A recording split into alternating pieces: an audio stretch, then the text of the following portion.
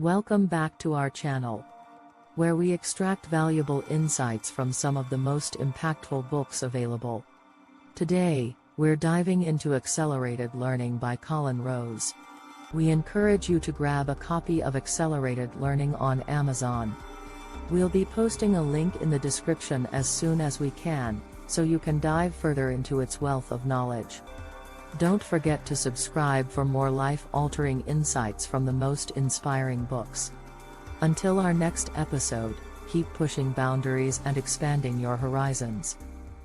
Accelerated Learning by Colin Rose. How Memory's Secrets Unlock the Way to Relaxed, Easy Learning. Chapters. Introduction. A quiet revolution is gathering momentum in the way we learn. In the last decade or so, psychologists have begun to discover more of how the brain really works and how facts can be rapidly and deeply fixed in the memory. It's on these discoveries that accelerated learning is based. Historically, most teaching has been undertaken by those who were the best at the subject. The person who was best at French became the French teacher. But that person was not necessarily the most skilled at the principles of teaching. You employ an architect to design your house because his specialty is the principle of construction, but a builder to actually carry out the plans because he is adept at the practice. In a similar way, psychologists have begun to define the principles behind learning, and these findings have led to a quite different approach to learning. Conventional teaching has assumed that learning should involve determined concentration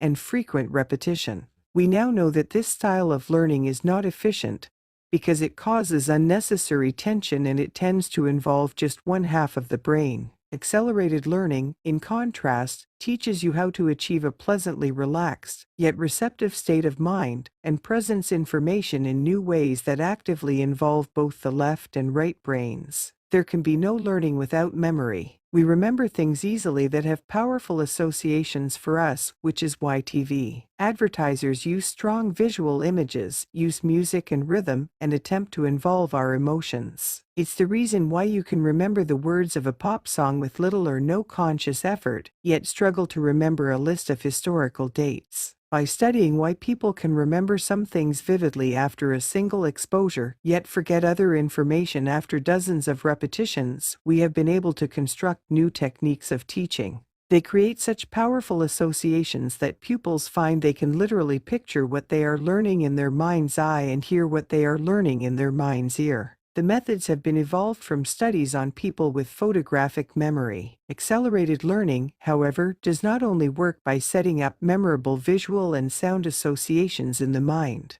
A high proportion of all learning takes place at the subconscious level. So accelerated learning presents the student with new material in such a way that it is simultaneously absorbed by both the conscious and subconscious mind. Information, for example, is positioned so it can be absorbed in peripheral vision, and sentences are short and rhythmical because such facts are easily remembered. The attraction and paradox is that the learner puts in no more conscious effort than normal, in fact less, because she or he is relaxed. It is the fact that the material is presented in such a memorable way to both the left and right brains and to the conscious and subconscious mind that accounts for the dramatic improvement in the speed and effectiveness of learning. Accelerated learning is not the development of one man. Dozens of universities, research psychologists, and professional educators have contributed to produce this unique way of presenting new information.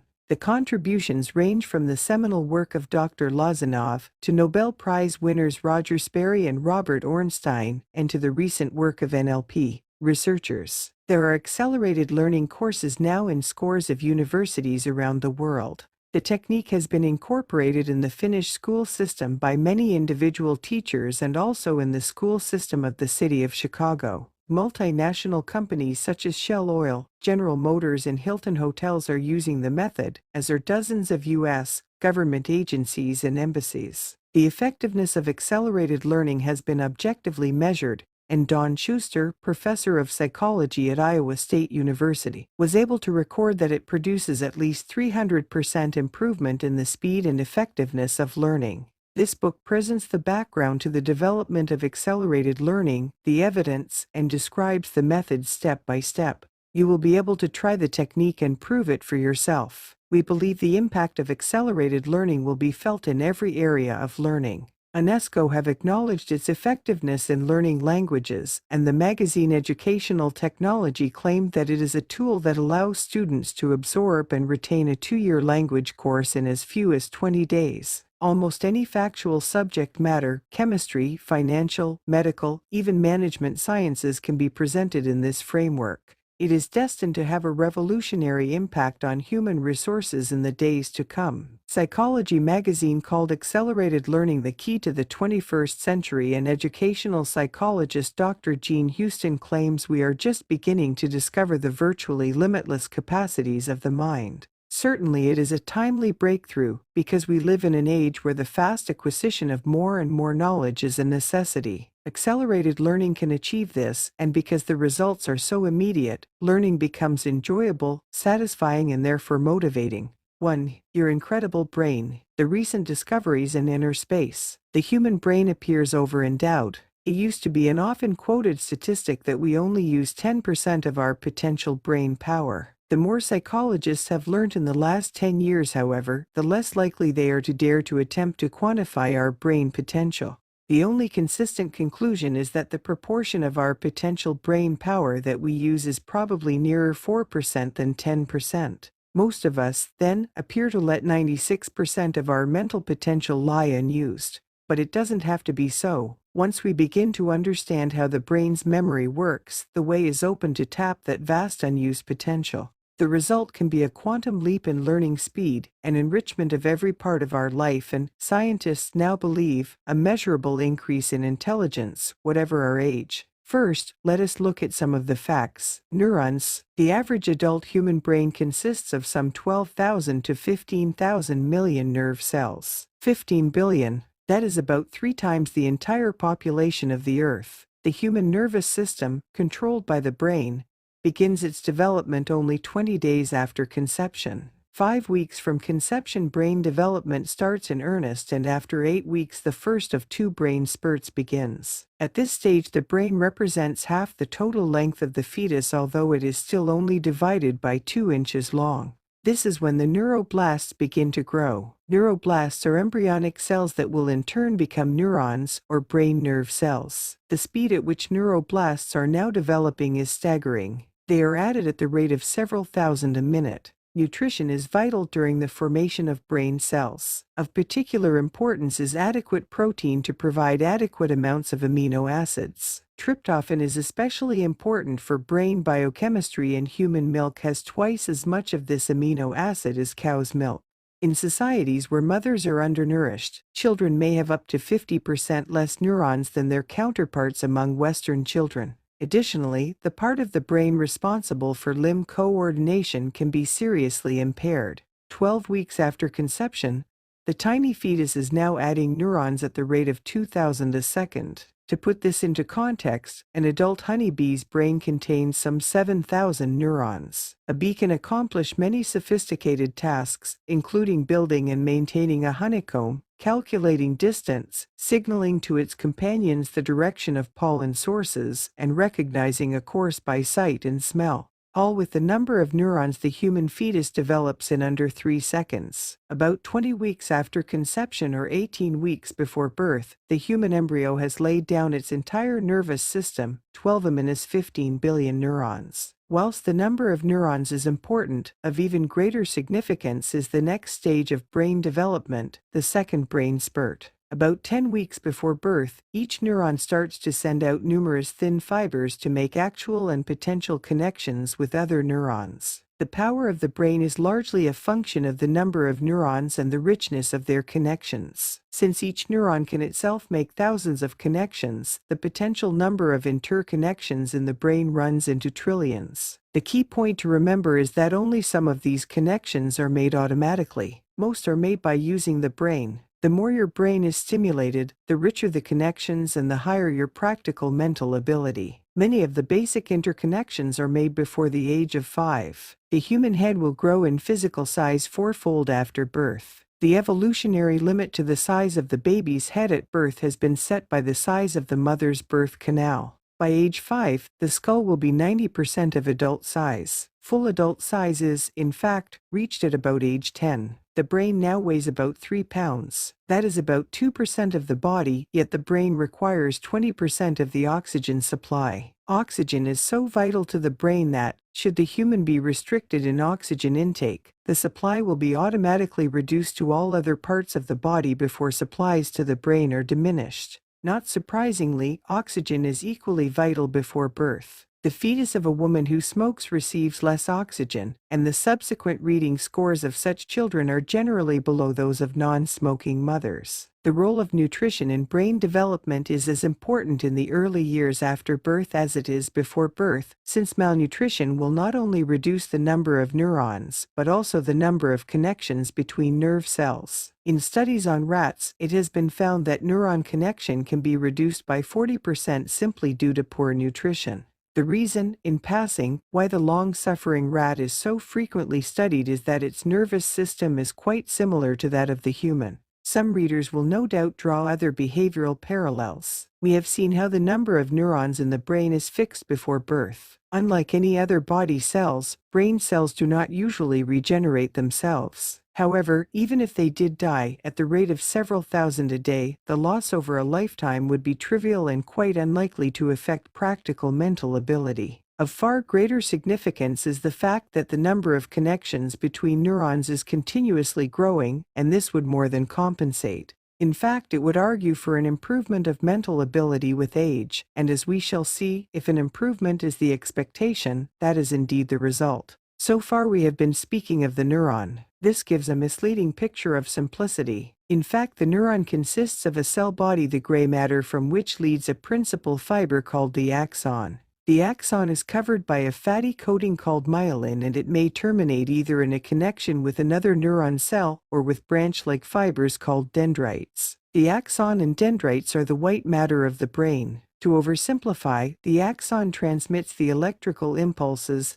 that mark the working of the brain, the dendrites receive them. Gluing the whole brain together and nourishing it are glia cells, from the Greek glia meaning glue. If you were somewhat surprised by the numbers involved in 15 billion brain cells and were astonished that there are hundreds of times more dendrites, you may choose not even to try to comprehend the fact that there are probably 100 billion glia cells in the human brain. The mind really does boggle at its own complexity. The junction at which two nerve cells meet, or at which dendrite meets dendrite, is called the synapse. This is a tiny gap, and the electrical activity of the brain is conducted down the axon to the synapse. A connection is made when one of a number of chemicals is released to bridge the gap at the synapse. These chemicals are called neurotransmitters, and they permit electrical activity to flow across the synapse. The speed of transmission of a neurological impulse is about 100 meters a second. The transmission of brain activity then is not electrical, but a physical, chemical reaction to an original electrical impulse. We now know that there are up to 30 different types of neurotransmitter. Some are amines, most are amino acids, the building blocks of protein. We also know that neurotransmitters not only transmit an impulse, but are capable of modifying it along the way, although we do not yet know how. When we do, we may begin to unlock the physical secrets of memory and thought. That is a breakthrough comparable to the initial cracking of the double helix genetic code by Crick and Watson. Sexual differences in brain development. Whilst physical development of the brain is largely complete by age 5, there are further well-established intervals of intellectual development at ages 6 to 8, 10 to 12, and 14 to 16. It seems that we should try to ensure that educational stimuli should be timed to coincide with these natural periods of development. It is worth noting that psychological researcher H.T. Epstein has pointed out that the brain development of girls at age 11 is up to twice that of boys, while something like the converse is true at age 15. This could argue for a different curriculum for girls at these ages, with a much more complex and challenging input at 11 and less intensity at 15. Why so big? The creative capacity of the human brain may be, for all practical purposes, infinite. Educational technology. We are only now on the threshold of knowing the range of the educibility of man, the perfectibility of man. We have never addressed ourselves to this problem before. Dr. Jerome Brunner, Harvard University. We will by conscious command evolve cerebral centers which will permit us to use powers that we now are not even capable of imagining. Dr. Frédéric Tilney, leading French brain specialist. We are hoarding potentials so great that they are just about unimaginable. Jack Schwartz, psychophysical trainer. Just what is the potential that causes sober scientists to indulge in such spine-tingling prophecies? The fundamental determinant of the brain's potential is the number of connections it can make. With 10^15 billion nerve cells, each one capable of making thousands of contacts, the possible permutations of connections runs into the trillions. Yet this massive brain potential was acquired not by astronaut man, but by Neanderthal man, because the 3 pounds human brain has not physically changed much in the last 50,000 years. Our hunter-gatherer ancestors had similar-sized brains to ours, but they clearly were not so intelligent, in the sense of the measurable and practical application of intelligence. There have been 5 prehistoric landmarks in the use, rather than mere possession, of this vast potential intelligence: walking on 2 legs, increasing manual dexterity, tool-making, speech and writing. Speech alone has rendered man human, wrote the 18th-century theologian Herder. Speech enabled us to pass on advice so that each generation did not have to learn everything from scratch. We know from the study of primitive societies that a 400-word vocabulary will facilitate most basic communication, and an adult today can survive very well on 4,000 basic words of his own language. The next landmark was the invention of printing, which enabled experience and concepts to be passed on to all who could read.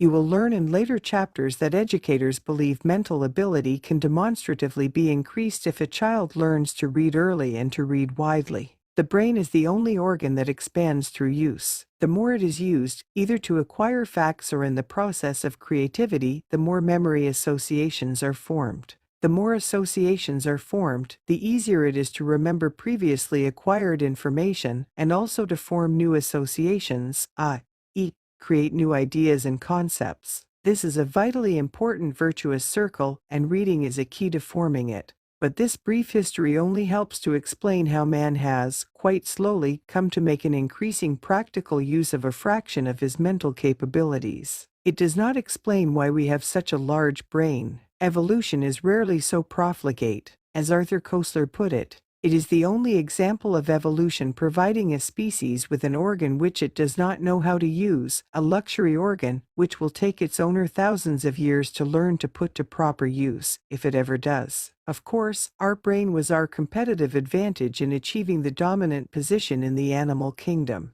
But it did not need to be anywhere as advanced. Man in the last 50 years has attained near magical achievements in the technical sphere. He is gaining control over his physical environment at an exponential rate of progress. However, progress in finding solutions to more philosophical questions has been either non-existent or painfully slow. We appear to have more than adequate brain power to solve material problems. What we need is a parallel improvement in our ability to develop new conceptual solutions to such age-old problems as injustice and international combativeness. It is no accident that our material success is largely due to the fact that we are trained to think in a pattern we call logical, and as we shall shortly see, this seems to mainly involve one side of the brain, the left side. Conversely, our learning methods are generally not designed to stimulate the development of the side of the brain that processes concepts, the right side. So our success in logical, material pursuits is perhaps not surprising, nor is our comparative failure in conceptual ethical issues. Left brain, right brain. That the brain is divided physically into a left and right half is not a new discovery. The Egyptians knew that the left side of the brain controlled and received sensations from the right side of the body, and vice versa. It is only in the last 24 years, however, that the true implication of the left-right split has gradually become apparent through the work of a number of researchers. The most famous are probably Dr. Roger Sperry and Dr. Robert Ornstein of the California Institute of Technology. Their work has won them a Nobel Prize. Sperry and Ornstein noted that the left and the rig hemispheres are connected by an incredibly complex network of p to 300 million nerve fibers called the corpus callosum. They are also able to show that the two halves of the brain tend to have different functions. They and other researchers indicate that the left brain primarily appears to deal with language and mathematical processes and logical thought, sequences, analysis, and what we generally label academic pursuits. The right brain principally deals with music and visual impressions, pictures, spatial patterns, and color recognition.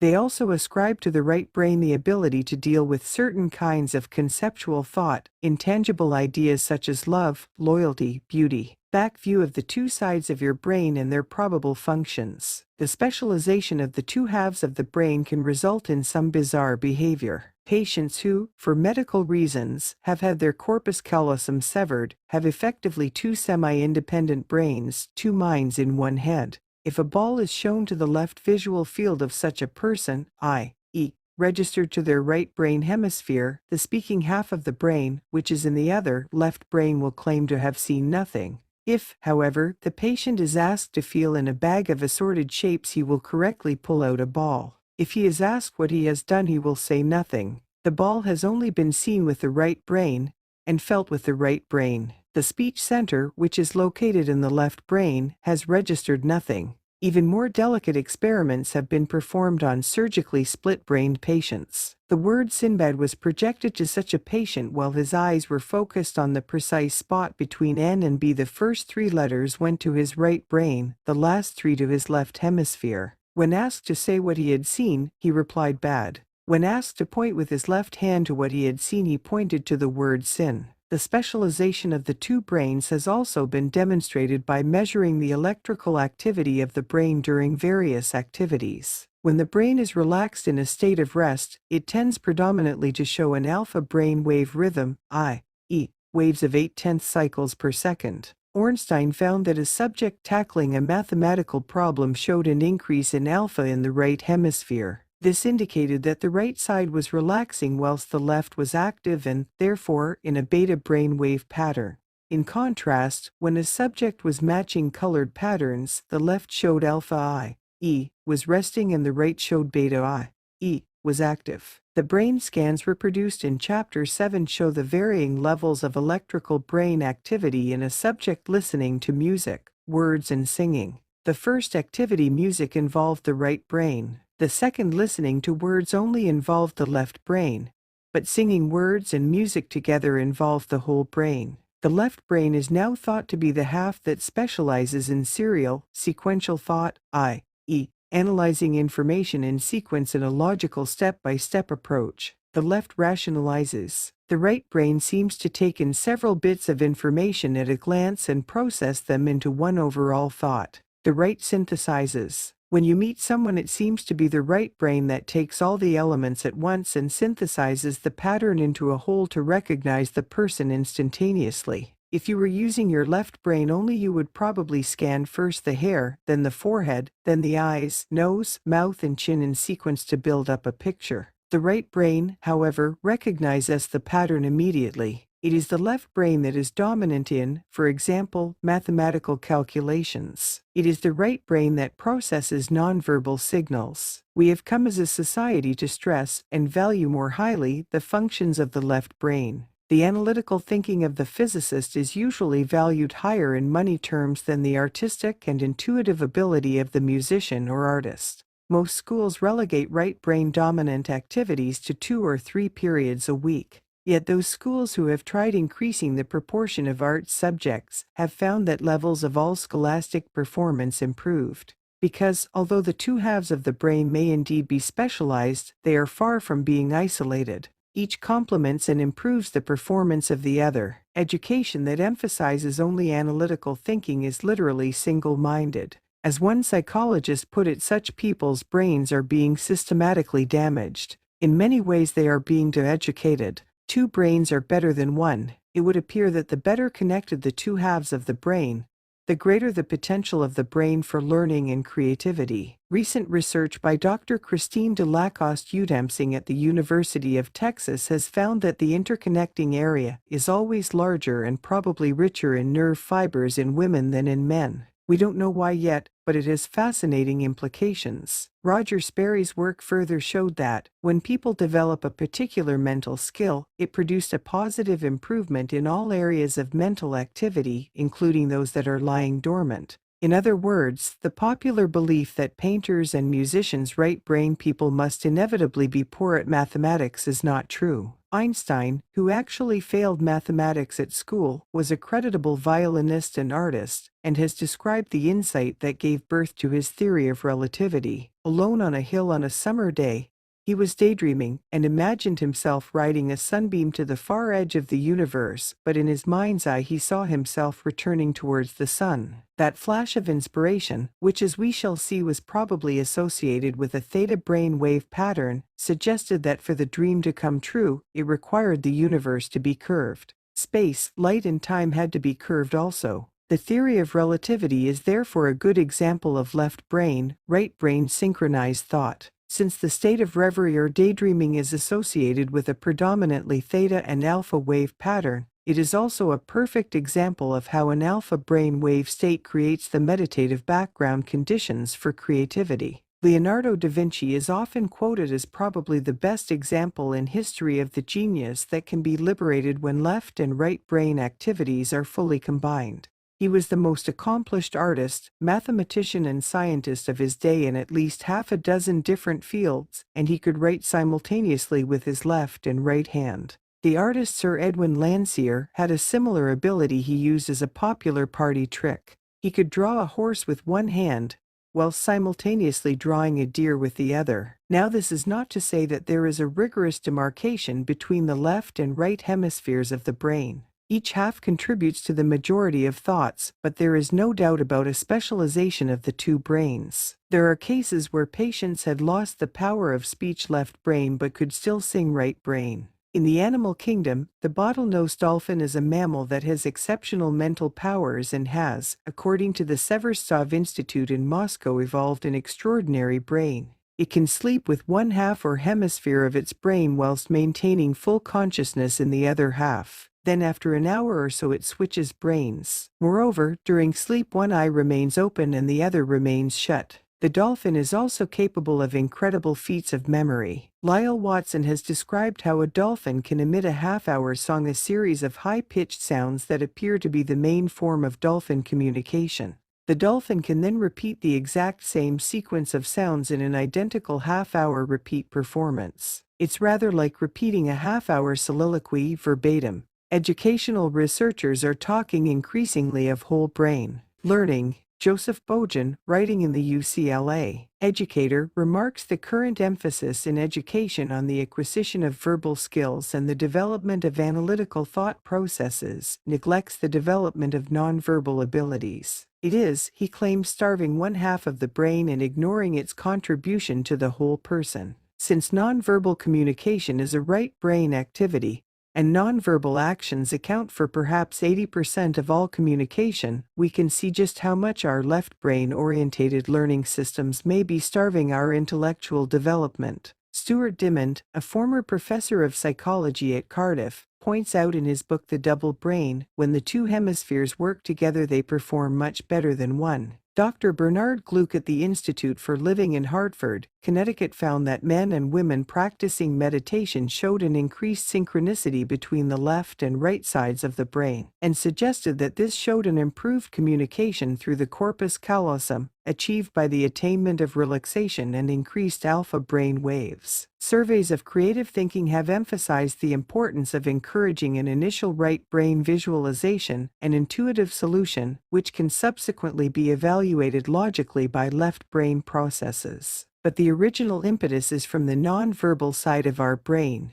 left v right in our culture. The distinction between left and right is deep in the human psyche and is constant amongst all cultures. It has much significance. Right is a synonym for correct. Righteousness is good. The angels sit on God's right hand. Right in Latin is dexter, from which we get dexterity. Left in Latin is sinistre, from which we get sinister. In French, left is gauche. About 90% of humans are right-handed, and more girls than boys. Newborn babies will turn 4 times more frequently to the right than the left, but left-handedness is more common in twins. The speech centers in the brain Broca's area and Wernicke's area are located in the left brain, which controls the right side of the body. It is important to be right-eared, because a high proportion of dyslexics lead naturally with their left ear. Sound entering through the right ear travels the shortest neurological path across the brain to the left hemisphere, whereas sound entering the left ear follows a longer neurological path to reach the right brain.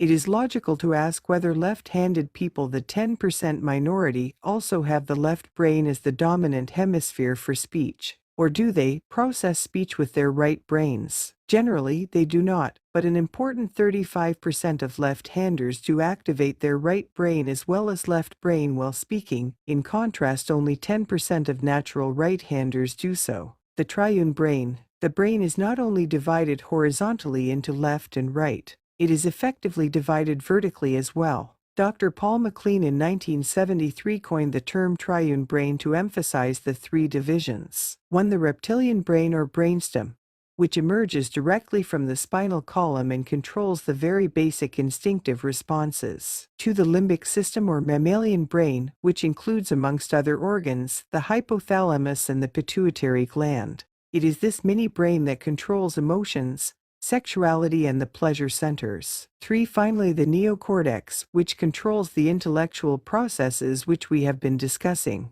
The 3 parts of the brain show the evolution of the brain from pure instinctual responses, via the acquisition of controlled emotional response and the beginning of memory, to the incredible complexity of the new brain or neocortex. It is of great significance that the limbic system tends to be the conduit through which impulses are transferred from instinctual, involuntary behavior to rational thought. Your personality is determined by the interaction of the limbic system and your neocortex. Psychologists now believe that most learning also involves an interaction between your old and new brains via the limbic system. Many other scientists in the last few years have increasingly come to the conclusion that the key to more effective learning may lie in the limbic system, since it controls the emotions, and an appeal to the emotions is by far the most effective way to create attention and memory. In 1971, Rappaport concluded that emotion is not only involved in memory, but is actually the basis on which memory is organized. Recently, Luis Machado, head of the University of Rio de Janeiro, a prime mover in the accelerated learning movement, claimed that if new material was presented in such a way as to produce emotional arousal, i.e., involve the limbic system, it would activate mental powers not normally used. Since the limbic system exerts a powerful effect at the subconscious level, he may well be correct. Certainly, the activation of the full power of the brain through the subconscious is a theme that we shall return to again and again throughout this book.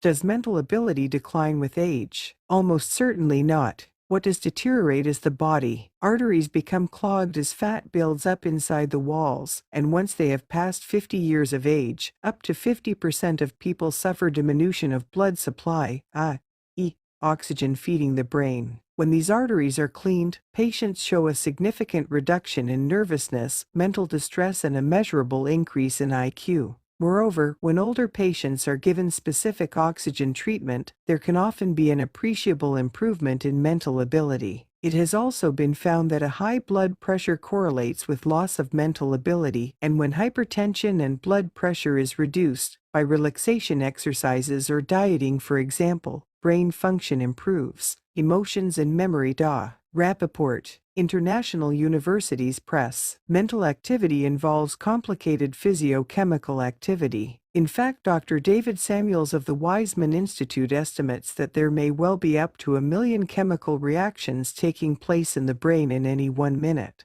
Yet there is no evidence that these chemical reactions become any less frequent with age. Indeed, the production of RNA, a key and complex chemical involved in memory, actually increases as you get older. The impression that older people's memory for more recent events is poorer than for further events is perhaps because there are normally fewer outstanding events to remember as one grows older. The novel experiences are mostly encountered in younger years, and novelty aids memory. Use it or lose it. Whilst there is no major reason, and certainly no need, for there to be a reduction in mental powers with aging, there certainly is conclusive evidence that the provision of constant stimuli improves mental ability. Mark Rosenweg at UCLA conducted an experiment on 3 groups of rats. Group 1 lived in a cage full of wheels, ladders, toys, mazes, etc. Group 2 lived in an impoverished environment without any stimulation. Group 3 could see the richer environment in an adjoining cage but could not join in. Later examination of the 3 groups showed that Group 1 rats, who had directly interacted with a challenging environment, all had a heavier and thicker cerebral cortex, whereas neither the observer rats nor the environmentally deprived rats had any increase in brain size. The conclusion is that it is necessary to be involved in mental exercise to experiment directly with new ideas. Many acknowledged intellectuals who have lived to a ripe old age bear out this truth. Tennyson, Wordsworth, Bernard Shaw, Einstein, Bertrand Russell, Haydn, Bach, Rembrandt, Michelangelo were all doing work of extraordinary quality in the latter part of their lives. We have already seen how adequate oxygen intake is important and regular breaks from mental work and taking exercise is important. The Greeks instinctively realized this. Their senators would regularly pace up and down their forum during debates. Nature or nurture. The way in which the brain actually develops enables us to dispose of the question of whether intelligence is a function of heredity nature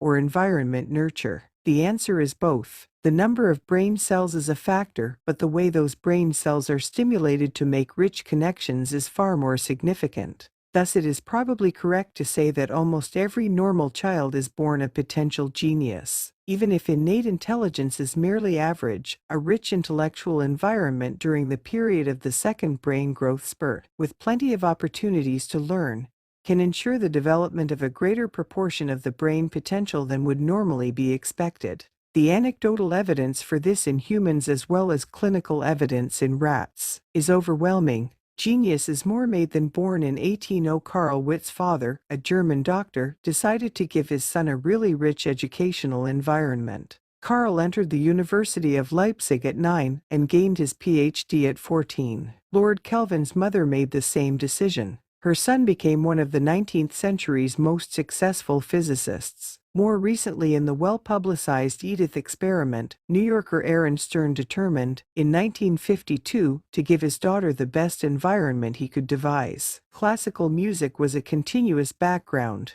He talked to her in adult terms and showed her reading cards with numbers and animals on them. Edith Stern could talk in simple sentences at 1, and had read an entire volume of the Encyclopedia Britannica by the age of 5. She was reading 6 books a day by age 6. At 12 she enrolled in college and was teaching higher mathematics at Michigan State University at 15 years old. She scores 200 on a scale where 155 is genius. In England, Ruth Lawrence, who passed her O-level maths at 9 and A-level at 10, normally 18, was accepted at Oxford University at 12 years of age. She had been educated in an intellectually rich environment by her parents. We shall be returning in a later chapter to the subject of preschool learning. We shall also be debating the perfectly reasonable concern that no child should be forced like an intellectual hothouse plant. Clearly, it is vital that the child should become a socially well-integrated adult, enjoy her childhood and never be pressured.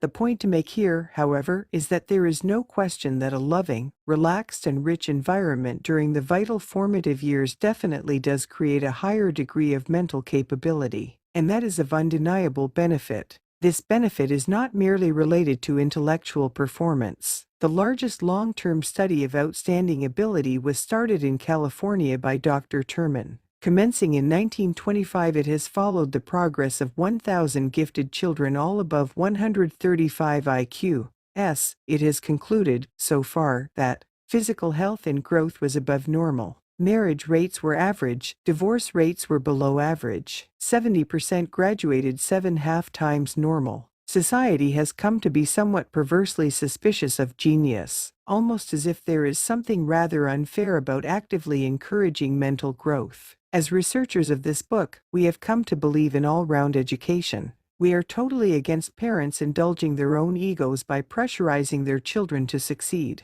But we are equally unhappy about the attitude of mind that prompted a Manchester mother when she was told that her son had an IQ of 167 to say, "But he's such a nice boy." The truth is we can indeed improve our children's ability and our own, and that is surely a challenge we must accept. Alpha, beta, theta, delta. The brain generates tiny electrical pulses as thoughts traverse the labyrinth of the mind. The physical conduits of these thoughts are the millions of nerve cells or neurons in the brain. Just as radio signals, in order to make a comprehensible message, are beamed out on radio waves, a band of signals within a defined frequency, so the brain's activity also occurs in waves. Brain waves can be measured on an electroencephalograph machine, which is normally abbreviated to EEG machine. By attaching sensitive electrodes to the scalp, it is possible to measure accurately the type of brain wave that a subject is producing. These waves are usually expressed in the number of cycles per second or CPS. The brain produces four main frequencies. Beta-level brain waves range 13 to 25 degrees Celsius PS, cycles per second. Alpha-level brain waves range 8 to 12 degrees Celsius PS. Theta-level brain waves range 4 to 7 degrees Celsius PS. Delta-level brain waves range 0 to 3 degrees Celsius PS. The following chart relates each type of brain wave to its principal function. We must remember, however, that when we speak of someone being in alpha, we mean that this is their characteristic and predominant brain wave. Other brain waves will also be present, but in smaller quantities than usual. The linking of left and right brain activities is important in producing a shift from learning to accelerated learning. Yet our society is very beta-orientated. We are busy thinking about the problem in hand, but don't leave ourselves sufficiently open to other influences, which would help us memorize faster and make the sort of less expected connections that we call creative thinking. In beta, you don't see the wood for concentrating on the trees, but learn to relax, increase the proportion of the alpha and ideally theta brain waves, and you have created the conditions where you may begin to see the whole picture. Alpha is a natural and receptive state of mind that we can all attain through the techniques discussed in this book. They principally involve simple and pleasant relaxation exercises and listening to certain types of music. The theta brain wave pattern is especially interesting. It occurs spontaneously to most of us in the twilight state between being fully awake and falling asleep. Arthur Koestler called it reverie. This drowsy stage is associated with fleeting semi-hallucinatory images. Thousands of artistic and literary inspirations and scientific inventions have been credited to this state, a sort of freeform thinking that puts you in touch with your subconscious. Many psychologists would agree it is a reasonable hypothesis that, when left-right brain symbiosis takes place, conscious and subconscious are also united. The proportion of theta brain waves becomes much higher than normal. This is the moment when logical left brain activity declines. The left brain, which normally acts as a filter or sensor to the subconscious, drops its guard and allows the more intuitive, emotional and creative depths of the right brain to become increasingly influential. If the hypothesis is true, then do women, popularly characterized as more intuitive, reach a walking theta state more often than men? And can this be associated with the fact that their left-right brain link, the corpus callosum, is larger and richer in connective capabilities than men's? We do not yet know, but it is a fascinating area for future research. At the University of Colorado Medical Center,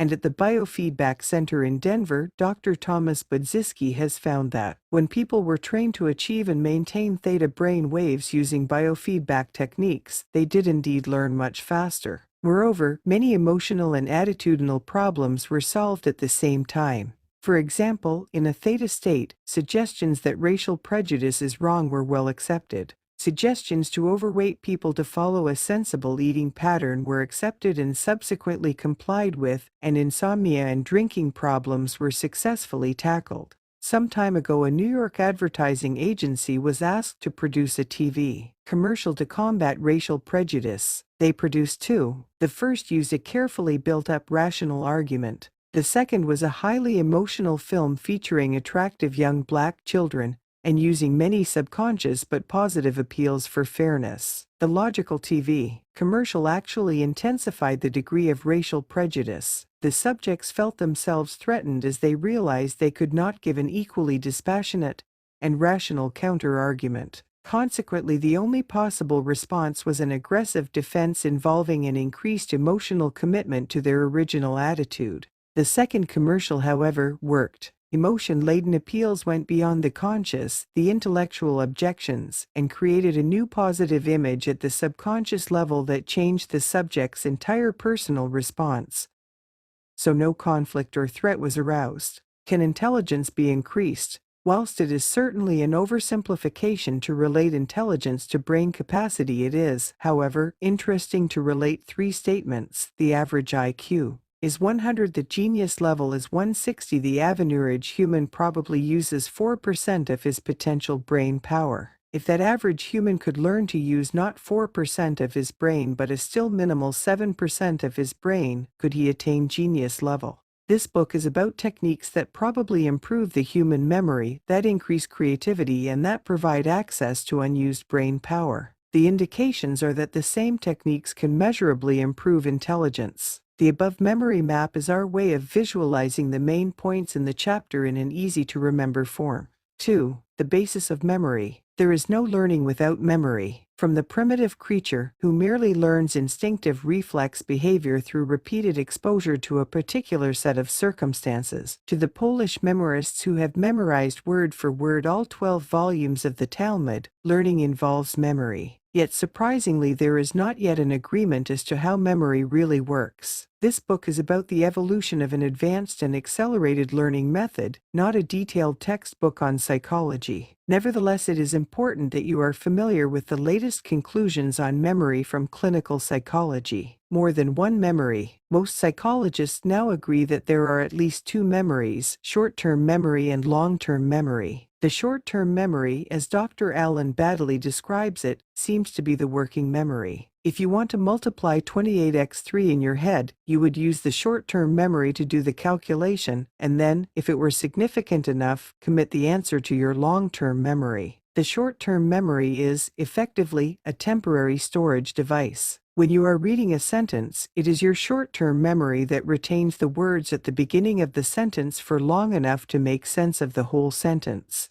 Then it is the meaning, rather than the individual words, that is transferred into your long-term memory. The long-term memory is the permanent storage system from which recall can be made. The short-term memory seems to analyze, the long-term memory seems to synthesize. Interestingly, the design work that has gone into producing computers has recognized this distinction. A computer is divided into a working memory, the random access memory RAM, which is the processing and calculating part, and a storage memory called the read-only memory ROM. If you switch off the computer, the RAM contents disappear, just as those of the short-term memory seem to. They must be recorded onto a disk or tape or incorporated into the form of a permanent ROM chip if they are to be stored permanently. How short is short? There have been some interesting experiments designed to estimate the time span of the short-term memory. If you take a glowing stick from a bonfire and rotate it fast enough in the dark, it will appear to produce a full circle of light.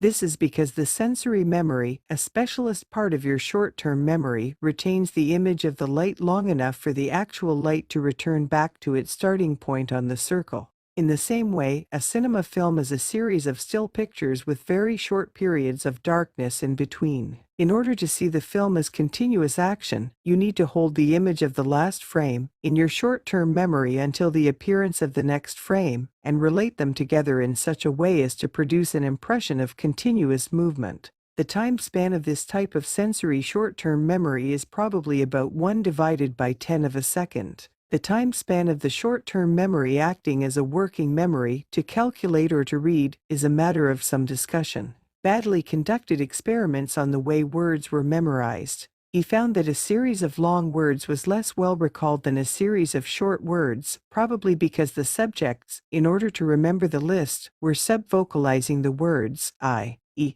hearing the words in their mind's ear. Clearly, the longer the words, the longer it took to subvocalize them, and the subjects could only remember as much as they could say in 15 seconds. As would be predicted by the theory, fast talkers could remember more. Researchers Waugh and Norman, writing in the Psychological Review in 1965, confirmed that the number of unrelated numbers a person can recall after just one presentation rarely exceeds 10, about the same number that could be spoken or heard in your mind's ear in 15 seconds. They also identified an auditory and visual short-term memory and commented that reading aloud was helpful since it helped to register and code the material in the short-term auditory store as well as the short-term visual store. This point is important because other researchers have found that the process of rehearsal involved in the sub-vocalization is critical to transferring information from the short to the long-term memory. Unless an item is rehearsed, it is lost out of the short-term memory and does not enter the long-term memory. Other researchers also calculate a short-term memory of about 15 seconds in span.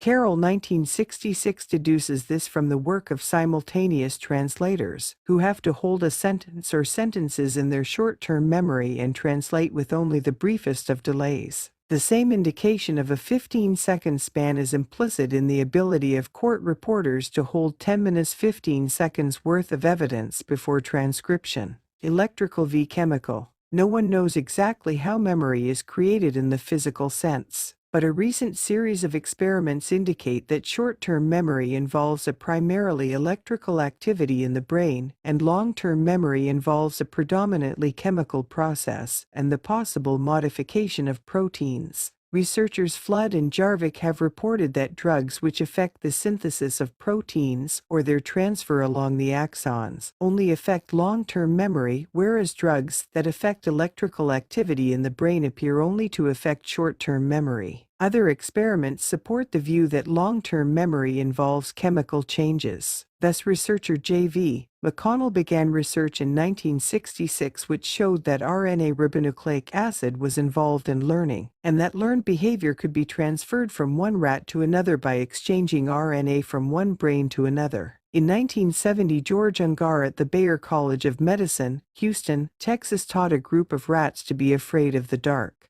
He then isolated a particular protein from the brains of those rats and injected it into the brains of untrained rats, who immediately showed the same fear of the dark. Subsequently, he reproduced the protein artificially. He named it scotafobin, from the Greek for fear of the dark, and found that the artificial protein, when injected into normal rats, had the same effect. They too became frightened of the dark. Since then, other researchers have found that scotafobin, when injected into goldfish, teaches them to fear the dark. So the specific amino acid chain in this particular protein may have a universal significance. Yet further teams of researchers have identified brain chemicals that discriminate between colors. Scientists are already working on direct computer-brain symbiosis, the direct linking of a human mind to a computer. It seems that we now have two futuristic avenues for research: artificial learning by electrical input, computer brain links, and artificial learning by chemical input. There seem to be parts of the day when learning is optimum, usually later rather than earlier. This may also be due to the fact the body goes through a complex hormonal and chemical cycle throughout the day, and this cycle may well be influential on the production of the chemicals which result in the consolidation of memory traces. When we talk of memory in future pages, we shall mean long-term memory. Memory is a three-way activity. We talk loosely about memory, but there are actually three distinct aspects to memorizing something. The 3 R's of memory are registration, retention, and recall. You have to, 1. Become aware of new facts and make an active effort to transfer them to long-term memory. That is registration, or as psychologists term it, encoding. 2. Store these facts in your long-term memory, and 3. Be able to recall the facts when you need them. Psychologists often refer to the tip of the tongue phenomenon to illustrate the difference between recognition and recall. This is the common experience of feeling you know a name, for example, and perhaps even the initial letter of that name, yet are unable to recall it accurately and completely. Clearly, the memory is there, because you almost always recognize the name when it is eventually given, but cannot recall it fully without aid. When faced with an apparently new learning task, it is sometimes difficult to comprehend just how fast our recall can be. If you are a fast talker, for example, you may speak at about 170,190 words a minute,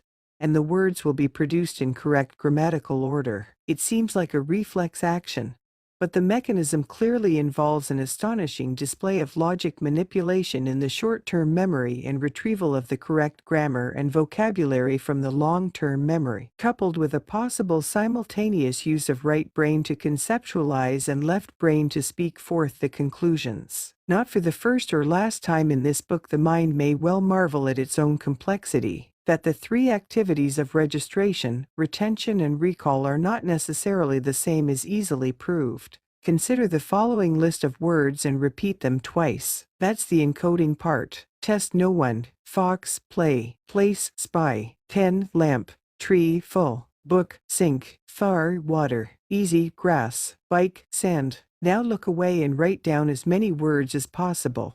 Then look back at the list. Do you recognize all the words? If you do, then clearly you remember them, in the sense that you acknowledge you have seen them before. So the memory was there, but it is unlikely that you will actually have recalled them all correctly. Potential memory is invariably greater than actual recall. Recall is not the same as recognition. It is incidentally clear in testing old people that if their memory deteriorates at all, it is the ability to recall that declines, not the ability to create or store information. The distinction between memory defined as recognition of facts or events when we are reminded or given a clue and memory defined as the ability to recall without a prompt is an important one. It is the reason why the accurate measurement of learning is quite difficult, and why it is important to agree a definition of learning beforehand. Here is a suggestion. As you read through this book, note down any fact or conclusion that you think would be important in creating the ideal learning program.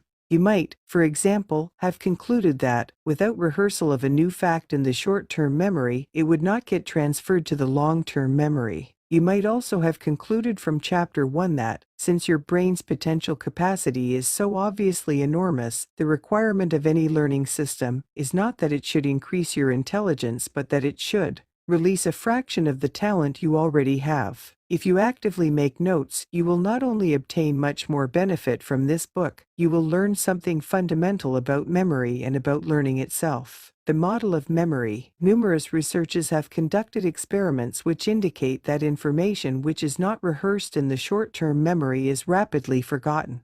Conversely, there seems to be a direct correlation between the amount of rehearsal and the probability that the material will be recalled. Murdoch and Waugh 1963 showed that the probability of recalling a word that had been listened to for 2 seconds was almost twice the probability of recalling a word that had been listened to for 1 second. This is because the short-term memory is the part of the memory that does the encoding or registration, and the better the encoding, the stronger the ultimate memory. Memory is a library. Your memory is very similar to a library. If that library had hundreds of thousands of books stored in it in a completely random manner, you will find it almost impossible to retrieve any one book. But if the books are stored systematically by subject and by author, for example, then retrieval becomes simple and quick. Encoding is the equivalent of a library index. If you register each new piece of information strongly at the beginning, you will be able to recall it easily later. All psychologists are agreed that the better the encoding,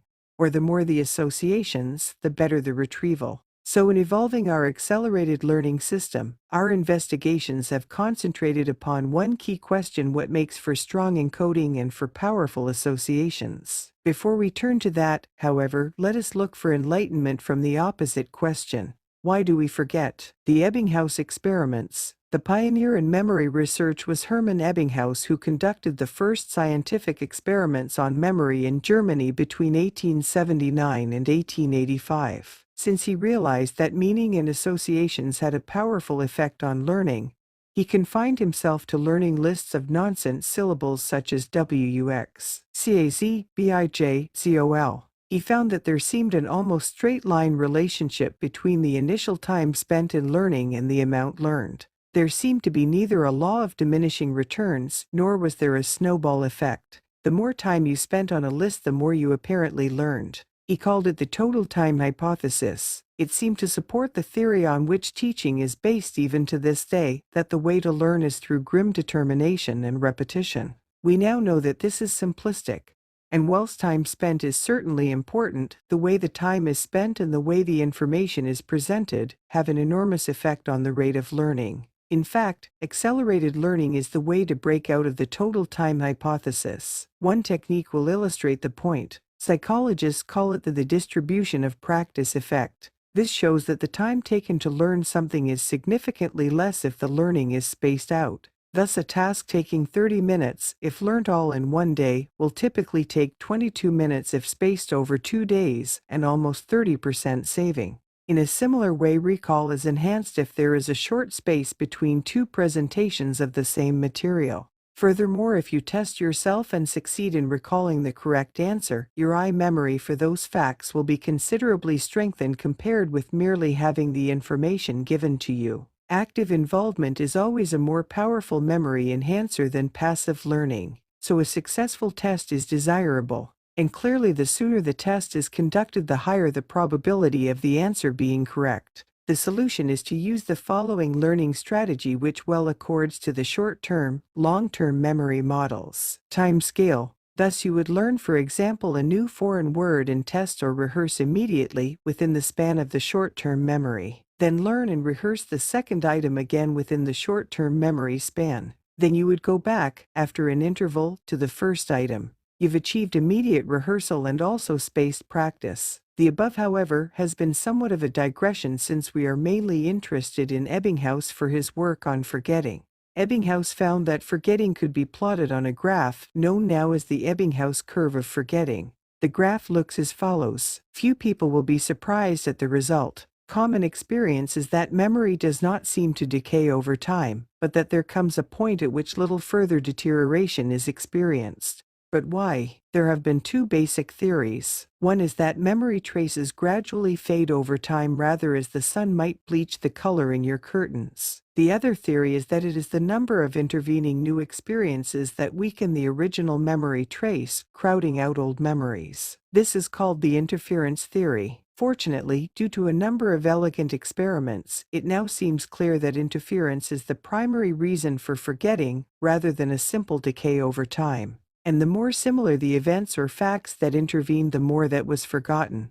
We might call it the confusion factor. Ebbinghaus experiments appeared to show that forgetting was an unfortunate fact of life. The more recent experiments, however, have explained the apparently inevitable memory decay as new competing experiences weakening the old memory traces. Now, if that were true, it would imply that the more you learnt new, the more you would forget old. This is a popular misconception. Many people seem to think of memory as a water jug of limited capacity. Some of the old has to be poured out to make way for the new. As we shall see, however, the reverse is true. Your memory is more like a tree. The more branches on the tree, the greater the possibility for new branches to grow. Ebbinghaus experiments were designed in such a way as to produce the maximum degree of forgetting, because he deliberately eliminated everything that we have now come to recognize as vital in preserving memory. By using nonsense phrases, he eliminated meaning, organization, and association, and thereby eliminated the most powerful positive factors in preventing forgetting.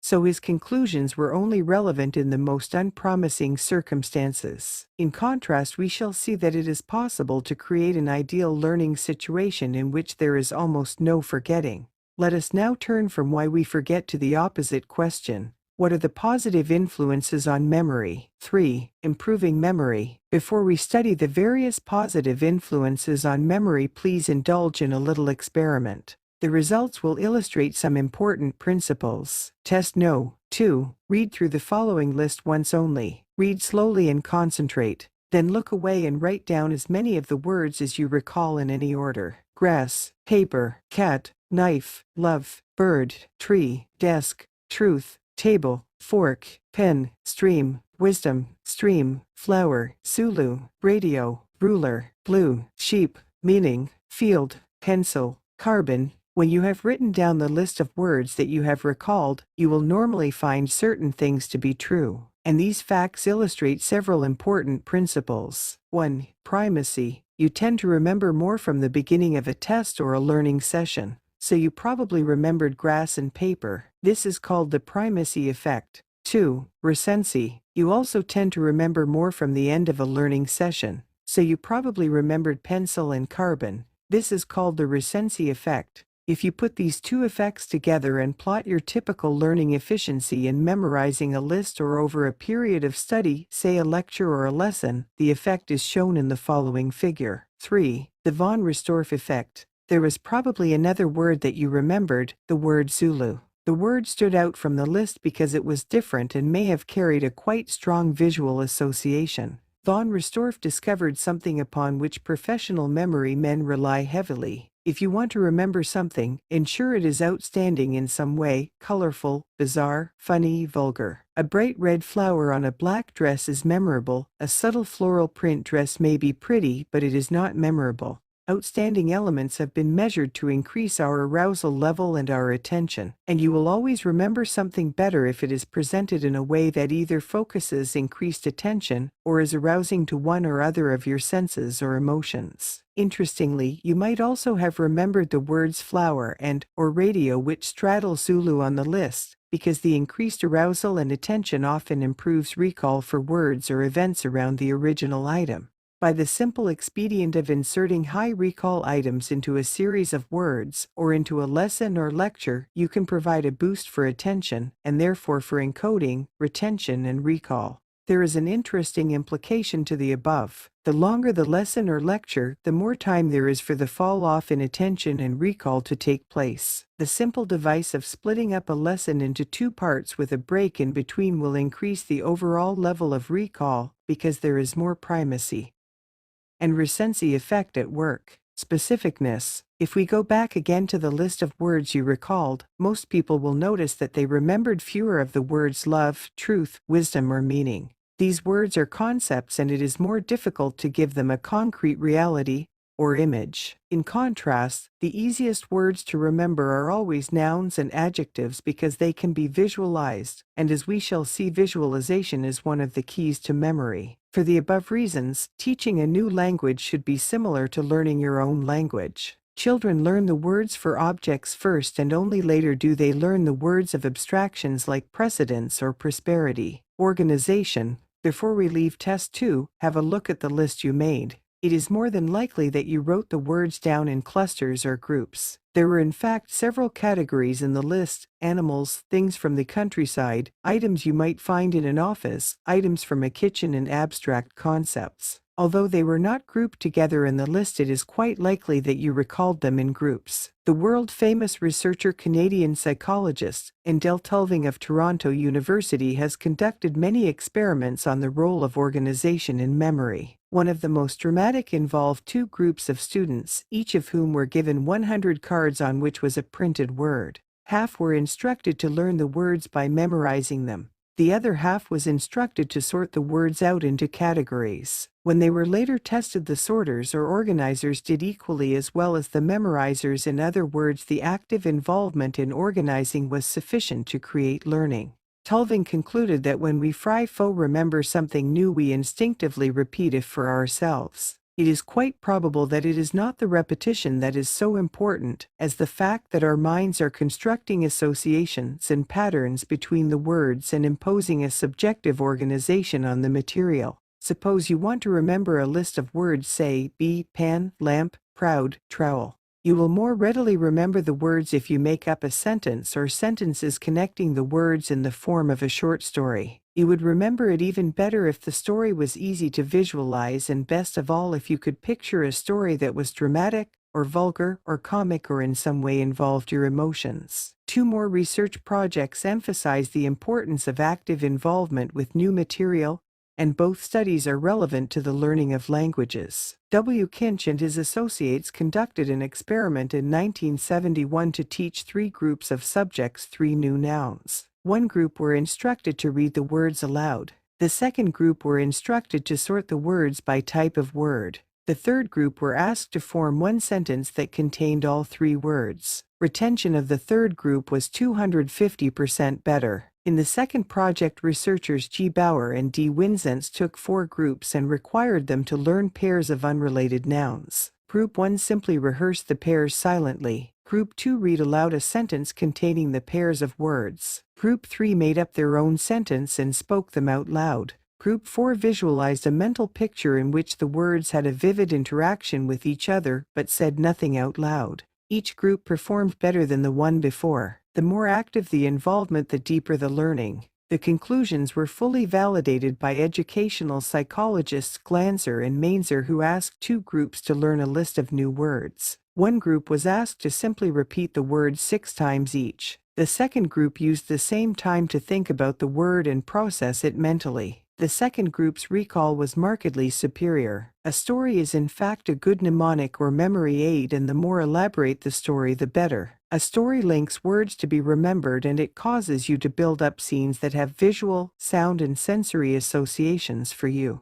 Moreover, the plot, however simple, provides an associative thread so that it is normally enough to recall the theme, and the theme then triggers recall of more material. If you can create a powerful visual image between two words, remembering one will trigger recall for the other. Dual encoding. The reason that a list of items learned in picture form is more easily learned than an equivalent list of printed words is that the former are learned visually as well as verbally. A picture list involves what psychologists call dual encoding, and we know that the stronger the encoding, the more durable the memory, and the easier the recall. In fact, the ideal is not just dual but multiple sense encoding. Principles. Consider the following sequence of letters: *GNRADERECC, *INELTALEA. How long do you think it would take to remember the sequence correctly? In fact, you can do it in 20 seconds. By discovering the principle involved, start with the last letter A and go up to the top line C, across to the left C, down to the bottom line E, across to the left L, up to the top E, etc. i.e., the sequence spells accelerated learning. Similarly, the following sequence 3, 6, 9,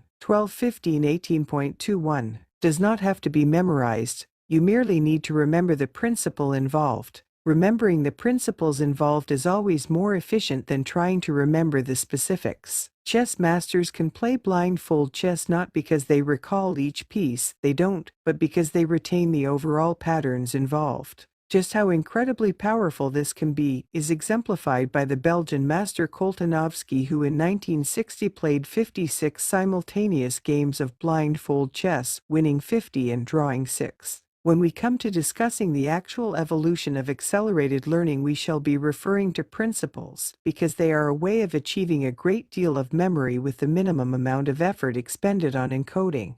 They trigger lots of recall. In a particularly interesting study, as Reber in 1967 showed that relationships between words are often subconsciously recognized. He took two groups and gave each a list of nonsense words to learn. One group had a list made up of words chosen at random. The other group had a list which was compiled according to a specific rule or principle, but that principle was not specified, it was merely implicit. The second group learned twice as well. The clear conclusion was that rules, and they include grammar, can be learnt from inference and example. In another very simple example, taken from our own accelerated learning German course, we found that English learners found it difficult to remember which words were masculine or feminine or neuter. So we taught them some simple principles or mnemonics. For example, the jingle, height of the kite is always female, taught them in 10 seconds that all German words ending in height or kate were feminine gender. When we understand the principle involved, when we say, aha, I see now, we have given the subject meaning and a personal relevance. We have filed it in our own particular memory library reference file. We remember very poorly anything that is not meaningful to us, but we remember easily anything that has significance, and particularly emotional significance. Brierley, 1966. Meaning. In 1975, Craik and Tulving reported on an experiment in which subjects were asked to remember words on one of three bases: the visual appearance of the words 15%, the sound of the word 29%, the meaning of the word 71%. The figures in brackets are the percentage of correctly recalled words after two presentations of the list. You will see that encoding the basis of meaning is 3-4 times stronger. To oversimplify, you cannot become involved in something unless you understand it, and it has meaning for you personally. Once it has meaning, it is capable of being associated in your mind with other words or facts you already know and understand. If you are not involved with new information, it will not be processed at anything but a superficial level. It will go in one ear and out of the other, This is why you always remember the results of a problem that was initially difficult to solve. Involvement then leads to a deeper processing of the material, and thence to stronger memory. We have the beginning of a virtuous circle. Context: you have probably all read the following shortened description. The first group is in, the second group go out and they try to get the first group out. Then when the first group are all out, the second group is in. The first group now goes out and tries to get the second group out. Only when both groups have been in and out twice is there a conclusion. An arcane passage, which would defy ally understanding, unless you knew that the description was of a cricket match, where a team was in until all its batsmen had been bowled out. So knowing the context in advance made it much easier to understand, and therefore remember. In memorizing anything, it is vital to get an overview so that you understand the broad principles involved before you begin. There is a commonplace parallel in everyone's life. When you visit a new country or city, you look for the landmarks first, and then you relate other less important places to them. You need to establish the broad geography overview and then systematically fill in the minor areas detail. This is a spontaneous and natural mapping principle, which will become significant later in this book. Educational pioneer Charles Schmid likens the importance of context to doing a jigsaw. It's 10 times harder if you cannot see the picture on the box. Primitive man evolved memory largely as a way of providing himself with mental maps to record routes and the location of shelter and food. Because he had limited speech, this mapping instinct had to rely largely on an ability to visualize, bring the scene to his mind's eye. Even today, primitive tribes in Africa have been shown to possess a much higher degree of visual or eidetic memory than their Western counterparts. Eidetic memory is that ability which allows the subject to replay scenes in his or her head, almost like a video replay. As we shall see, the principle of overviewing and mapping out a subject not only provides context and, therefore, meaning, but leads to the utilization of the single most powerful element in memory, visual memory. Physical context. The physical environment in which you learn can also have a profound influence on your ability to recall. The 17th century British philosopher, John Locke, quoted an especially odd case of a young man who had learnt to dance, and that to great perfection. There happened to stand an old trunk in the room where he had learned. His idea of this remarkable piece of household stuff had so mixed itself with the steps of all his dances, that though in that chamber he could dance excellently well, it was only while that trunk was there, nor could he perform well in any other place, unless that or some other such trunk had its due position in the room. In an equally bizarre, but persuasive study, Cambridge psychologist Dr. Alan Baddeley and Dr. Duncan Godden took a group of divers and taught them each 40 unrelated words. Half were taught underwater, half were taught ashore. The words that were both learned underwater and tested underwater were recalled almost twice as well as the words learned ashore, but tested underwater. The implications of the fact that you recall better in the same environment are that on-the-job training should be preferable to simulated training, and that most people learn better by learning in the same chair, desk, and setting. Conversely, recalling learned material can often bring back the surroundings in which the original learning took place. R.N. Schifrin, writing in Models of Human Memory, proved the effectiveness of flashcards in teaching words, and found that his subjects remembered not only the word and its translation, but the size and color of the letters and often the surroundings they were originally taught in. Memory and sleep. One of the major puzzles of psychology is sleep. A recent book entitled Landscapes of the Night, written by Chris Evans and Peter Evans, possibly represents the state of the art in terms of the function of sleep and dreaming. Starting from the observation that it is, in evolutionary terms, quite amazing that mammals will risk spending a third of their lives in the highly vulnerable state of unconsciousness known as sleep. The book constructs a most realistic theory of sleep and dreaming. Chris Evans draws an apt parallel between a human brain and a modern computer. In order for the computer to be reprogrammed, it must go offline for some time.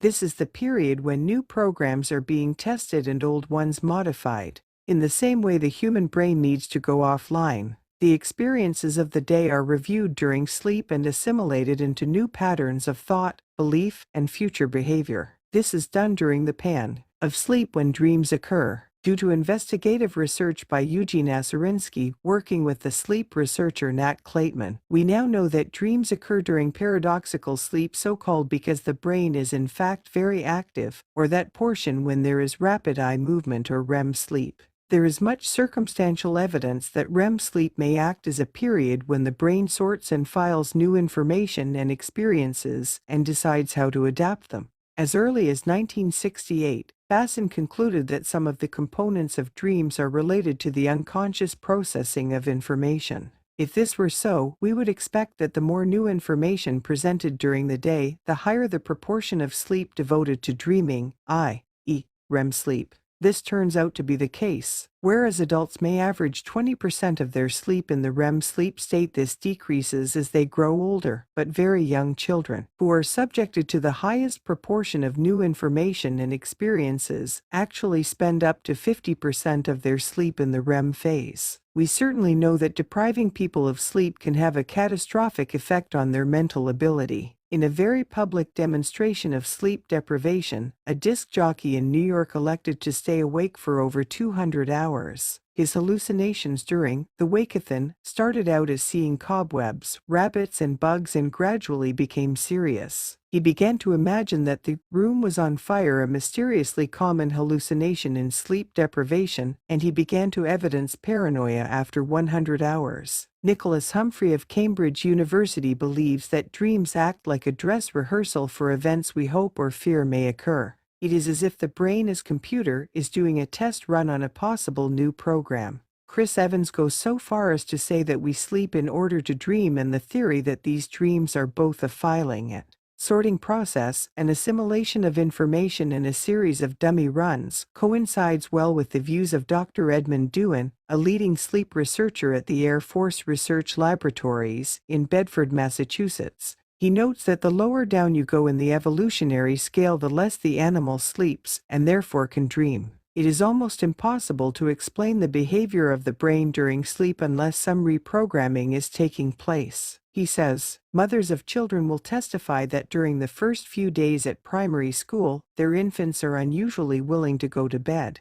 They have more novel experiences than usual to review during sleep. REM sleep has a provable impact on memory, as you would expect. Students at Edinburgh Hospital under the supervision of Dr. Chris Idzikowski were divided into two groups and asked to memorize a list of nonsense syllables for 15 minutes in the morning. Half of them were tested in the evening and the other half were tested the next morning, i.e., after sleeping. The group that had slept scored significantly higher than the first group. Dreams, says psychologist Patricia Garfield, continue work begun during consciousness. It should follow that any daytime mental activity that has the deliberate intent of stimulating the subconscious and the more visually artistically oriented right brain should precipitate a greater review of that material during REM sleep. In turn, that material should be more easily assimilated into the long-term memory. Additionally, it should more easily be utilized in the unconscious creative process. The use of sleep, or more accurately REM sleep, for creativity is well documented. One of the best known is the case of Elias Howe, who invented the sewing machine. He had struggled for months to find a way to attach the thread to the needle. One night he dreamed that he was threatened by a group of natives who challenged him to invent the machine or die. As they approached him to thrust their spears into his body, Howe noticed that in the tip of the spear was an eye-shaped hole.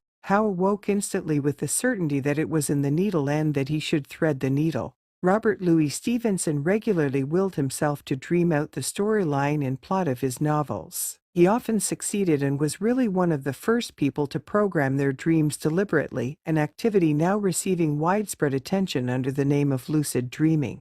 He actually conceived of the entire story of Jekyll and Hyde through a series of dreams. Dr. Morton Schatzman, a psychotherapist, has had considerable success in getting students literally to dream up solutions to problems. In one of the simpler tests, he gave a series of letters to his students. They were H, I, J, K, L, M, N, O. The letters represent a word, he said. Several students reported they had dreams involving water, shark, fishing, sailing, swimming, walking in heavy rain. They had subconsciously reached the solution, which was H2O or H2OI, Water. Sleep Learning Hypnopedia. If sleep helps you to assimilate facts, form opinions, reach solutions, and indulge in a test run of behavior, then can you actually use the period of sleep to learn actively? Experiments began in the USA in 1942 and extended to Russia in the 50s. Hypnopedia was a popular idea, but there has never been any real success with it.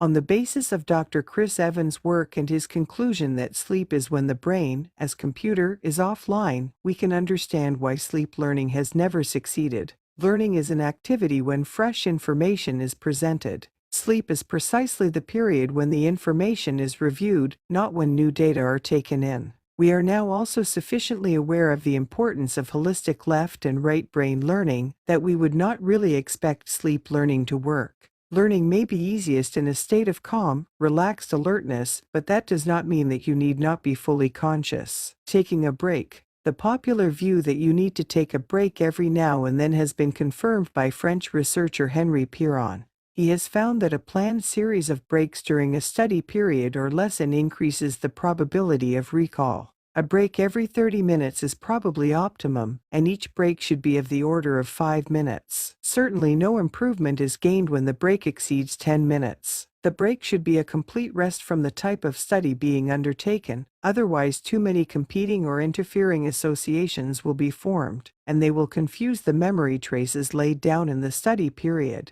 The deep breathing and relaxation exercises, described in Chapter 12, are specifically designed to produce mental and physical relaxation and enhance oxygen flow to the brain. The effect of the breaks will be to sustain recall in the way that the diagram opposite shows. What is at work is the effect of primacy and recency coupled with the Zeigarnik effect. Zeigarnik, a German researcher, found that interrupting a task in which a person was involved, even if that task is going well, can lead to appreciably subsequent higher recall. Review. If breaks enhance memory consolidation, there is a similar pattern that significantly enhances long-term memory consolidation and which dramatically slashes the overall time spent in learning. From various sources that include Tony Busan's excellent book Use Your Head, Peter Russell's equally fascinating The Brain book, and from journals of experimental and educational psychology, the following pattern of review would seem to be ideal. It assumes that initial learning period is up to 45 minutes. 1. Learn material with immediate tests continuously built in to ensure the basic transfer from short-term to long-term memory. Period of review. 2. Review after 10 minutes, 5 minutes. 3. Review after 1 day 5 minutes. 4. Review after 1 week 3 minutes. 5. Review after 1 month 3 minutes. 6. Review after 6 months 3 minutes. This pattern of review will necessitate about 20 minutes of time per 45 minutes of initial learning,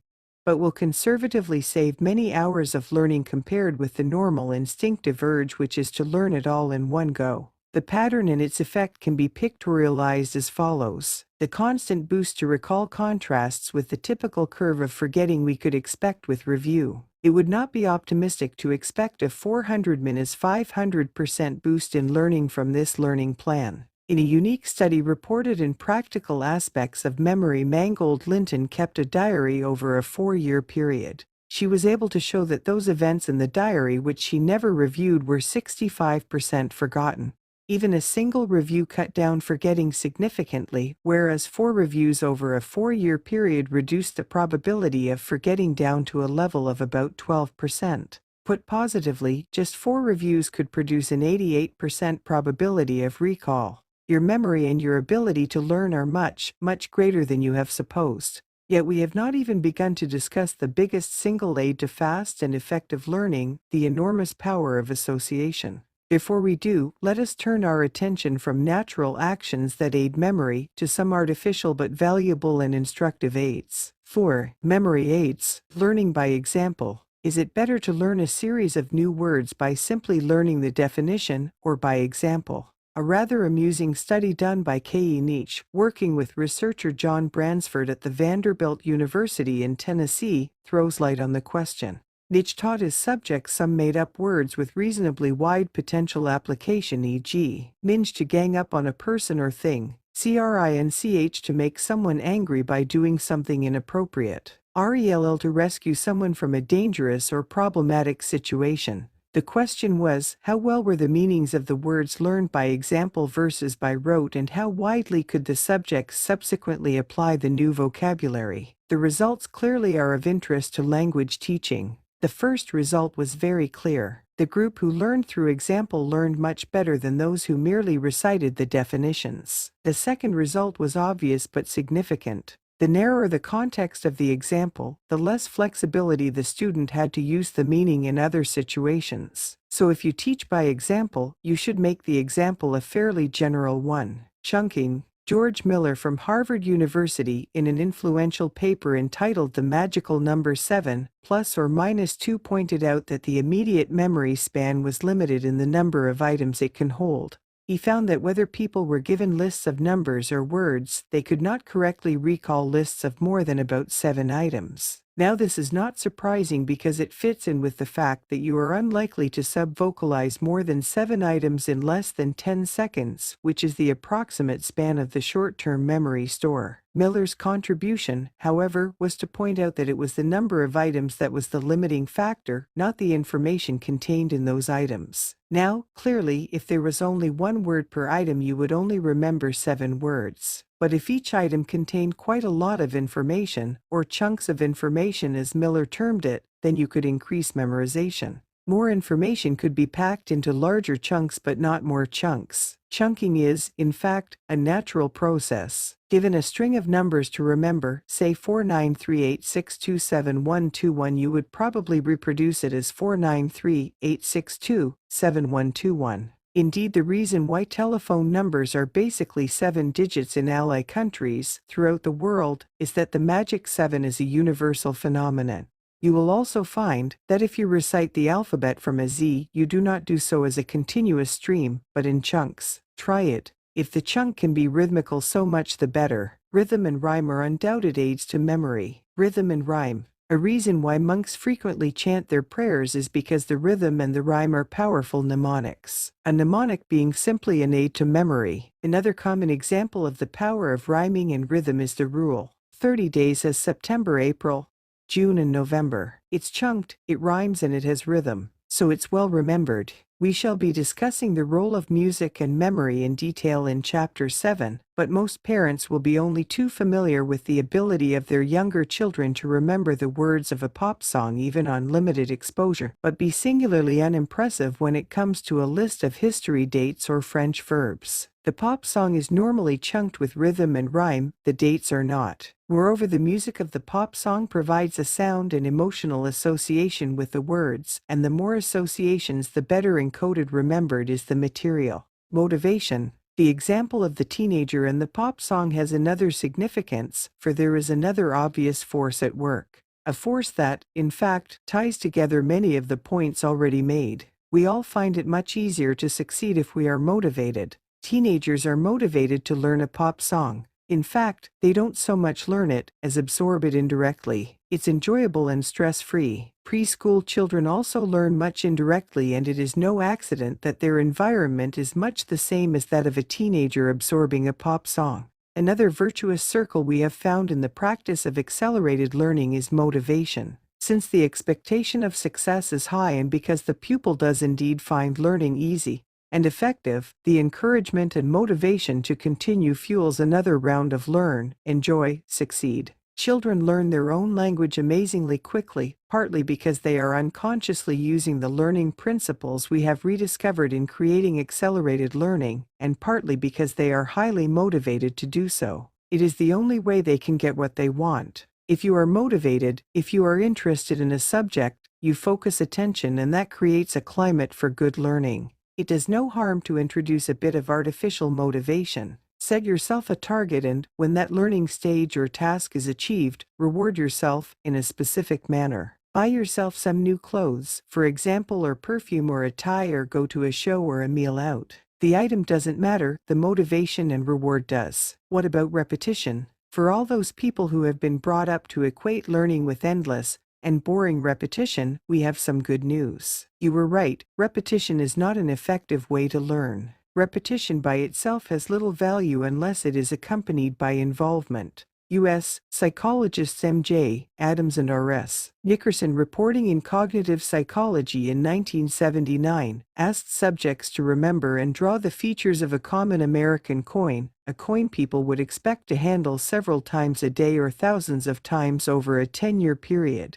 The memory for the actual detail was appalling. Equally appalling were the results of a study conducted by Dr. Alan Baddeley and Deborah Dakarian at the Applied Psychology Unit in Cambridge. The BBC was in the middle of a campaign to announce it was changing its wavelengths. Each subject had probably heard the announcement on his radio several hundred times, yet correct recall was little better than guessing. The reason why mere repetition is ineffective is not hard to guess. Firstly, without strong motivation and unless the repetition is accompanied by strong encoding, it just goes in one ear and out the other. Secondly, the repetition itself cancels out a feature of strong encoding, the power of the unusual or outstanding to attract attention and thereby create memory. Which brings us to the truly artificial memory aids, mnemonics.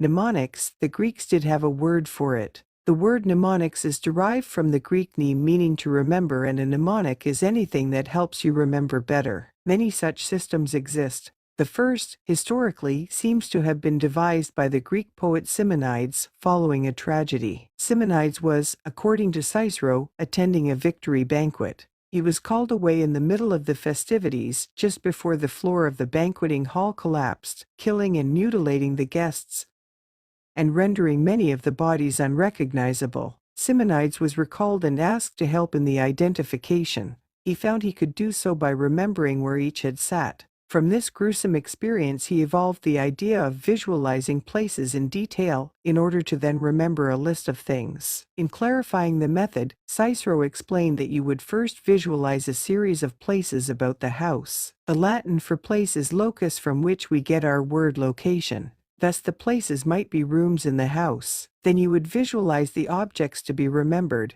placed in each room, ideally in a comical or unusual position. When the list had to be remembered, you would merely go through the places and see the items in sequence. The system was frequently used by the Romans to remember the sequence of points in a speech, hence the common phrase "in the first place" and "in the second place." The Greeks, too, used the system, and from their word topos, meaning place, we have derived the English topic. Since the 19th century, a whole series of mnemonic devices have been devised, and indeed marketed for sale. Most rely on the peg word system. This, too, uses visual imagery. Peg words. This memory system is interesting for its insight into the role of visual association. The idea allows you to remember a list of unrelated items in correct sequence. The first step is to create the pegs. These have to be committed to memory by sub-vocalizing. Because the objects rhyme with the numbers, they are easy to memorize. 1 equals bun, 2 equals shoe, 3 equals tree, 4 equals door, 5 equals hive, 6 equals sticks, 7 equals heaven, 8 equals plate, 9 equals wine, 10 equals hen. Having memorized the peg words, the next step is to relate visually the items to be remembered with the correct peg word. Supposing the second item on your list is a car. The instruction is to form a strong visual image of the car and the shoe and get that image to interact as strongly as possible.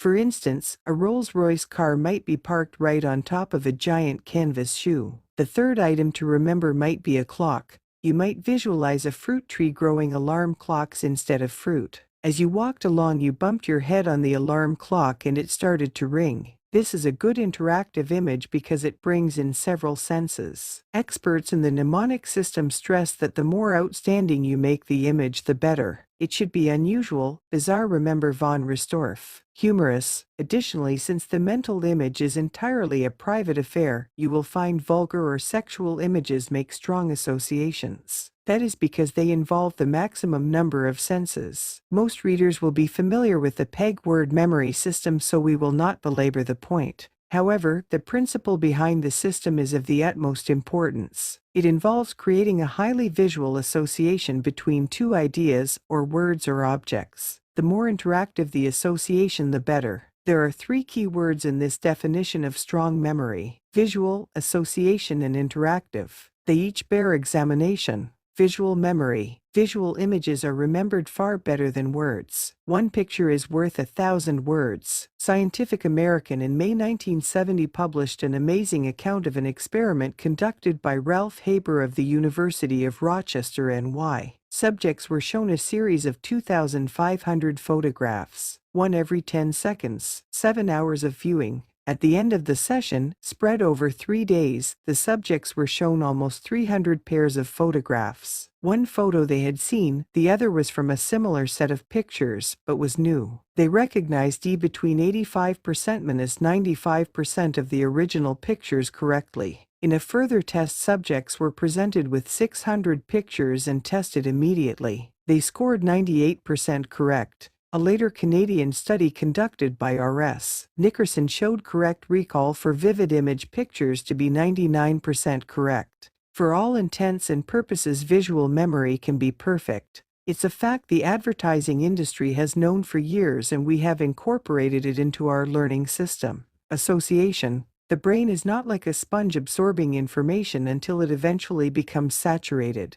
It is a vast network of complex interconnections. Memory works in the same way. Every new fact or concept you learn adds to and links up with the existing network. So when you encode something new, it not only forms a link to the existing network, it also provides yet another hook onto which still more associations can be hung or connected. So the more you learn and remember, the greater is your capacity for future learning and remembering. Think back to an important, joyous, or even traumatic event in your life. You will certainly remember at least some of your surroundings at the time, or a physical sensation that went with the experience. Most people remember where they were when they heard that John Kennedy or Elvis Presley had died. Memory involves associations. If you want to create strong memory, create strong associations. In 1972, H.R. Lindsay and Daw Norman introduced a fascinating concept in a book called Human Information Processing. They called it a semantic network, and it was a pictorial representation of how memory works. From a central idea, the brain does not process thoughts in a straight-line logical sequence. The left brain might, but the whole brain does not. Instead, it brings in ideas at a tangent as connections are sparked and associations triggered.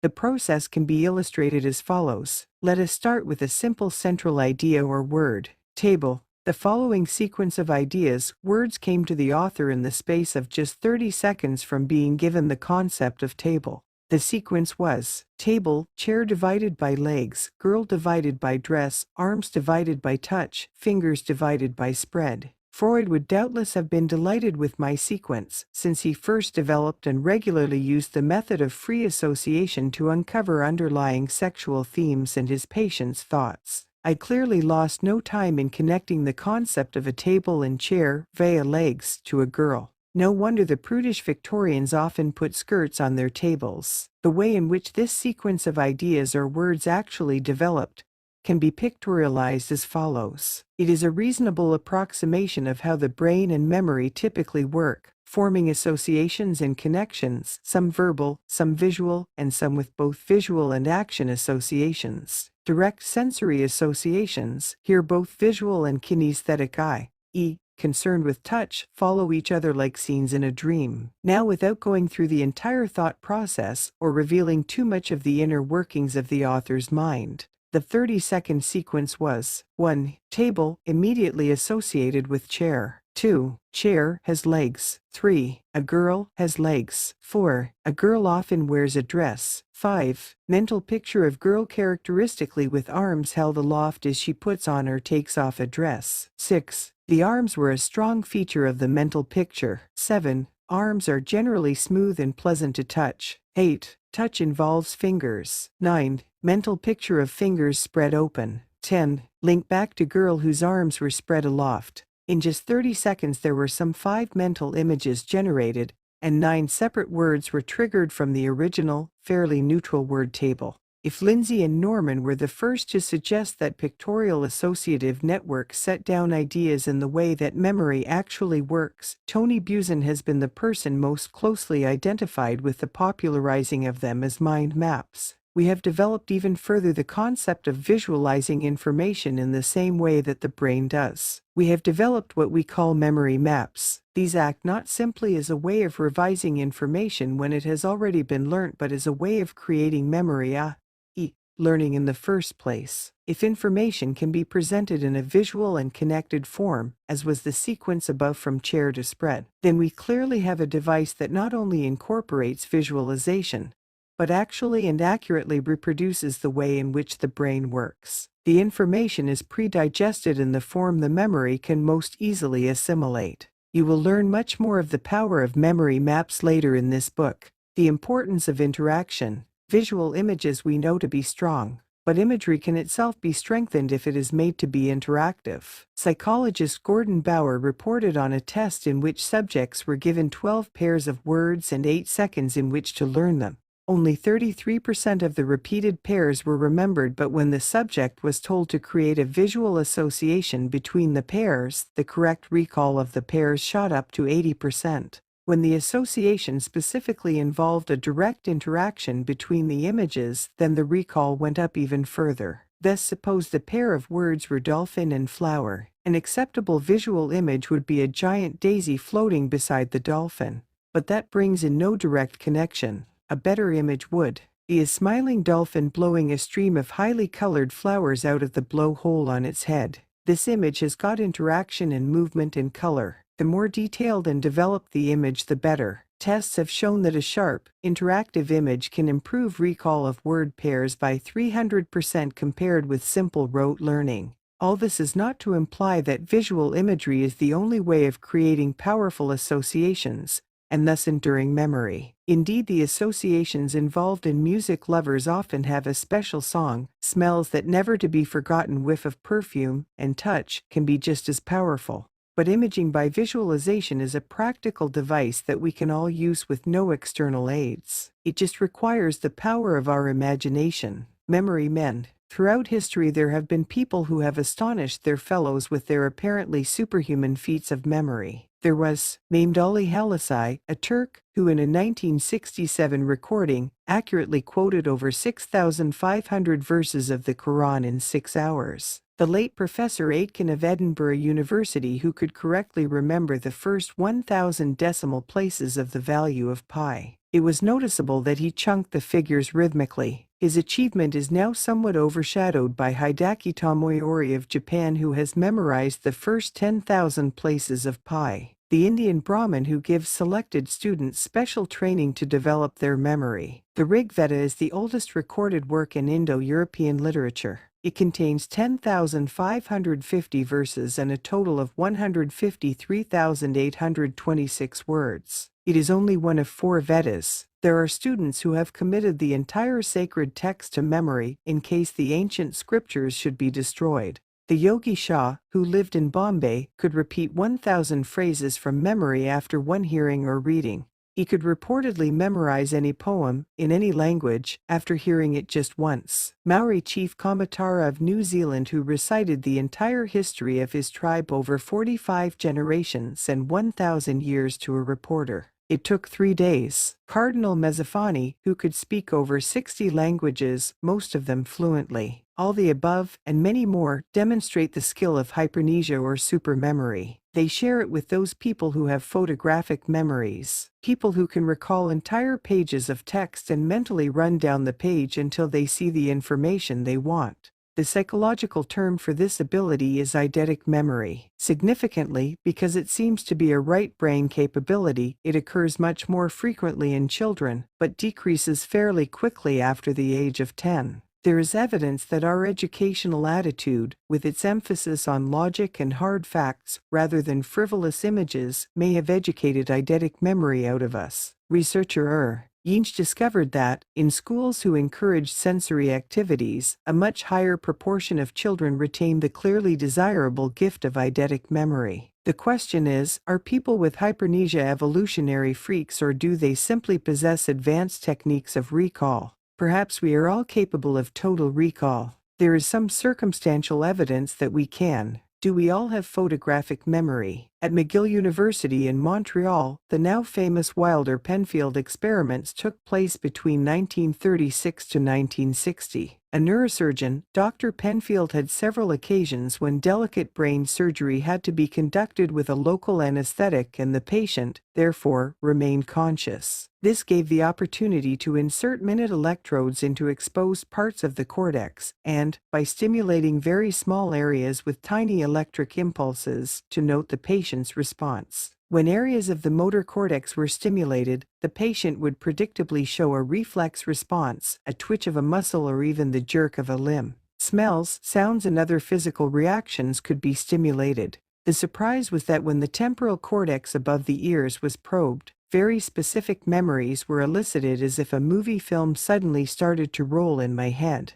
Many, indeed most, of these memories were of apparently long forgotten and quite trivial events. A man reported seeing a comparatively unimportant friend he had not thought of or contacted since childhood. A woman described hearing her mother call her into the kitchen, a minor incident 30 years previously. Interestingly, even if precisely the same spot was stimulated more than once, the same memory was not evoked, so memory seemed not to be permanently stored in a particular spot in the brain. These discoveries are echoed by people who have cheated death and who report that their lives flashed before them. They are reinforced by recent work with hypnotized subjects. Under hypnosis, patients can recall events in much more vivid detail than they were ever conscious of assimilating in the first place. In a fascinating series of experiments, a woman was regressed under hypnosis to age 8. Then she was asked to draw a picture and write a short story describing that picture. The picture, story, and handwriting were all obviously those of a little girl.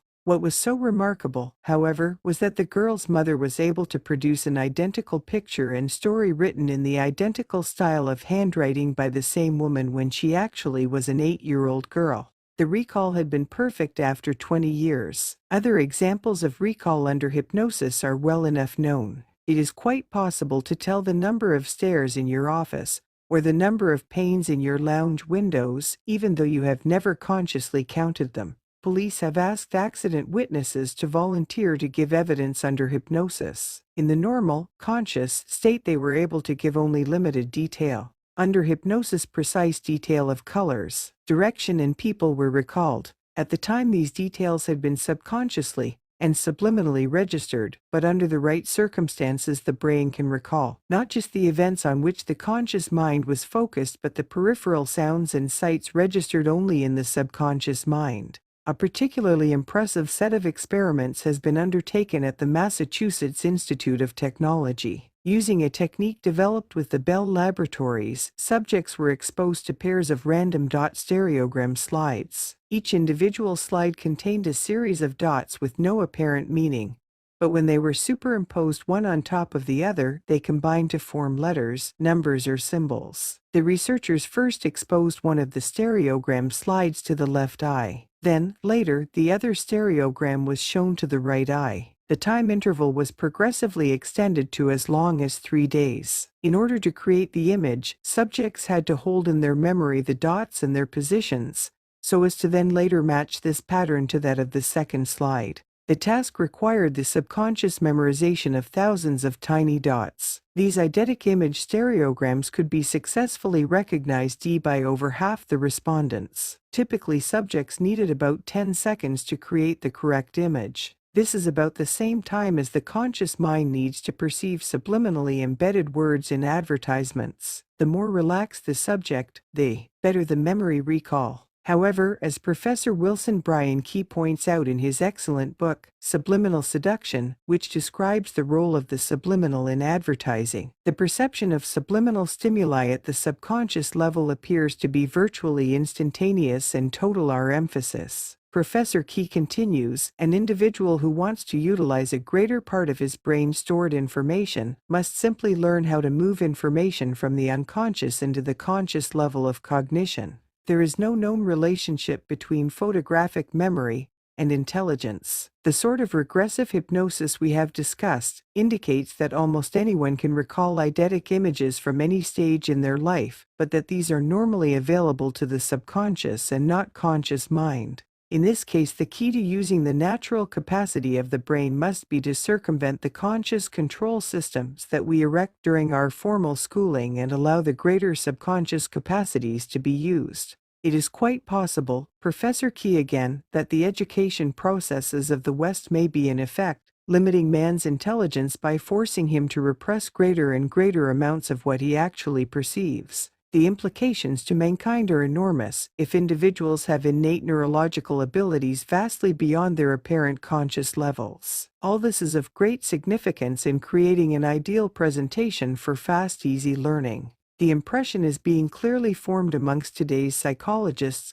that the brain, as Chris Evans put it, has near infinite storage capacity. Nothing is truly forgotten. The problem seems to be not one of creating memory. We all have the basis of photographic memory. The problem is one of recall. The key may be in the cumbersome word synesthesia. The mind of a mnemonist. If you read any textbook on memory, you will certainly come across the Russian psychologist, Professor Luria. For 30 years, Luria studied a most remarkable man by the name of Solomon Veniaminoviccheshevskii, known thankfully as S. Luria published the findings of his study in a book, The Mind of a Mnemonist. S., who was a journalist, was first sent to Luria by the editor of his paper, who noticed that he never took notes, yet could repeat everything word for word. In test after test of increasing complexity, S showed perfect recall. In tests using long lists of nonsense syllables of confusing similarity, e.g., MAVANASAS would score perfectly and again scored perfect recall when tested some 8 years later. Instructively, S would also recall the environment of the test, the clothes Luria was wearing, the sort of day it was, etc. The secret was his incredible capacity for visualization and synesthesia. Synesthesia is the ability to express a memory generated in one sense in terms of another. Sounds expressed as colors, for example.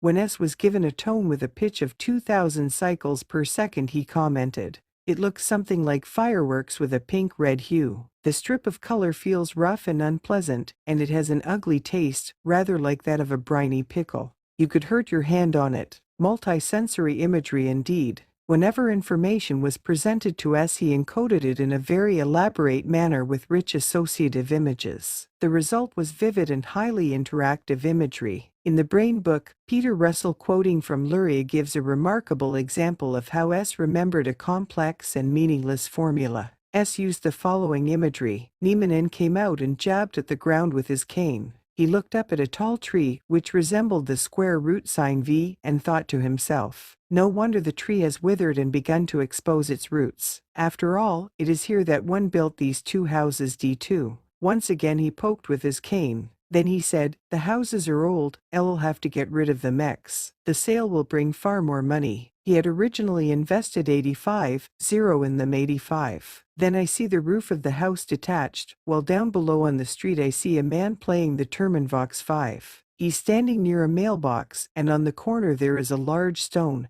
which had been put there to keep carts from crushing up against the houses. Here, then, is the square, over there the large tree V with 3 jackdaws on it V3. I simply put the figures 276 here, and a square box containing cigarettes in the square too, etc. Luria recounts how S was able to remember this mathematical formula in precise detail by telling the same story over 15 years later. Of especial interest is the fact that S could use the same powers of visualization or imagination to banish pain. He was able to visualize the pain as an actual shape and color.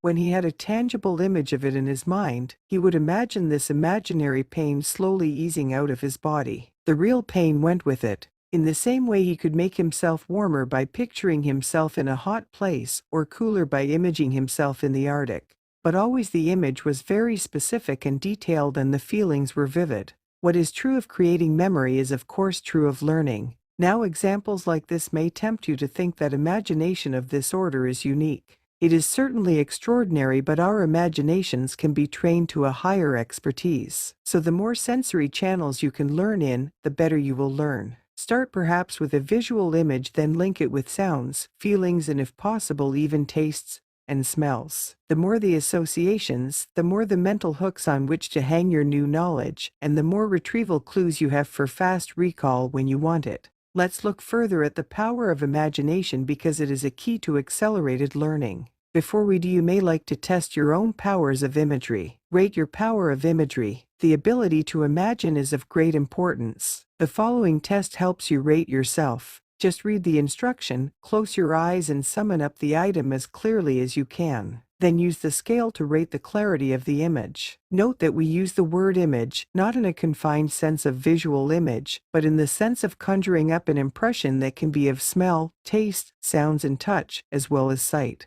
Rating scale. If the image is very clear, you record 4 points. If the image is clear, you record 3 points. If the image is fairly clear, record 2 points. If the image is unclear, you record 1 point. If the image is non-existent, record 0 points. When you have tried all the instructions, add up the points and check with the rating scale at the end. 1. See yourself throwing a ball. 2. Imagine yourself smelling some lavender. 3. Picture the house you grew up in. 4. Picture a close relative standing in front of you. 5. Picture a friend looking worried. 6. Imagine a black forest gatto. 7. Picture the eyes of a close friend. 8. Imagine the first few bars of your favorite song. 9. Imagine the feeling of the hot sun on your skin. 10. Imagine the texture of coarse sandpaper. 11. Picture a kettle boiling. 12. Imagine a cold wind when it's raining. 13. Picture yourself riding a bicycle up a steep slope. 14. Hear a factory siren.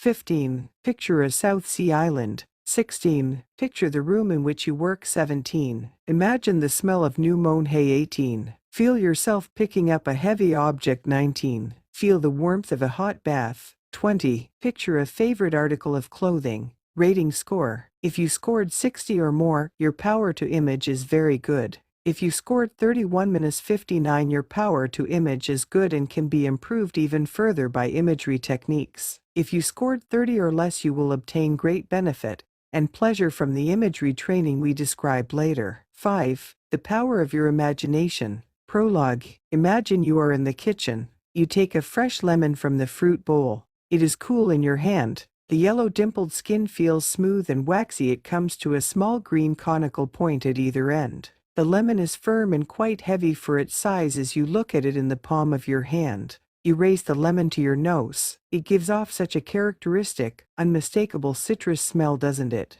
You take a sharp knife and cut the lemon in half. The two halves fall apart, the white pulpy outer skin contrasting with the drops of pale lemon-colored juice that gently ooze out. The lemon smell is now slightly stronger. Now you bite deeply into the lemon and let the juice swirl around your mouth. That sharp sour lemon flavor is unmistakable. Stop a minute. Is your mouth watering? Did your mouth pucker? If it is, you have achieved synesthesia because you imagined the feel, sight, smell and taste of the lemon. You have used your imagination well. The implications are fascinating because, of course, nothing actually happened except in your imagination. Yet your mind communicated directly to your salivary glands and told them to wash away the sour taste. The words you read were not reality, but they created reality, your flow of saliva. The subconscious mind cannot differentiate between what is real and what it believes is real. Yet it directly controls your actions in a very tangible way. There's nothing good or bad, but thinking makes it so. Hamlet. Man freezes to death in refrigeration car. The 1964 headline was hardly startling,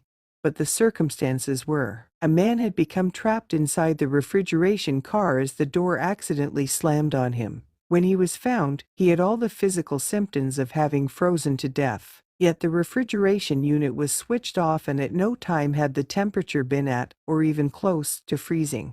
He believed he was going to freeze, and his mind had produced the physical effect to create hypothermia and freeze him to death. A man lay quietly in an Haitian hut, resigned to the inevitability of death. He had seen the voodoo doll in his likeness with pins stuck in it. In reality, he was perfectly healthy, but his mind had accepted the inevitable, and he had subconsciously willed himself to die. Only the intervention of a priest, who destroyed the doll in front of him, saved the Haitian's life. Researcher Dr. Chiril spoke quietly to his subject, who was holding a pendulum over a straight line on a piece of paper. Keep it as steady as you can, he instructed, although you will find that the pendulum is bound to swing up and down the line because of the Earth's gravitational pull. After a few minutes, the pendulum began to swing quietly, although the reason Chiril gave was absolutely bogus. There was no reason for the pendulum to swing other than the subconscious suggestion that it would. The above instances are ally examples of self-fulfilling prophecies brought about by suggestion.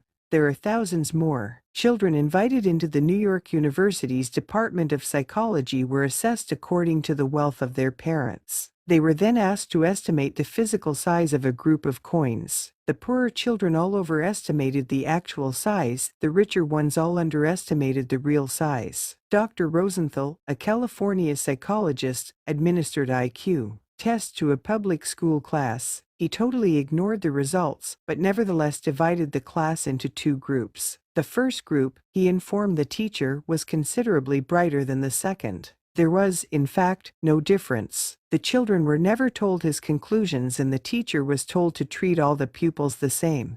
8 months later, the grades of the two arbitrarily classified groups were compared. The first group had grades 28% better than the second group, and their IQ is actually measured higher. Without one word being said, the teacher had managed to communicate, quite unconsciously, a higher expectation of the first group and a lower expectation of the second group, all without the subjects even knowing. The teacher had created a better learning environment for the favored group, and it worked. Students in a Bulgarian class were asked to memorize a poem. Another identically matched class was also asked to memorize the same poem, but this time they were told the author, who was a famous and respected poet. The second group remembered 60% more than the first group in the same time period. The authority of the author suggested it was important to learn. We act not according to what things really are, but according to what we expect them to be, believe them to be, imagine them to be. Imagination, said Napoleon, rules the world. He should have known, for he actually rehearsed every battle he ever fought weeks before the event in his mind, going over his own tactics, visualizing the enemy defenses, their reaction and the terrain. Napoleon was 150 years ahead of his time. Jack Nicklaus ascribes his success to visualization. Before every shot, he actually sees the club strike the ball, watches the flight of the ball in the air and sees where it comes to rest, all before he actually makes the shot. Top tennis pros do it. Golf is 90% mental, 10% mechanical, wrote Alex Morrison, the father of modern golf teaching. The same can be said of many other sports, and the visualization technique is now widely known as the inner game of tennis. Inner sports. Tim Galway, in his best-selling book The Inner Game of Tennis, showed how visualization can be much more effective than verbal instruction. As a tennis pro, he became aware that each pupil's mind seemed to contain two entities: a self one who observed and commented on the play, and a self two who actually did the playing.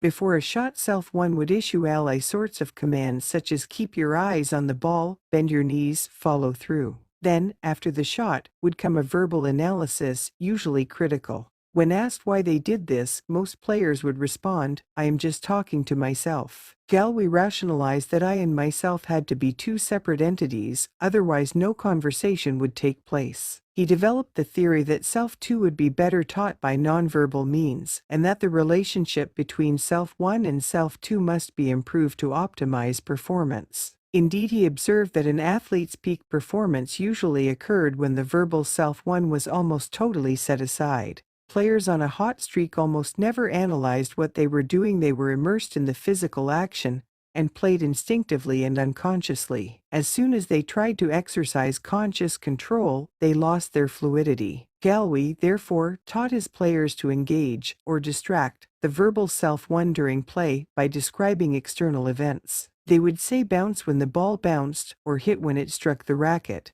They alternatively would be told to say the words of a song. These distractions, left brain activities, allowed the right brain and limbic system to control the physical play and make all the highly complex intuitive calculations that are involved in assessing ball speed, direction and angle of bounce. The importance of not overanalyzing and of not verbalizing an essentially non-verbal activity was further reinforced when inner skiing was introduced. Small children, it was noticed, could learn to ski well in a day. Adults learn or are taught to depend more and more on verbal analysis, and to trust intuition less and less. The inadequacy of the verbal hemisphere controlling the subtle but essentially physical movements of skiing is made all too obvious when you observe the jerky movements made by people who are clearly rehearsing their instructor's words in their minds. The fluent skier very often cannot even describe how he or she does it, yet obviously knows on a nonverbal level. Consequently, increasing emphasis has been put on teaching skiing in nonverbal ways, and the positive results can be dramatic.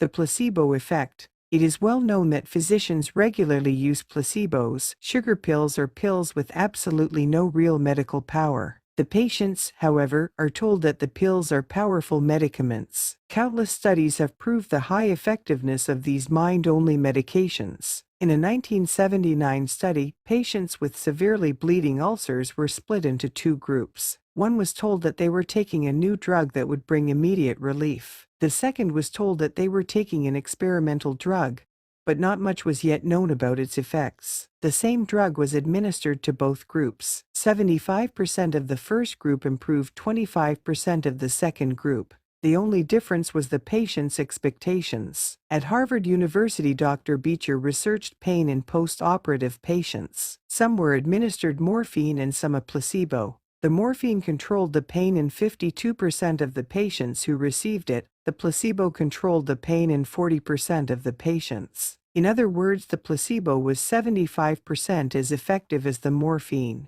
The brain, expecting the pain relief, actually triggered the production of endorphins, the naturally produced opiate chemicals that block the neurotransmitters which allow the sense of pain to register on the brain. Mind over matter. Many researchers are now convinced that a good proportion of the benefit derived from real medication is received from the placebo, or halo effect. Since everyone, including the doctor, knows that extensive testing goes into new drugs, when one is released for use, the doctor expects it to work, the patient expects it to work, and it does work. A placebo works because the subconscious mind finds ways of bringing about what you imagine and believe will happen. Because of the undoubted power of the mind to produce healing, or indeed sickness in the patient, doctors worldwide are more and more moving towards holistic medicine. Holistic merely means holistic, treating the whole patient, not just his body but his mind too. In one of the most dramatic proofs of the power of mental attitude over recovery rates, 152 cancer patients at the Travis Air Force Base in California were rated by their doctors as to whether they had a positive or negative expectation of recovery. Without exception, the patients with positive expectations had far more successful remission rates. In fact, only 2 out of the negative attitude patients showed any response to treatment at all. So much so that the physician in charge was able to state that a positive attitude towards treatment was a better predictor of response to treatment than was the severity of the disease. The above examples all illustrate the power of the imagination to suggest behavior and attitude changes. In some instances, that power was brought about by auto-suggestion. The mind voluntarily created its own reality. In other instances, the suggestion was from an external source. Someone had put the idea in the subject's head. Is there a limit to the power of the mind over the body? Probably not. Drs. Elmer and Alice Green are pioneers of biofeedback research at the Menninger Clinic in Topeka, Kansas. Biofeedback merely means that the subject of the experiment receives a physical signal, a dial reading, a musical note, or the flash of a light to indicate whether they have succeeded in producing a physical response. Thus, patients have been taught to voluntarily slow down their heart rates. As their pulse began to slow in response to mind-calming exercises, they were told to expect to hear a deeper and deeper note on their earphones. That signal of success itself enabled them to slow the heart rate further, so the tangible result of their efforts fed back a signal that produced another round of relaxation, and hence another signal of success. So biofeedback is merely a psychological, physiological technique, known more popularly as success breeds success, or as we term it, creating a virtuous circle. Using this technique, the Greens have been able to train a subject to cause extra blood to flow to one earlobe and not the other, thus selectively raising the temperature of that earlobe. They have trained subjects to control almost all the functions previously termed involuntary responses: heart rate, muscle tension, even sweat gland activity. The technique, of course, is well known in Eastern cultures, and advanced yogis have been scientifically measured as capable of slowing their breathing rate down from 20 times per minute to as low as 2 per minute. In a recently published study from the Menninger Clinic, the Greens reported experiments where subjects had learned to control, with their minds only, a single nerve cell, a feat equivalent in its accuracy to the current limits of microsurgery. The same research team were able recently to correlate an increased level of alpha and theta brainwaves with a substantial acceleration in the acquisition of new knowledge. Hypnotism. The power of mind over body is indeed astonishing. In the psychology department of a London experimental hospital, a woman had been hypnotized. The hypnotist touched her arm with his fingers and said quietly, "That's a red-hot poker." Not only did she flinch with pain,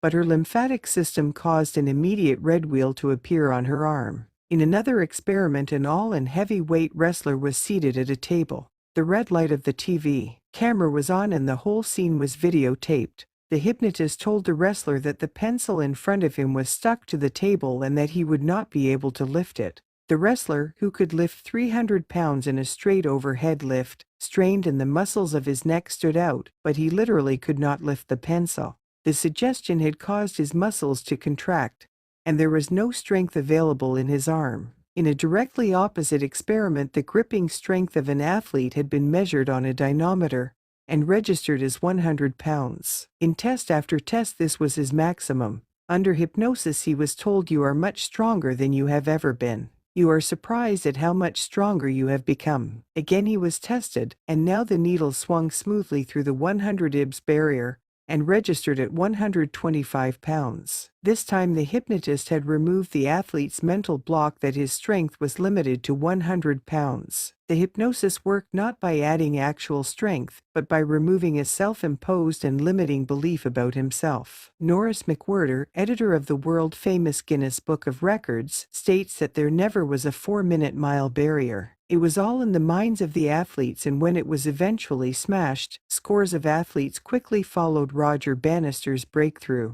The real limit, says McWhirter, would come at around 3.36 when the runner's body would overheat so much that the brain would automatically cut off all forms of physical effort. In this sense, many cures under hypnosis are really the effect of dehypnotizing. They work by taking away the self-suggestion that something cannot be done. When a stammerer is cured, an arithmetical dunce multiplies 2 three-figure numbers in his head. It is all because the hypnotist has removed a negative expectation from their mind. In a long series of experiments, Prescott Leckie, an American educational psychologist who had previously worked as a full-time teacher, became convinced that a negative self-image was the key reason why individual students learnt slowly. For such students to learn quickly, Leckie theorized, would be contrary to their self-image. But if you changed the self-image, you could change the learning ability. It worked. A student with an average of 55 misspelt words out of 100 improved to 91% within 6 months. A Latin student with 30% grades achieved 84% after just 3 positive talks with a sympathetic teacher. A student who had been written off in his end-of-term report as having no aptitude for English won the literary prize the very next term. None of these students, or the hundreds of others whom Leckie counseled, had any lack of intrinsic ability. What they did lack was positive self-image. They were told by comment or by their early works that they were poor spellers or poor mathematicians, and they came to believe it. Instead of accepting that they had failed a test or made a mistake, they had come to generalize that one failure into the overall subconscious conclusion that I am a failure. All too quickly, a failure in 1 or 2 early arithmetical tests can become internalized into I am no good at maths. What is the difference between suggestion and hypnotism? The last few examples have, quite deliberately, been mixed between suggestion, the 4-minute mile barrier, and hypnotism, the wrestler who could not lift a pencil. Where does suggestion end and hypnotism begin, or are they quite different? Suggestion is an integral part of every single piece of day-to-day communication. If a Nobel Prize winner, dressed in a sober suit, announced an amazing new technical breakthrough at a scientific conference, you would be more inclined to believe it than if you were told by a scruffily dressed stranger in a pub. The medium, to paraphrase Marshall McLuhan, is part of the message. In all communication, the tone of voice of the speaker, the movement of his hands, his dress, your knowledge of his background, all suggest information to you over and above the content of his message. Sometimes the subconscious or subliminal impressions or suggestions reinforce your understanding and memory of the content upon which your conscious attention is focused. At other times, subliminal or peripheral suggestions contradict the message. Patricia Durovy of the American Society for Training and Development estimates 90% of all communication is subconscious. It could be an underestimate.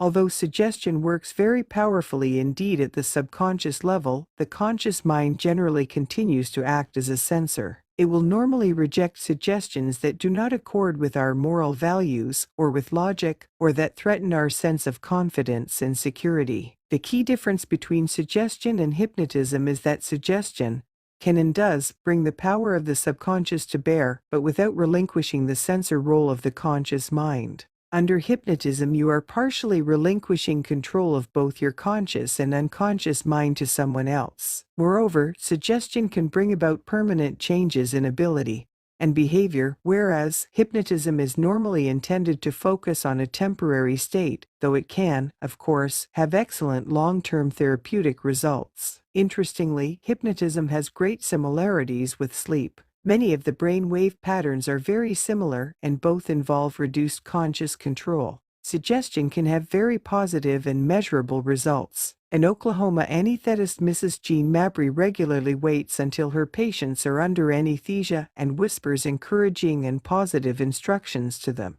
consultant surgeons working in her report markedly improved recovery rates. Imagination and suggestion. Although it is easy to use the words imagination and suggestion interchangeably, there is an important distinction between them.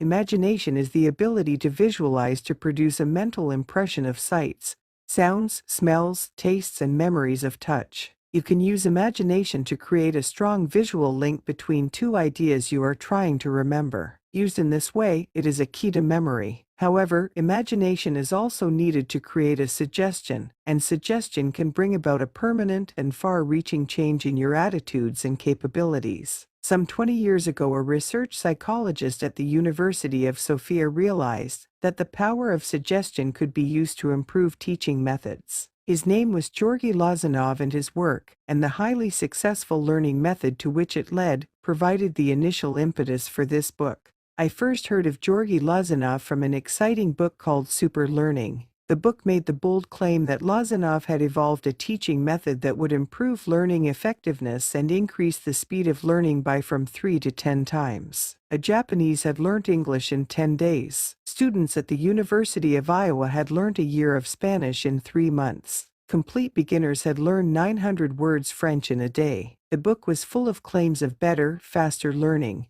Inevitably, I was initially skeptical, but I felt that even if it were developed. So I flew to New York to meet the two co-authors of Super Learning, Sheila Ostrander and Lynn Schroeder. They turned out to be journalists of intelligence and integrity. I was convinced they were reporting events exactly as they saw them, but I felt I needed to see Lozanov's method for myself, and above all to understand why he achieved such astonishing results. The next chapters describe what we discovered. They give the documentary proof that Lozanov's methods do indeed work. We have spoken with the educational departments of 4 governments, leading university psychologists and professional educators, in order to discover why Lozanov methods worked. As we did so, we began to sense that something exciting and important was happening. It was clear that Georgy Lozanov had indeed evolved a super learning method, but that there were also areas in which it could be significantly improved. Moreover, those improvements were being built into a learning method that could be used by anyone, of any age, and in any learning situation.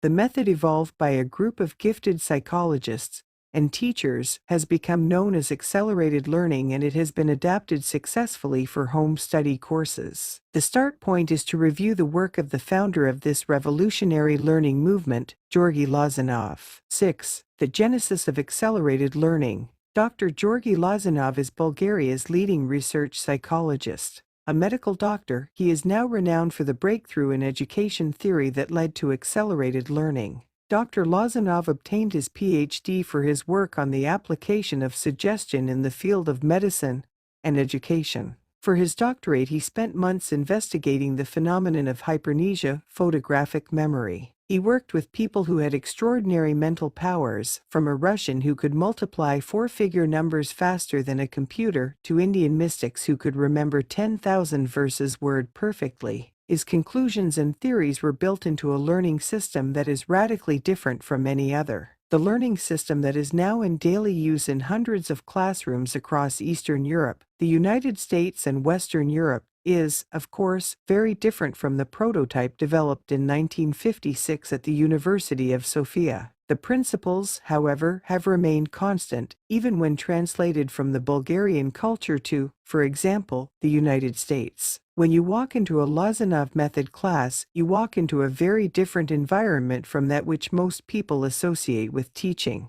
Let me describe a lesson we attended at the Lozanov Learning Institute in Washington. A dozen people sit in comfortable reading chairs in a semicircle around the teacher. Behind him are the twin speakers of a large stereo music center. On the walls are colorful pictures of animals and familiar objects with the Spanish words for that object lettered faintly across them. The teacher is Master Trainer Peter Klein. He smiles and announces that the method the class will use in learning Spanish is the method by which a test group of disbelieving visitors from UNESCO United Nations Education and Scientific Cultural Organization learn to recognize 1,200 new words of a foreign language in a single day. The Lozanov method, says Klein, involves 6 main principles. 1. We have to suggest the idea that your ability is limited.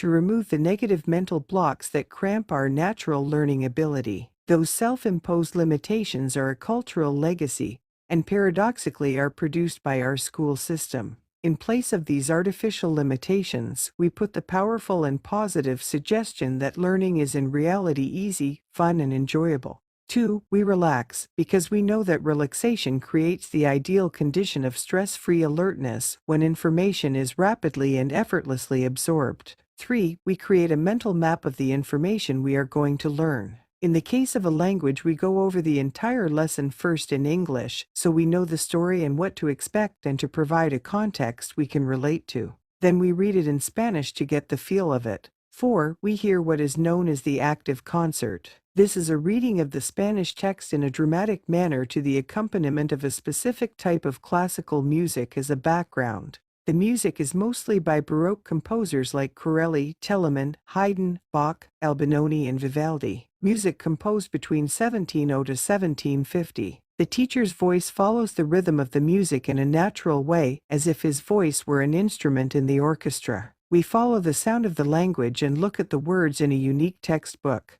The words are so laid out that even while the eye is following the Spanish text, the English translation is in the peripheral vision of the reader. In other words, he is subconsciously taking in both texts, the Spanish consciously, the English subconsciously, out of the corner of his eye. This, explains Peter Klein, is one of the visual subliminal elements. The music is the main audio route into the subconscious. We find we can access the further reaches of the subconscious better through art, because art involves the emotions. Harmony of form and color, music and rhyme reach not only the heart but the mind, via a much shorter route than logical facts and arguments. In fact, the music works by activating the right brain, and in this way the left and right brains are directly and independently stimulated. Sound and visual stimuli, your conscious and subconscious, superliminal and subliminal stimuli, are each involved to speed the information into the memory in a positive and enjoyable environment. The brain is known to store information in a rhythmical way, so the use of rhythm as an external aid is entirely logical.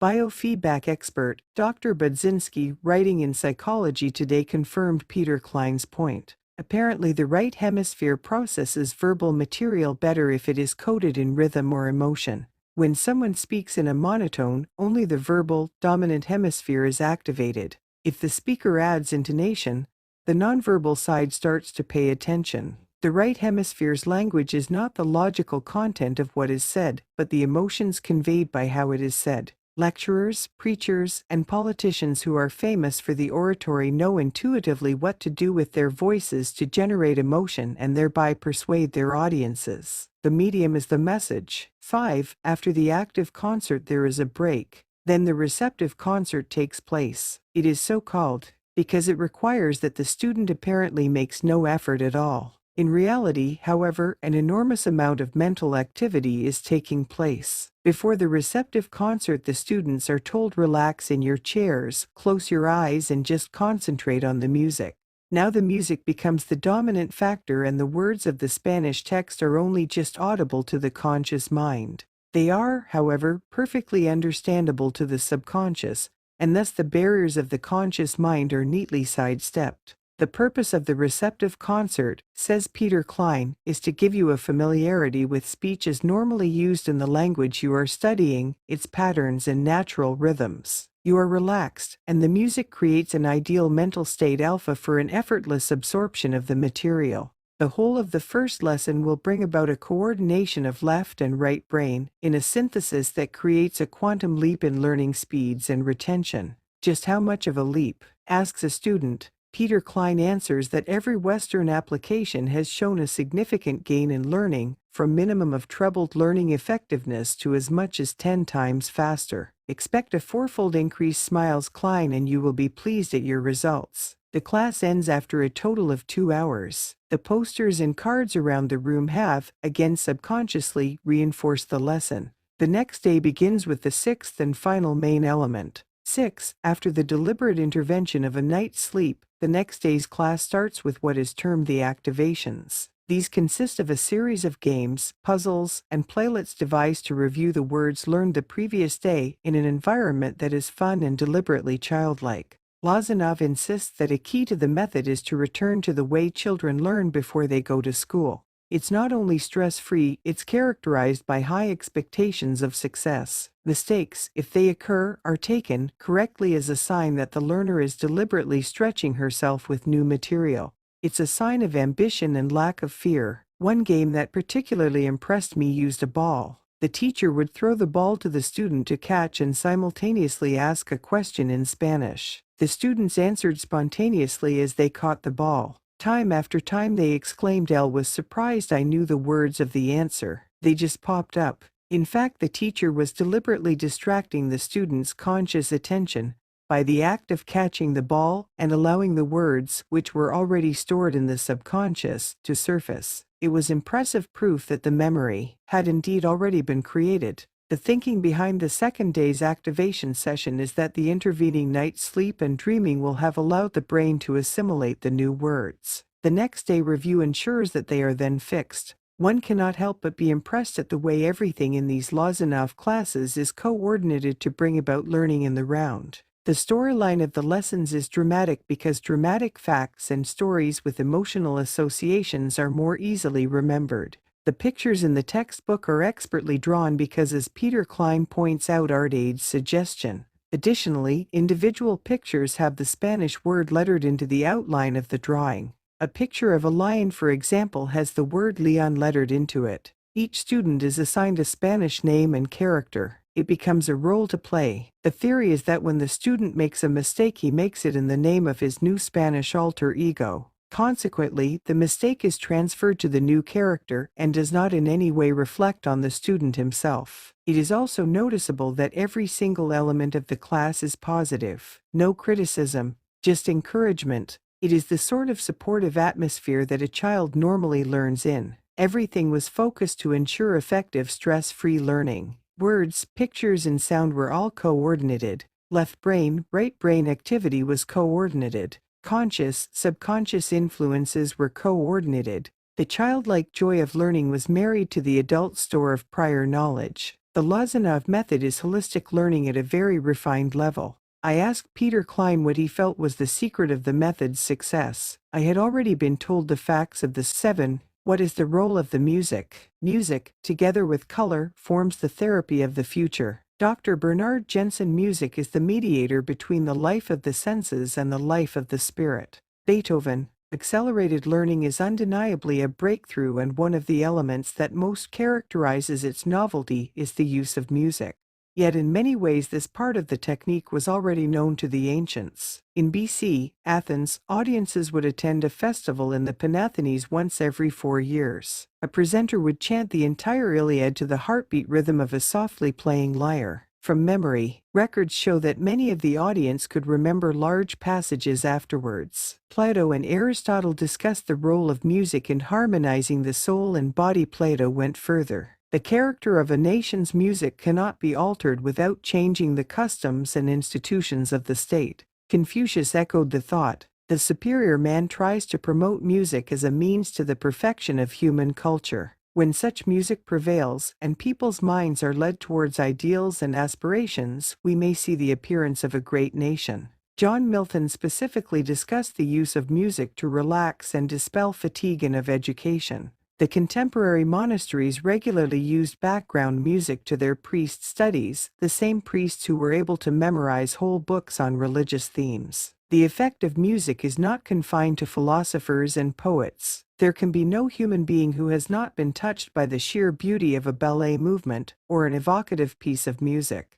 There is no faster way to create or change moods. The shamans of Central Russia and the mystics of India use music to induce a planned state of mind and to control pain. In Tibet, Africa, and Morocco, music is believed to have a magical quality. Bach wrote the Goldberg Variations specifically to induce sleep for the Russian envoy, Count Kaiserling. Science is now corroborating age-old intuition. We know that music using certain types of rhythm does bring about a state of relaxed alertness and physical calm. It is the predominantly alpha brain wave pattern that psychological researchers find is often associated with meditation. Music can do in minutes what weeks of meditative practice strive towards. Pythagoras believed that musical rhythm could harmonize mental rhythm. He discovered the mathematical proportion of harmonic ratios and intervals and evolved the philosophy of the music of the spheres. The musical scale, he believed, was related to the movement and position of the planets. It is a nice coincidence that we are again discussing the music of the spheres, although those spheres are now the left and right spheres of the brain. Rhythm. Rhythm is at the heart of the universe and the natural world. The ordered rhythm of the stars and planets, the direct influence of the moon, the rhythms of the seasons, these we acknowledge. The human being is also governed by rhythm. We all have a precise daily rhythm, our circadian cycle. Our hormones rise and fall in ordered sequence. That music and rhythm have a direct effect on all living things has been dramatically demonstrated in a series of experiments on plants. Experiments that seem, at first sight, bizarre. They started with tests conducted by Dr. Singh, head of botany at the Annamala University in India. Stimulated by accounts in ancient Tamil literature of peasants using music to stimulate the growth of crops, Dr. Singh played recorded lute-like music to balsam plants. An identically matched group of plants, receiving identical amounts of water but no music, acted as a control. Within a month, the experimentally serenaded plants had 72% more leaves and grew 20% taller. Further tests sufficiently convinced him to begin a large-scale experiment using loudspeakers broadcasting to paddy fields. The resulting harvests were 25%, 60% higher than the regional average. As these apparently freaky experiments gained publicity, researchers in Canada and Kansas began their own controlled experiments. At Ottawa University, Measures and Weinberger managed to duplicate Russian and American research that showed that ultrasonic frequencies had a marked effect on seed germination and growth, and even established that different plants reacted best to different frequencies. They suggested in the Canadian Journal of Botany that the accelerated plant growth they had consistently observed was occasioned by the stimulating effect of resonance on the plant cells. The experiments that are of most interest to us, however, were conducted by a Mrs. Redelac of Denver. Despite the open ridicule of fellow students at the university, she tested the comparative effect of rock music versus classical music on vegetable plants, petunias, zinnias, and marigolds.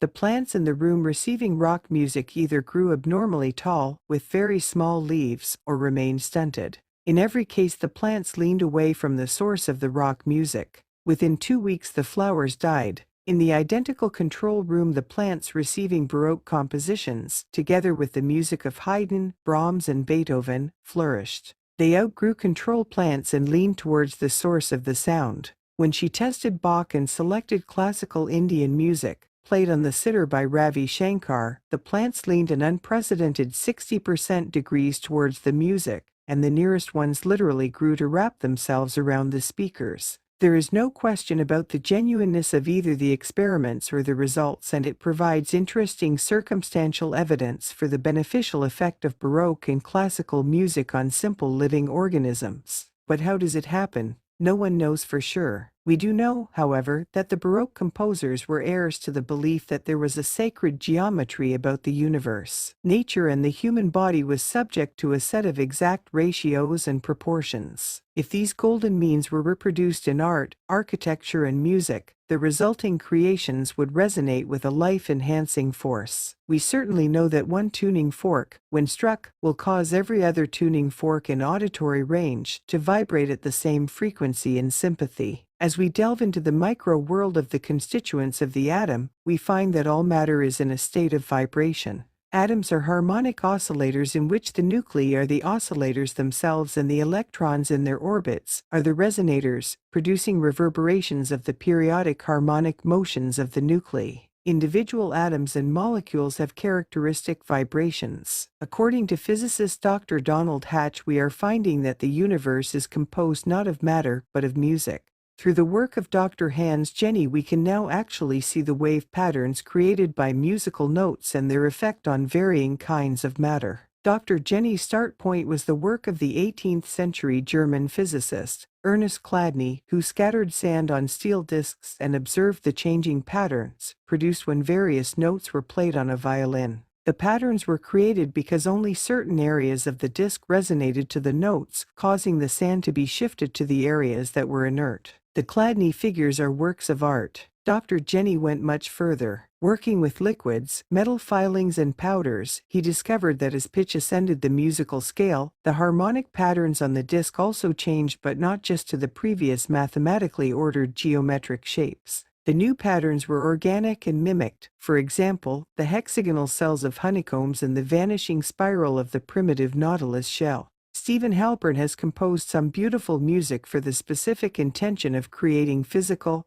and mental health through sound. He writes in his book, Tuning the Human Instrument, that the forms of snow crystals, the mandala faces of the flowers, actually resonate to the harmony of nature. Crystals, plants and human beings can be seen as music which has taken on form. Dr. Hans Jenny, working with a tonoscope that transforms sounds uttered into a microphone into their visual representation on a video screen, recorded the sound of Hindi sacred syllable Om, the world's most common mantra. It produced a perfect circle which was filled with concentric triangles and squares. Not only are these symbols found in many of the world's religions, but they coincide with the frequency pattern of diminishing harmonics. Using the same tonoscope, the final chord of Handel's Messiah forms a perfect 5-point star. We use the phrase that something strikes a chord in me. In London, Dr. Manners has actually recorded with a highly sensitive microphone the sound of a human muscle. The resonance rings true. Different music strikes different chords. There is no question that different music has different effects. Playing Mozart, according to French researcher MME Belanger, coordinates breathing, cardiovascular rhythm and brainwave rhythm and leads to positive effects on health. It acts on the unconscious, stimulating receptivity and perception.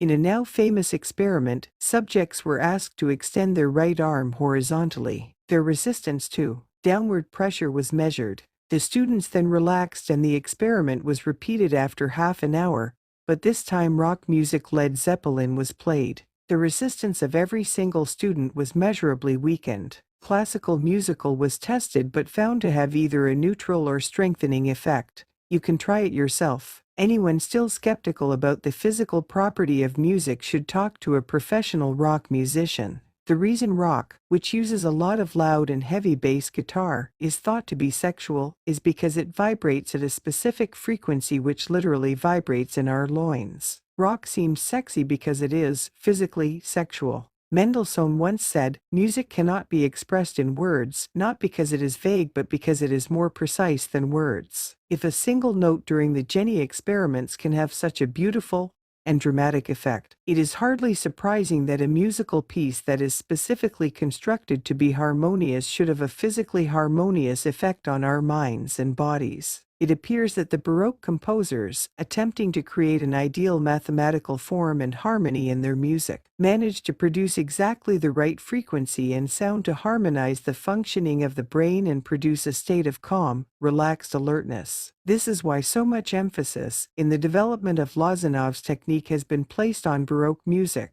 largely composed in the period 1700 to 1750. Baroque and classical composers tended to employ a constant theme, and they aimed for symmetry or pattern throughout their work. The main key was established clearly at the beginning of the composition. The first and last movements would be in the tonic key, and the slow movement was in a key with a very close relationship to tonic.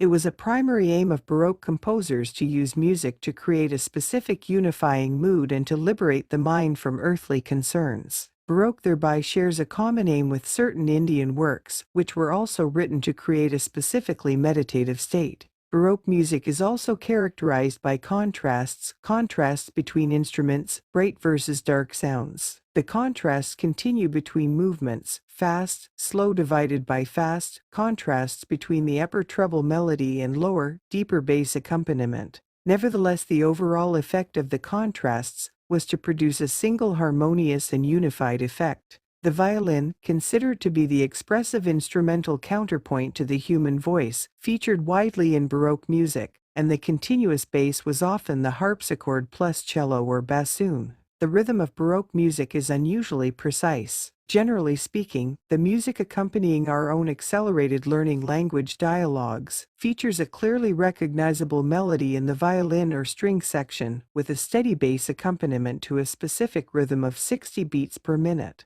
We have favored composers such as Handel, Vivaldi, Bach, Corelli and Telemann. The effect is to produce a sense of well-being and of relaxed receptivity. Each concert session is brought to a refreshing and stimulating conclusion with a bright, joyful sound, often a flute piece in a major key. Educational theorist Stephen Cooter monitored his brain wave patterns on an ECG biofeedback machine while listening to the music recommended for the active concert. He found a balanced and complete brain wave configuration as follows. Although the above charts are not exactly to scale, the music had a very measurable effect in increasing the proportion of alpha and theta brainwaves. Studying the effect in detail, Cooter noted that largo movements produced a sleepy theta-dominant brain rhythm. When whole classical compositions are used, a more balanced and complete brain wave configuration is produced. Roughly equal alpha alert, twilight relaxed, and beta critical alert rhythms are present. Stephanie Merrick, a Lozanov teacher, pointed out that only whole classical compositions are now used in Lozanov classes because they reach and synchronize the whole mind and reproduce the entire dynamics of inner life.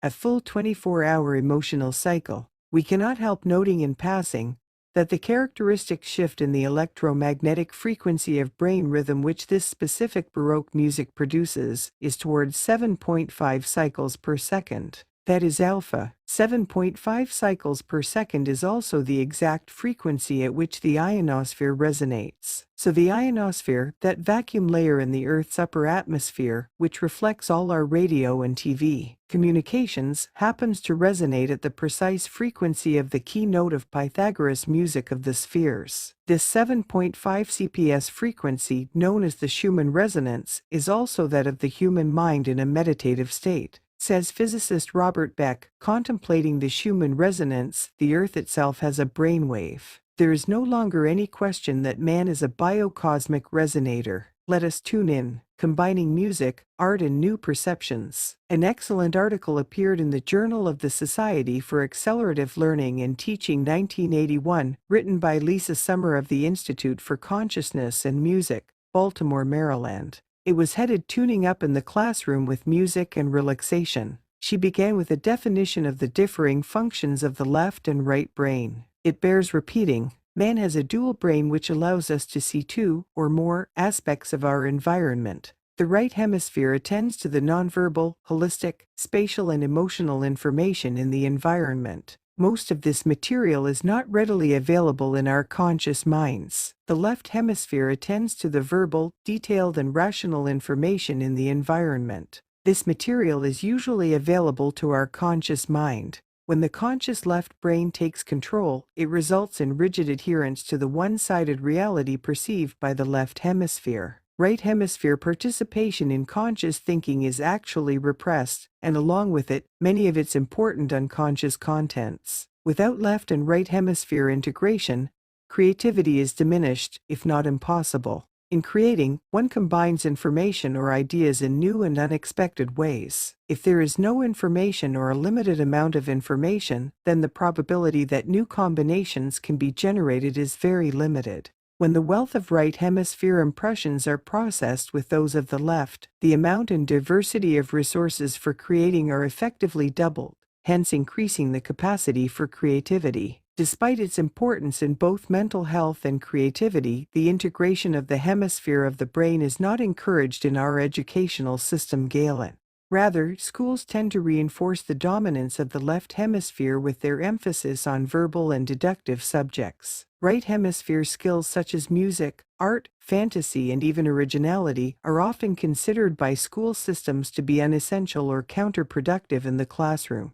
After many years of learning in such a school system, left hemisphere thinking naturally becomes predominant, and the right hemisphere falls to disuse. We can avoid handicapping our children by helping them to integrate their two hemispheres. The right hemisphere should be provided with a non-verbal medium through which it can express its contents. Research has shown that music directly stimulates right brain functioning. Therefore, it can be used effectively in the classroom to stimulate children to express unconscious feelings and thoughts. Bonnie, 1973. Testing music and imagery. In 1982, researchers B. Stein, Ka, Hardy and H.L. Totten at the University of North Texas conducted a three-way test. They aimed to teach three groups of students a list of vocabulary. The students were postgraduates. Each group received a pretest identical to the post-test and a list of the words to study. Groups 1 heard the list of words with a background of Handel's Water music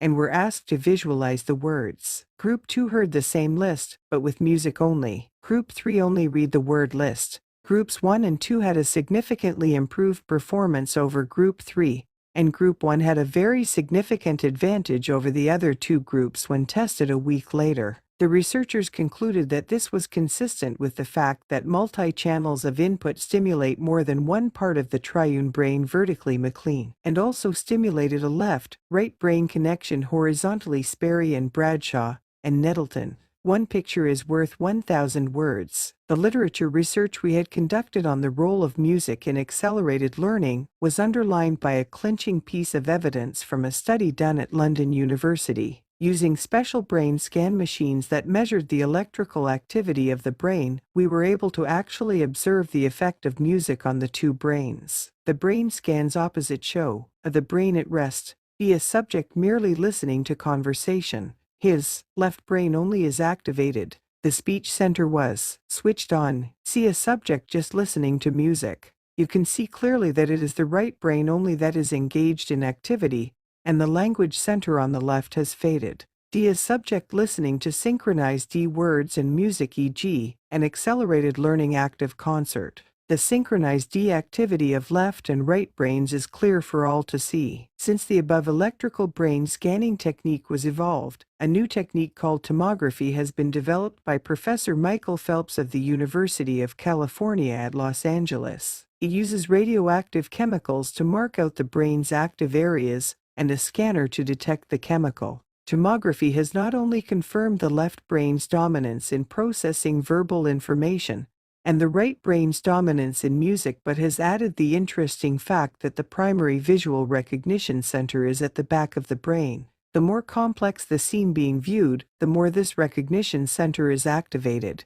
When words, music, and pictures are all synchronized, the area of the visual recognition center being activated extends right across the back of the head and appears to link up the two halves of the brain. Tomograph of brain showing areas of activity when words, pictures, and music are all synchronized. In short, the literature, the university research into accelerated learning, and the brain scan experiments have all convinced us of the effectiveness of the Baroque concerts in creating an ideal mental state for not only learning but creativity. 8. The evidence. When we started to probe, we found that accelerated learning is a well-researched form of learning. Conventional teaching has been in use for so long that no one thinks to measure it. Accelerated learning is so fundamentally different that it simply had to be measured and validated to the statistical satisfaction of its originators, its users, and its skeptics. The evidence falls in two main groups: that conducted by Lozanov in Sofia and the tests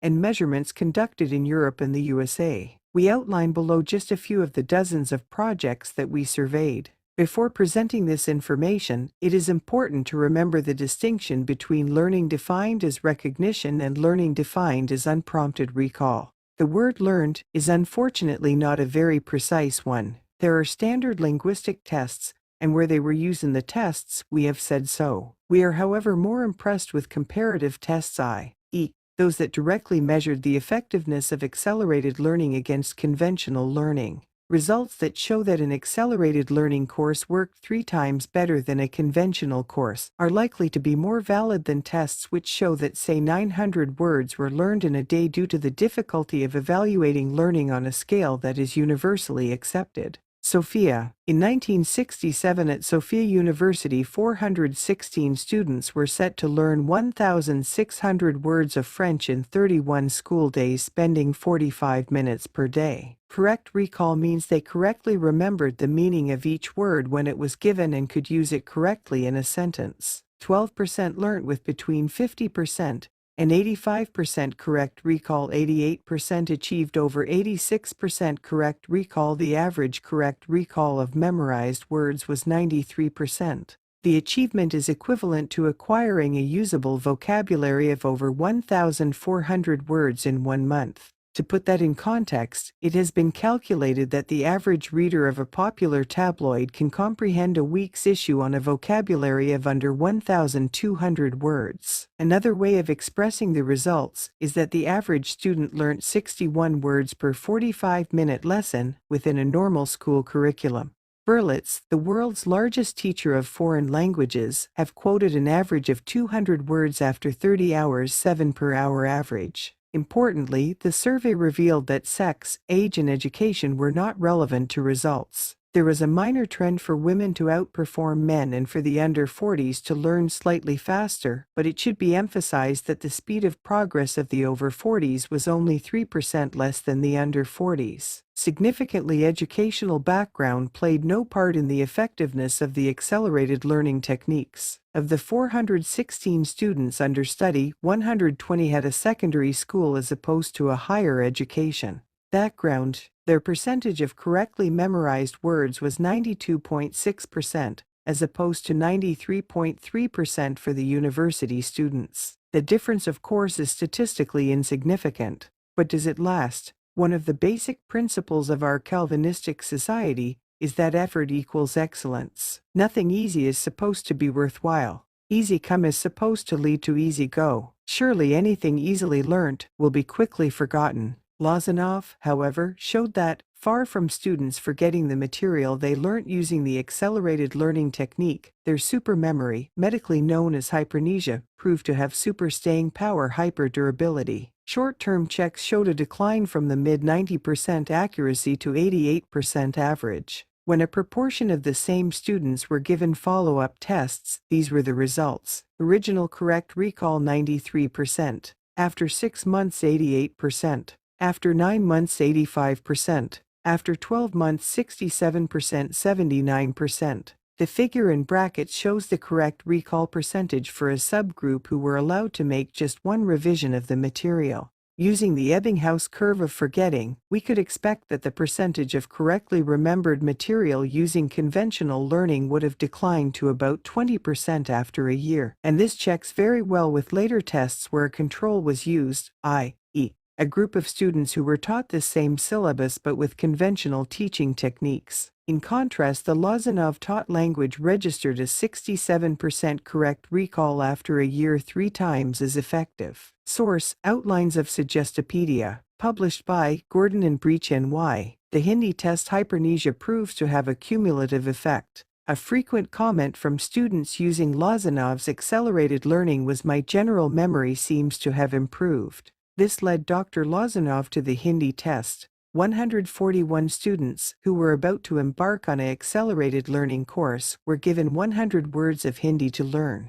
They learnt the words using their normal methods before embarking on their accelerated learning French language course. They scored an average 33.9% correct. They then were put through their French course for a month. At the end of the month, they were given 100 more words of Hindi to learn, in the same time and again under normal, non-accelerated learning conditions. This time their correct recall was 50.2%. The effect of one accelerated learning course appeared to show a near 50% improvement in their general ability to memorize. This type of experiment was repeated with mathematical problems, and again there was a significant improvement in overall learning ability. These tests have real significance, we believe, supported by a wealth of practical and qualitative experience, that we can look to a time when a significant positive shift in overall learning ability and IQ is possible because the methods used in accelerated learning result in general mental training.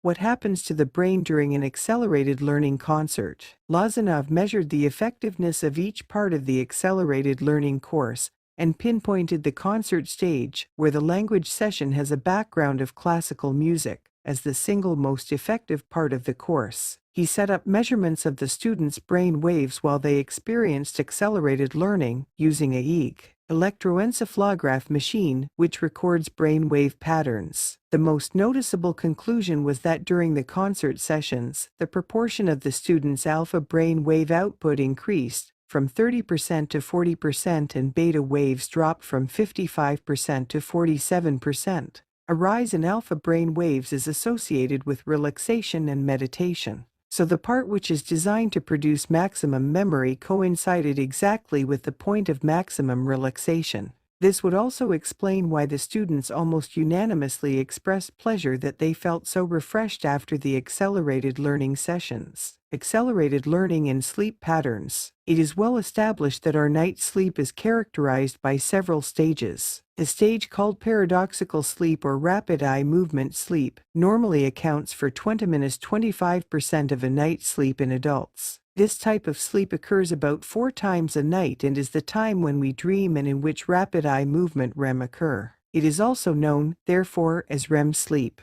As we have seen, many psychologists believe that we review and process the information of the day during REM sleep. Lozanoff theorized that students should experience an increase in REM sleep after an accelerated learning session because they had vastly more information to process than usual. Accordingly, a group of students were connected to EEG machines to measure their brain wave patterns during REM sleep and its duration. It was found that the duration of rapid or paradoxical sleep increased by 50%. Moscow, the Roman 6. Lenin Institute in Moscow is perhaps Russia's most prestigious foreign language academy. It has embraced the Lozanov system after a series of carefully controlled tests conducted and reported by N.L. Smirnova in 1973. The test was a 4-way design.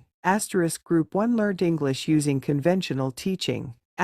Group 2 learned English using accelerated learning. Group 3 learnt French using conventional teaching. Group 4 learnt French using accelerated learning. There were 25 students in each group. The results were: 1. The highlights of the test, reported in a very understated tone by Dr. Smirnova, were 1. Students using accelerated learning learnt the basis of a new language in a month. 2. The students did not show signs of fatigue in spite of the large amount of material. They reported a sense of satisfaction and most of them felt that the barrier of shyness had been removed. Many also reported better sleeping and a disappearance of headaches and depression. 3. The basis of the evaluation was words accurately remembered according to standard language test procedures. 4. The grammar, vocabulary, and colloquial fluency of the accelerated learning group was very substantially better, the length of their sentences was greater, and their syntax was more complicated.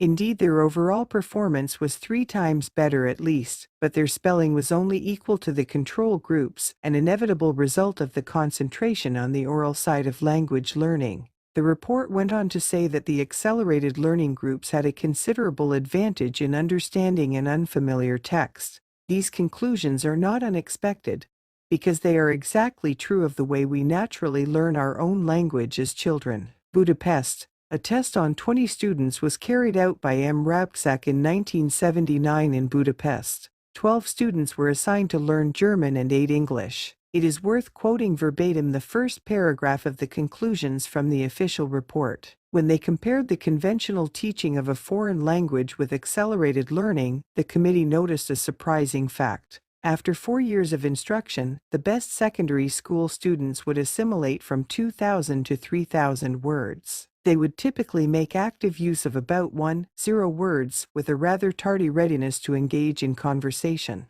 The remaining 2/3 of what has been learnt forms a passive stock of words, a large part of which are quickly forgotten. In the first accelerated learning course, the students mastered nearly 2,000 words in 23 days. Of these words, they actively employ between 1,200–1,500 words, using them readily in conversation. 45 days after the completion of the course, a delayed check was carried out. In the case of a few people, the results obtained from the check showed a 1 or 2% drop. The majority of students, however, showed an increase of 2 or 3.5%. This is entirely different from the effect of conventional teaching. One of the students attended the German language course in the morning and the English language course in the afternoon. This parallel teaching yielded excellent results, better than the other students. Though one cannot of course be definitive on the basis of a sample of 1, the examiners concluded that the state of enhanced receptiveness increased the effectiveness of the next lesson.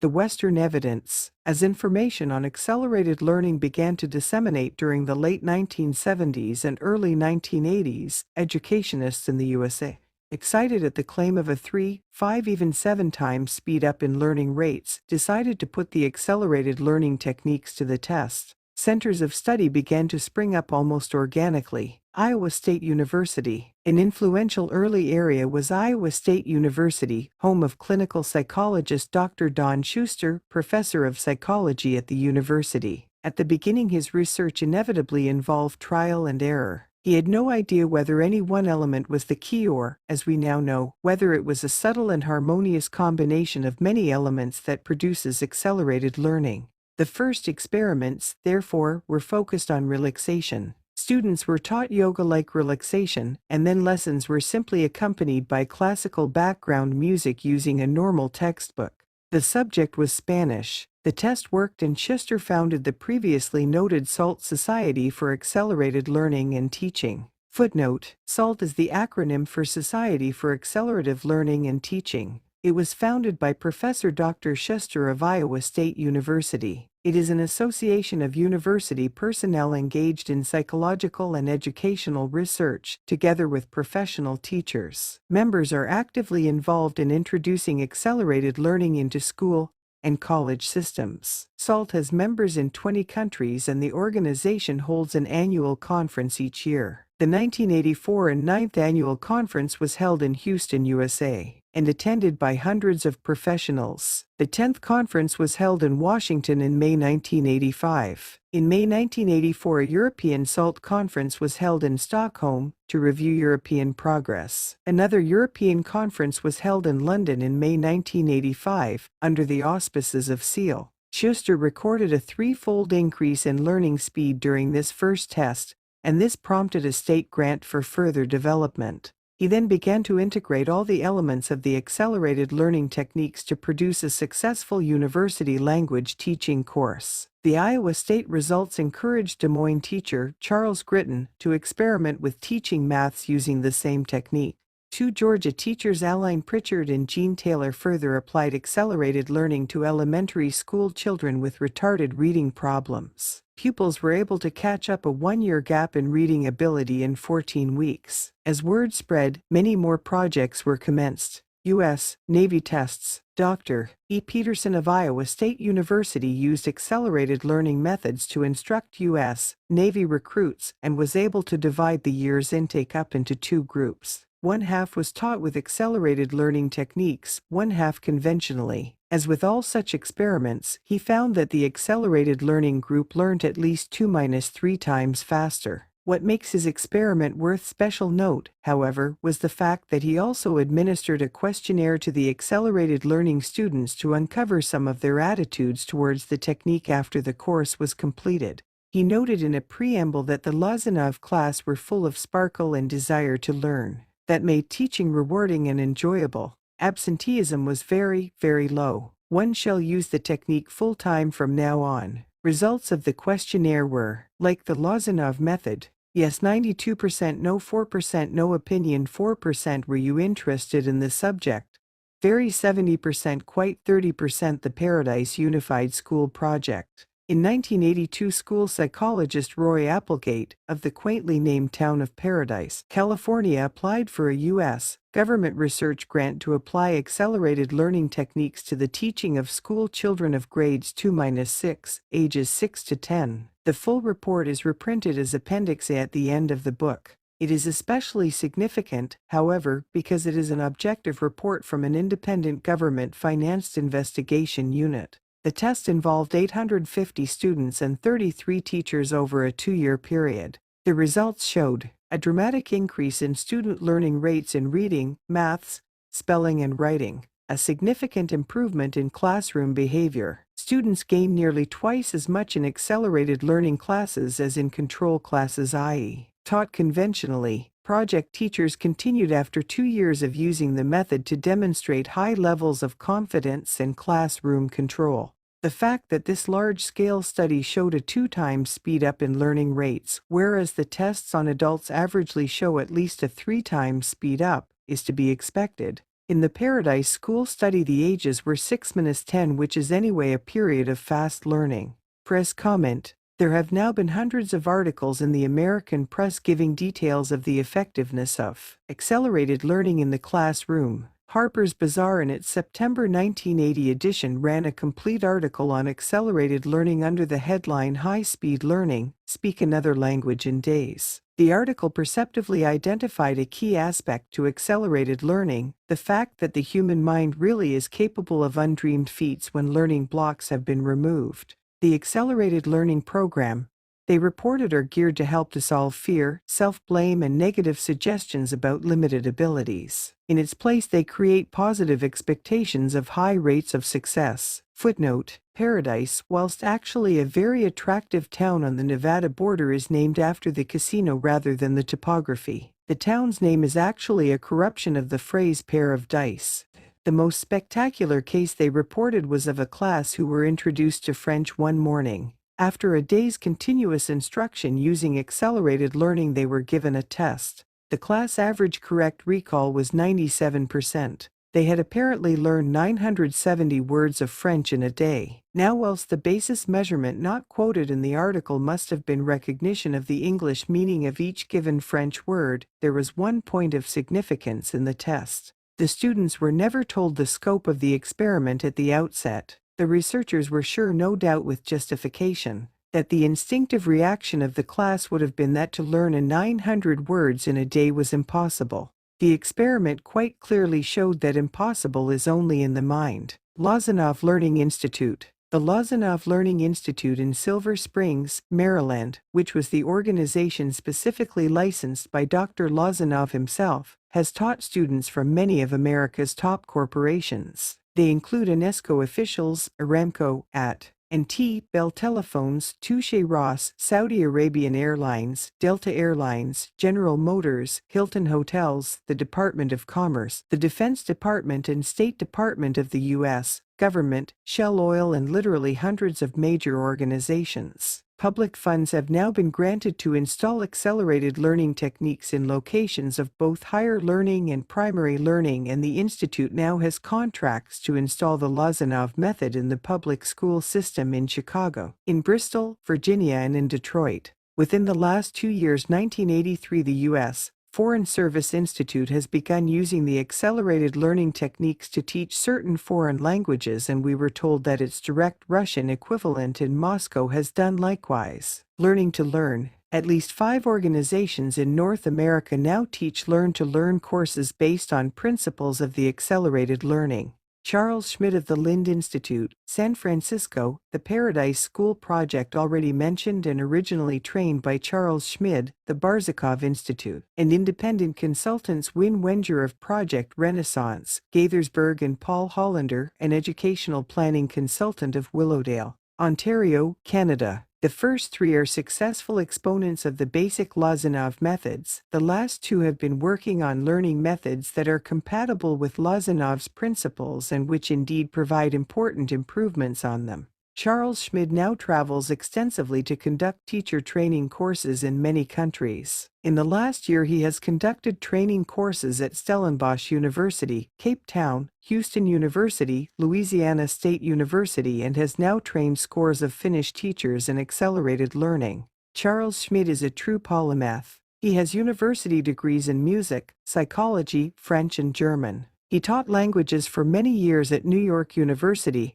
and at the University in Austin, Texas. In 1975, he trained directly with Dr. Lozanov in Sofia and set up his institute in San Francisco shortly afterwards. Schmidt has refined and extended Lozanov's original methods, and his teacher training courses are now so successful that we have outlined some of his thinking in a later chapter. At the Barzakov Educational Institute in San Francisco, directors Ivan Barzakov and Pamela Rand run a continuous series of workshop courses. According to Barzakov, originally a leading instructor with Lozanov in Sofia, the workshop engages participants with art, classical music, theater, dance, and games together with traditional instructional materials to achieve whole brain learning. Everything in the environment, Colors, sounds, textures, rhythms, shapes, even the appearance of the text, are significant in the learning process. We orchestrate all these stimulating elements, says Bazarkov, and emotional, physical, and mental energies are blended to elicit the brain's full capabilities. The mind does not perceive just detailed bits and pieces, but is constantly weaving a large pattern from our experiences. If you feed it with multi-impressions that are harmonized and orchestrated to achieve a specific objective, there's practically nothing it cannot learn. Ivan Barzakov is unquestionably a sensitive teacher. He wanted to be a musical conductor,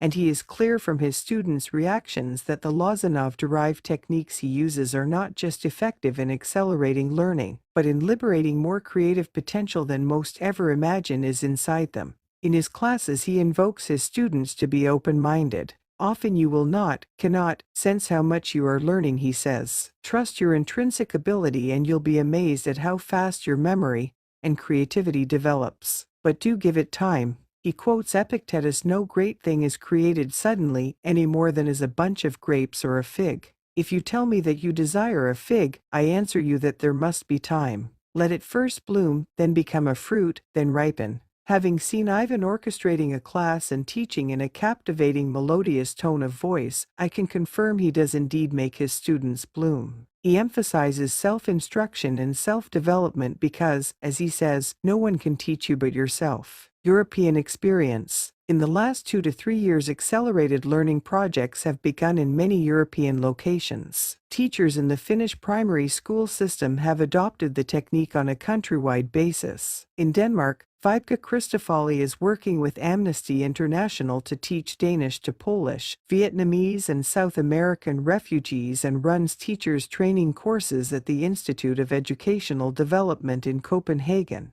She also finds the accelerated learning relaxation technique beneficial in rehabilitating stroke victims. Uppsala University, Sweden, is applying accelerated learning techniques to many of their degree courses. A Lozanov Institute has opened up in Germany and Liechtenstein, headed by professional teacher Tony Stockwell. In Paris, there is the Lycée Voltaire School run by Jean Curot, and at École Francaise de Sagestopti, Rue Henry Barbas, ex-Sorbonne lecturer Fanny Safaris is offering an accelerated learning course teaching English. Several articles have appeared in the French newspapers on Fanny Safaris' courses. Journalist Judith Munthy writes, students settled back in their lounge chairs, with pillows under their heads and blankets over their knees, listening to a concert by Bach or Mozart while their teacher reads the text to be used for the next 2 to 3 days. Her voice is controlled just like another musical instrument to fit the rhythm, pauses, and moods of the music. It's an almost sublime moment in language learning. Everyday French read is a beautiful work of art. The effect is stunning. All the sessions have this mark of pleasure, of warm ambience, of gaiety, of ease of communications. Mistakes don't seem important. What counts is the desire to understand and to be understood. Everything possible is done to enhance the student's self-image. Looking back on the intellectually cold, mechanically bound 60s and 70s when the teacher was a one-man show with audio-visual equipment, tape recorder, slide projector, and language laboratory, the giver of all knowledge, the center of attention in a classroom, the caster of pearls, we've come full circle to the idea that the student is the raison d'etre of a classroom and not the teacher. The student had graduated to a full human being status. Bravo! When we talked to Fanny Safaris, she told us that her accelerated learning classes were showing a 3 times speed up in learning and that this had been confirmed using recognized linguistic tests by Shell Oil and the nationalized Thomson Electronics Company. She identified the key elements in the method as being a direct channel to both the subconscious and logical mind simultaneously, be a relaxed and pleasant atmosphere, the joy of learning in a practical form, see the presentation of a large amount of material quite quickly, thereby implying an expectation of success. D. The realization that you do not have to learn every word exactly to progress to the next lesson. To learn 300 words a day in a relaxed mood and with 80% recall 240 correct is undeniably a superior achievement to learning 50 words a day at 100% accuracy with grim determination. Either regaining of a childlike capacity to play laughter, quotes Fanny lubricates learning. England. In Britain, the two principal exponents of accelerated learning are the School of English Studies SAYS at Folkestone, Kent, and the Western Language Centre at Kemble, Gloucestershire. Both are approved by the Department of Education. The principal of the School of English Studies SAYS is Peter O'Connell. We asked him to comment not so much on the technique of accelerated learning but its effects on his students. His answer was revealing. Healthy children learn their native tongues with joy and efficiency. As soon as they go to school, the shades of the prison house descend. Some pupils are lucky and enjoy some years in kindergarten and primary school. Secondary school, however, with its obsessive concern with examination and grades and reports, associates learning in most pupils' minds with pain and boredom and anxiety. A 35-year-old Swiss banker was celebrating the completion of a 6-week intensive English course. He said to me, "I really enjoyed the past 6 weeks here, and yet I'm sure I've learned a lot of English." "Surely the two go together," I replied. "If you have enjoyed yourself, you are more likely to have learnt well." Yet the proposition was difficult for the Swiss banker to accept. This professionally successful man sadly confessed that he hadn't derived any pleasure from his school studies, and even his university years had been boring.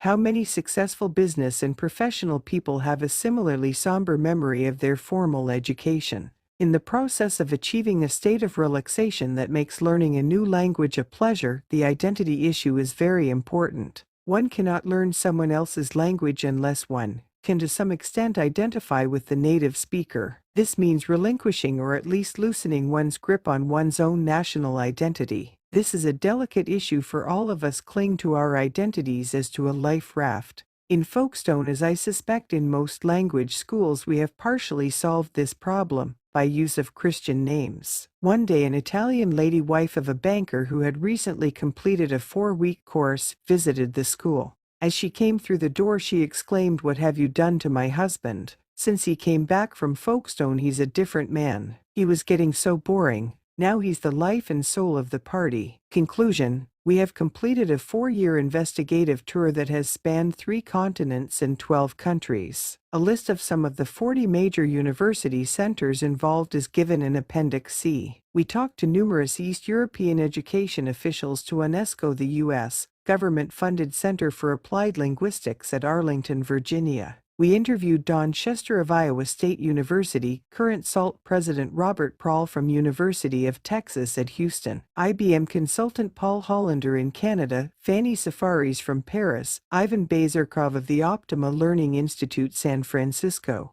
Jane Bancroft of Toronto University of Canada, Luiz Machado of the University of Rio de Janeiro, Brazil, Will Nibbler of the Catholic University Nijmegen, Holland, Christer Landahl of Uppsala University, Sweden, the Lozanov Institutes in Washington, Virginia, and Vadis, Liechtenstein, and in England with Peter O'Connell from SAYS, Folkestone, and Michael Lawler of the Western Language Centre, Kemble, in Gloucestershire. They were all of one accord. Accelerated learning is a teaching method of enormous potential, says Peter O'Connell, a normally conservatively spoken man and a leading figure in the teaching of English as a foreign language. It has the potential to make it possible for the generality of learners to achieve the results reached in our present society only by the small minority of people we call geniuses. Everyone we spoke to acknowledged the seminal role of Dr. Lozanov, but they were equally sure that accelerated learning had progressed far beyond the methods of one man. Accelerated learning is now a movement to which thousands of professional teachers and educational psychologists are contributing. It is a style of teaching, a style of presentation, that is still evolving, and we have been privileged in this book to bring you not only the state of the art but the way to incorporate it into your own life. 9. Tell me, 1. Does our educational system really teach us to doubt our true ability? A central principle of accelerated learning is that we must first unshackle ourselves from the belief that we have limited ability. It seems illogical, or at the very least ironical, that we should subconsciously restrict our own abilities. Yet we do. Education expert Stephen Cooter, writing in the Society for Accelerated Learning and Teaching SALT journal, emphasizes that education used to be holistic. Subjects were not originally isolated from each other. Music, for example, was taught in relation to mathematics. He writes, "When grammar is connected with literature, neither grammar nor literature are forgotten. When information is given a rich context of connections, it is easily remembered and used. In contrast, when you look at modern presentations of information, you find that you are informed by specialists who know more and more about less and less. History textbooks are frequently dry inventories of facts. Grammar texts are dry inventories of rules without explanation or lifelike connections. When people study isolated items of information, they are attempting to remember things equivalent to nonsense syllables which are rapidly forgotten. The point is echoed by teacher-trainer Valerie Beebe in a private letter to me. The assumption that we have limited ability paradoxically stems from the very process by which we progressed from the restrictive thinking of early medieval times. In those dark ages in Europe, all knowledge was believed to have been discovered already and to be contained in the books of the ancients, written in Latin and held in the monasteries. Either it was not your place to learn things, or if it was, all knowledge was there for the reading. There was little question of finding out anything new. If you wanted to know how bees behaved, you did not study bees, but looked to see what Aristotle said about them. An active, acquisitive mind, in fact, was a positive disadvantage. You could be burned at the stake. It was no accident that the churchmen held tight control of all knowledge in their libraries and upheld the use of Latin for learned discourse. Then people began to rebel. Leonardo da Vinci in Renaissance Italy, Francis Bacon in Elizabethan England, who died of a chill which he caught after getting out of his coach on Highgate Hill to put a chicken in the snow. He wanted to see if the cold would preserve it. Men like Da Vinci and Bacon had started to look at the world around them and see that there was still a good deal to discover. It was no longer enough to believe something just because it was in a book. All this produced an enormous increase in knowledge, freed people's minds from the stranglehold of dogma, and gave rise to a host of new and ingenious inventions. It produced, in fact, the modern world. Unfortunately, it had side effects. The side effects can be seen simply as three major splits, all forms of overspecialization. Each split produced, along with the new freedom, a new limitation on people's realization of their own capacities. In the first place, there was the split between subject and subject. The famous Renaissance man had been skilled in a wide range of subjects: music, mathematics and medicine, art and astrology, dancing and divinity. But with the expansion of knowledge, it was no longer believed feasible to know everything about everything. Enter the specialist, narrowly versed in his own subject and ignorant of others. It has been noted more than once that the canteen is often the most productive department in a research establishment. The canteen is the only place where specialists meet and informally exchange notes, together with personal details not usually considered relevant in formal discussions. The result is often a new angle on their work, and a new discovery or invention. The second split is the well-known one between the two cultures, science and the arts. When it was realized, with the development of scientific inquiry, that a hunch, or even a firmly held conviction, could be proved wrong by an experiment, scientists began to put less and less trust in their own gut reactions. The model scientist was a being totally unswayed by passion or human feelings, able to abstract general laws with sublime independence. Personal reactions were for the arts people, who, if they were at all scientific in their methods, had to conceal this under a florid cloak of bohemianism, just as the scientist had to hide his emotions under his spotless white coat. The division goes deep, to the extent that many a scientist, thinking abstractly, is unaware that he is consistently having recourse to mental images, rhythms, even bodily sensations, properly thought the domain of the artist. The poet T.S. Eliot refers to the split in a famous essay as a dissociation of sensibility, and points out that to the Elizabethan metaphysical poet, a thought was an experience. Later, thought and experience parted company, even for poets, let alone scientists. Both of these splits are well recognized today, and both often cause us to place severe limitations on our own mental capacities. The third split came with the invention of ingenious machines for mass production, the Industrial Revolution. It was the split between the bosses and the assembly line workers. The emphasis in the schooling of the workers shifted at this time to training these citizens to be efficient producers and consumers. Even the words are dehumanizing. Specialization, assembly line cooperativeness, and, as a byproduct, restricted thinking mechanical efficiency became highly prized attributes. It was natural that educational systems to turn out these ideals would be developed in parallel.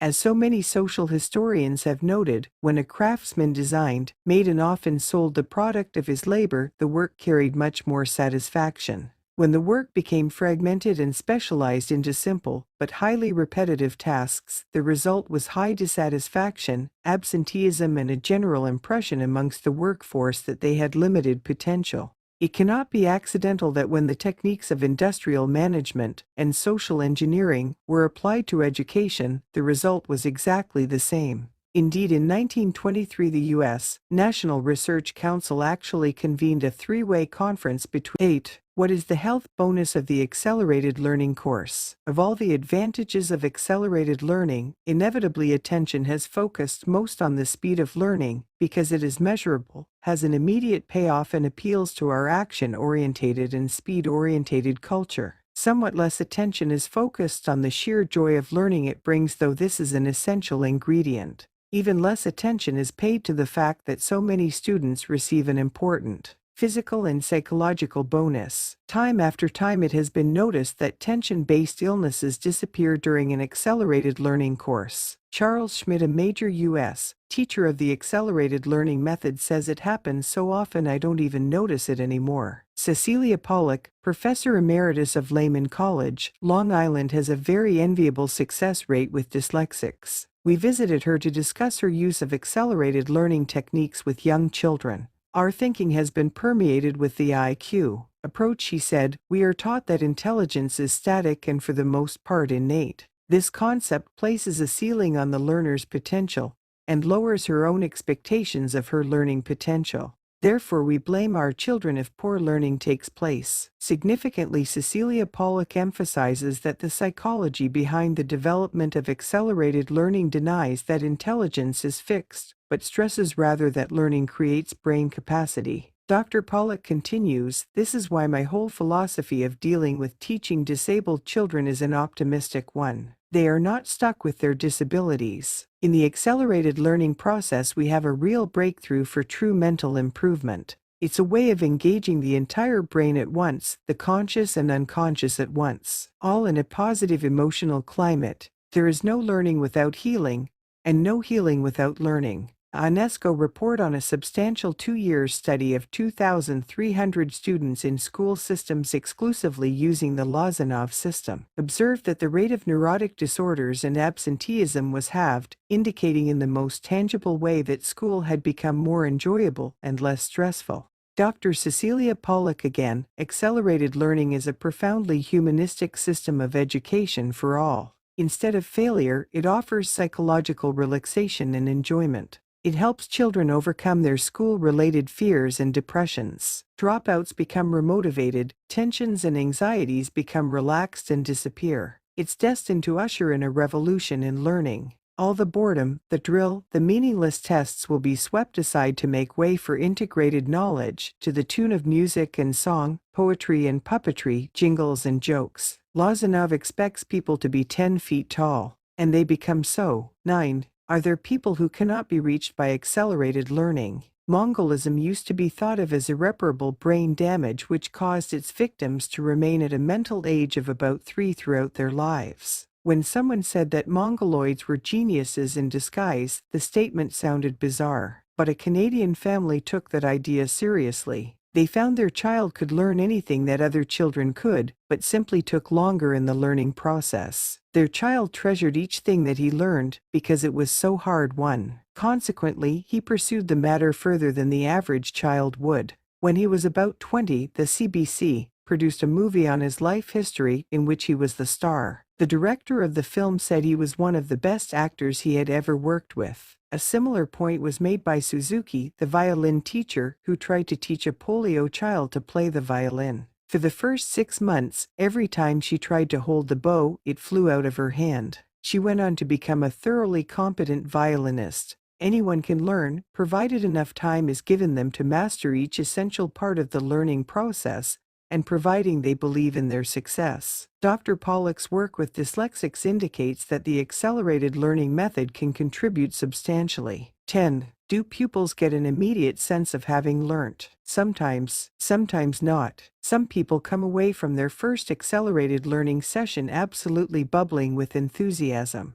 but some feel almost uneasy. The whole technique is so relaxed and stressless that you feel that you cannot possibly be learning. It is only the next day that you realize you know much more than you thought possible. After all, the technique is specifically designed to appeal to your subconscious, so you could hardly be expected to be aware of how much you really know. In addition, if you have spent years convincing yourself that you have a limited ability, you have obviously adapted your behavior to that belief. When you realize your learning potential is much greater than you thought, you have implicitly taken on a responsibility to develop it. That takes getting used to, which is one reason why the effect of accelerated learning is accumulative, and the more accelerated courses you take, the more your ability grows. Ironically, it is often the high achievers in our current educational system who can have initial trouble in adjusting to accelerated learning. They have, by definition, succeeded in a primarily left brain system, and they probably had to work quite hard to achieve their success. So they have a subconscious vested interest in perpetuating the methods in which they were successful. If suddenly learning becomes fun, relaxed, and comparatively easy, it can initially appear to devalue the effort they originally put in. However, even a few hours exposure to the enjoyment on an accelerated learning course soon convinces them. 11. Why should we want to speed up learning? We should not, unless it can be done without stress. Until now, any speeding up of learning basically involved intensifying existing teaching practice. The same techniques, only more so the results of that intensification, make newspaper headlines every few months. Teenage suicides in Japan, increased rates of child neuroses in Western Europe are all the result of extra strain and pressure put on young minds. What is urgently needed, therefore, is a new way of teaching which simultaneously improves mental well-being. The relaxed process of accelerated learning fits that description. Given that faster learning can now be gentler learning, then we should obviously welcome it. We live in a period when knowledge is growing at an exponential rate.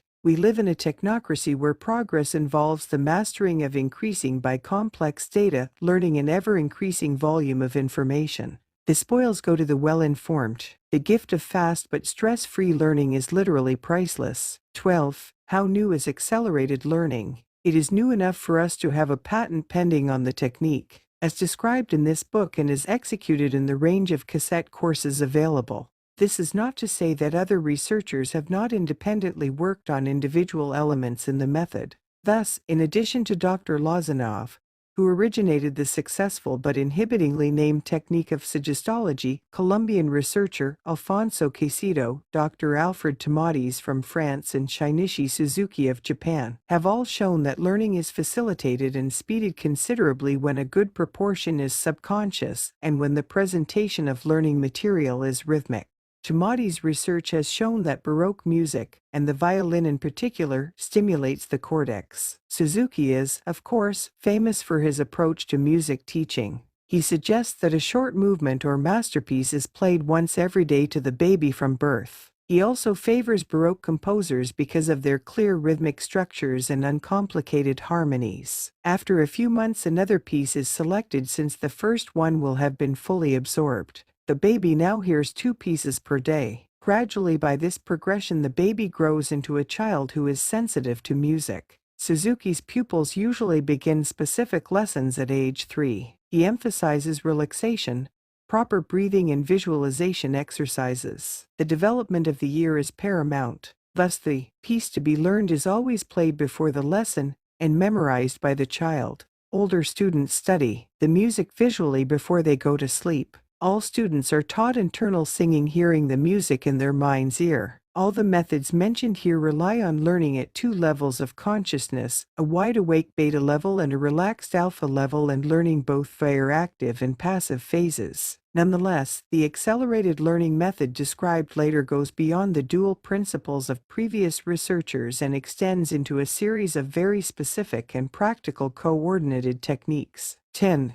The state of the art. When we set out to investigate accelerated learning some 4 years ago, many educators were trying to reproduce the methods and results of Dr. Lozanov. Yet his methods were already 15 years old. In the last 4 years, the movement has progressed rapidly. We found that while none of the recent discoveries about how the human brain and memory works in any way contradicted Lozanov's principles, there were clear pointers to important areas of development and improvement. In particular, we frequently heard the comment that Lozanov's methods, when applied to foreign language teaching, were unrivaled for the fast creation of large amounts of vocabulary, but they were less good at teaching grammar. Moreover, Lozanov had heavily emphasized the authority of the teacher as being an important element. This authority flowed from the fact that he or she was the teacher, yet this made for passivity in the classroom. We, in contrast, had come to the conclusion that active involvement was perhaps the most important element in a class. The teacher's authority should flow from her manifest ability, not her titular role.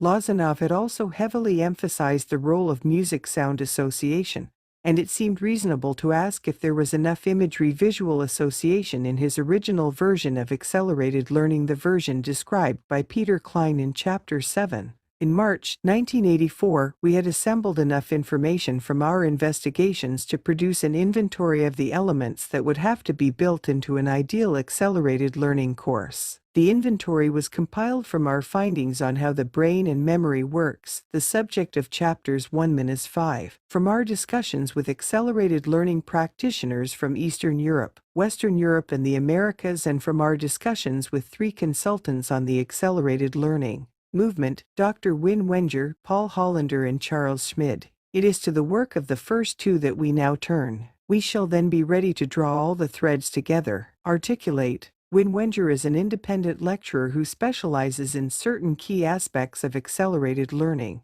He acknowledges the success of the Lozanov method but points out that it is comparatively weak on the use of visuals and visualization. Whereas Lozanov's emphasis has been on creating memory, Win Wenger's emphasis is on drawing out that memory and on ways to facilitate subsequent and spontaneous recall. After all, he says the word education is derived from the Latin educare, which literally means drawing out, and you can only draw out what is already in there. I found the time I spent in Win Wenger's company exciting, and I acknowledge that it stimulated us to think about some key improvements that have now been built into the new version of accelerated learning. Win Wenger comes back time and again to the thought that we already know much more than we think we do. He starts with a philosophical point. The human body is almost entirely replaced every 7 years, so the essence of you is not physical, it is your personality. Your personality is effectively a pattern, a behavior style combined with your unique knowledge and experiences. Socrates was the first teacher to confirm that the task of an educator was to draw out information already within the student,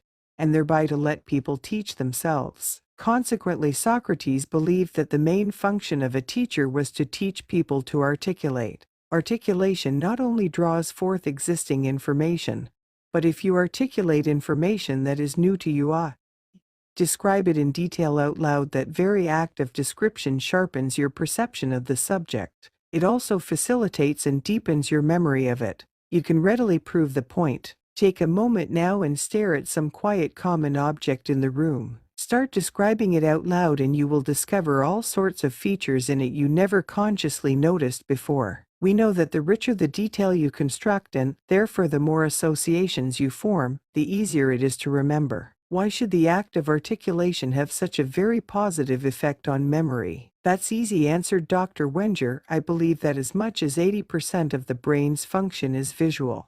Visualization involves the subconscious. If you read something new and then close your eyes and describe it out loud, you by definition are synchronizing the activity of your left and right brain, because visualization is a right brain function and speech is a left brain function. Articulation, therefore, which involves whole brain activity, is a vital element in fast learning. I would go further. Articulation is essential to understanding. Let me give an example. Bernstein at Harvard University believes there may be as many as 4 million colors. However, there are fewer than 200 words for colors, so there are, for all practical purposes, fewer than 200 colors. If you can't articulate something, it effectively doesn't exist. Bernstein conducted another series of tests with wide implications. He took 2 groups of young children. One group was educationally severely disadvantaged, with a poor vocabulary. The other group was normally educated. He showed pictures of butterflies to both groups. The butterflies included several different species.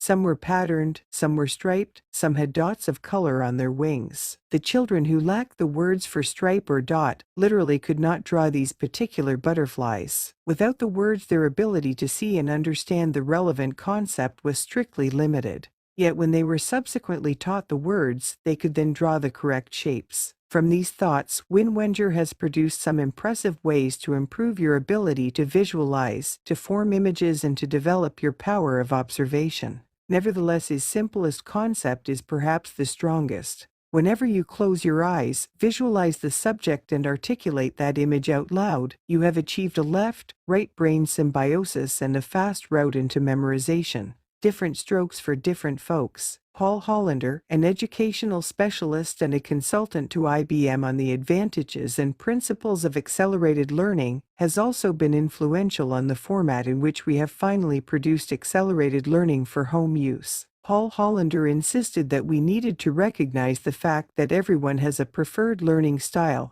and that each accelerated learning course should allow for this. Sensory systems. Within the last 5 and 6 years, a number of researchers have established the importance of 3 principal forms of communication between human beings, and demonstrated that these communication styles are mirrored by learning styles. The principal researchers have been Richard Bandler and John Grinder, whose book Frogs into Princes has become a classic in the field, Dilt's Neurolinguistic Programming NLP, and Zainer Blozer, who published a major report entitled Teaching Through Modality Strength. These books were published in 1979, and the techniques are now generally known as NLP. The main conclusion was that each person has a dominant sensory system. Thus, you may prefer to communicate or learn in either a visual way, you are orientated to visualize. An auditory way, you normally like to hear presentations or talk out problems. A kinesthetic way, kinesthetic means to do with movement, active, action-orientated. The initials VAK will be used as a shorthand, visual, auditory, kinesthetic. At first sight, the analysis may seem obvious, but the implications are significant. If you want to communicate with someone who is highly visual, she will find a lesson that consists only of an audio tape tedious and unsatisfying.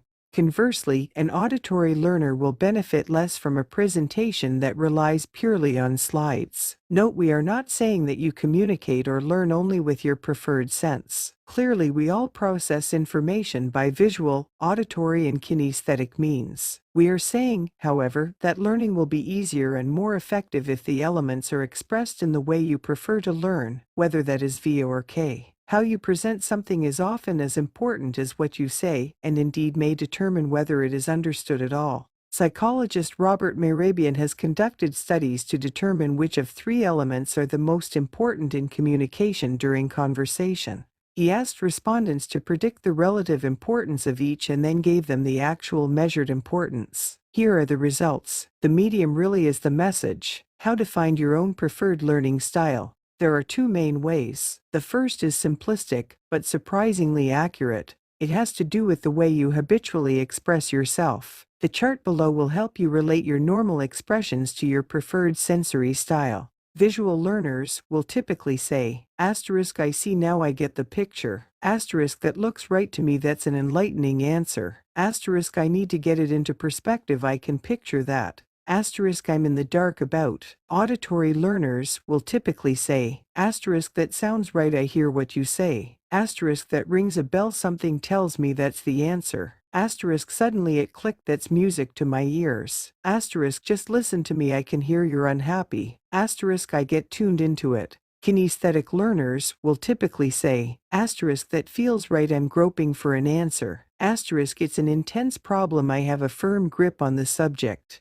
Asterisk, it's a smooth answer to a tough problem, I find it difficult to handle. Asterisk, give me a concrete example. By matching the teaching approach with the preferred learning approach, we are able to establish a more direct, sympathetic, and clear communication. In a real sense, the teacher and pupil are speaking the same language. You can establish your dominant sensory system somewhat more specifically by considering the following list and asking which characteristic most represents your personal preferences. It would be very unusual if your answers fell only in one column, because we are discussing not exclusive communication and learning styles, but preferred learning styles. The practical purpose of being able to identify learning styles and preferred sensory systems is to ensure that the ideal learning program communicates to the learner in all three modes. In this way, the learning process will involve the maximum sensory input, and we know that this makes for rich, detailed associations and hence fast memory creation.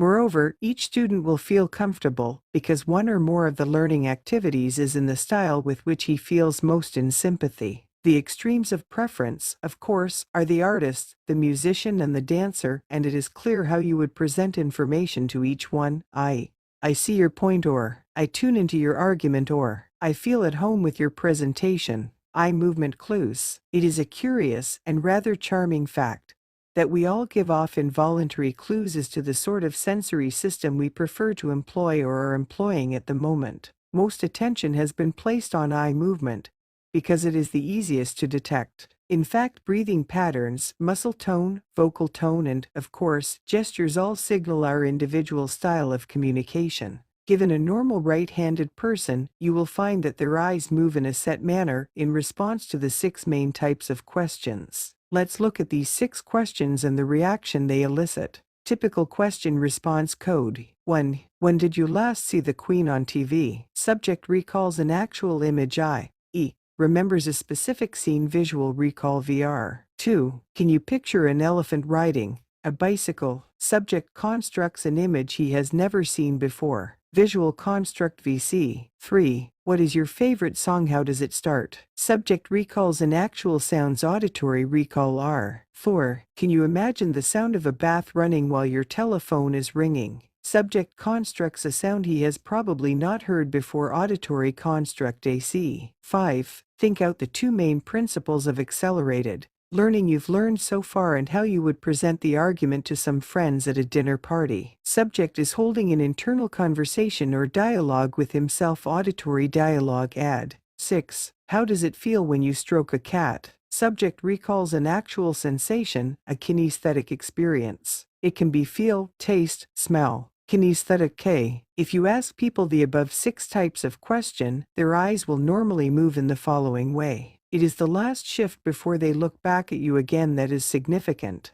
The movements are depicted as you face the subject. We can superimpose the 6 positions for the eye clues on one face to summarize the indicators of the mode in which your partner or pupil is thinking. Psychologists have found that these eye movement clues hold good in almost every culture in Europe, Africa, and America, although for some extraordinary reason the Basque people in northeast Spain do not respond typically. In addition, a dilation of the pupils and a defocusing of the eyes is normally a sign that the person is processing thoughts internally and may well be visualizing.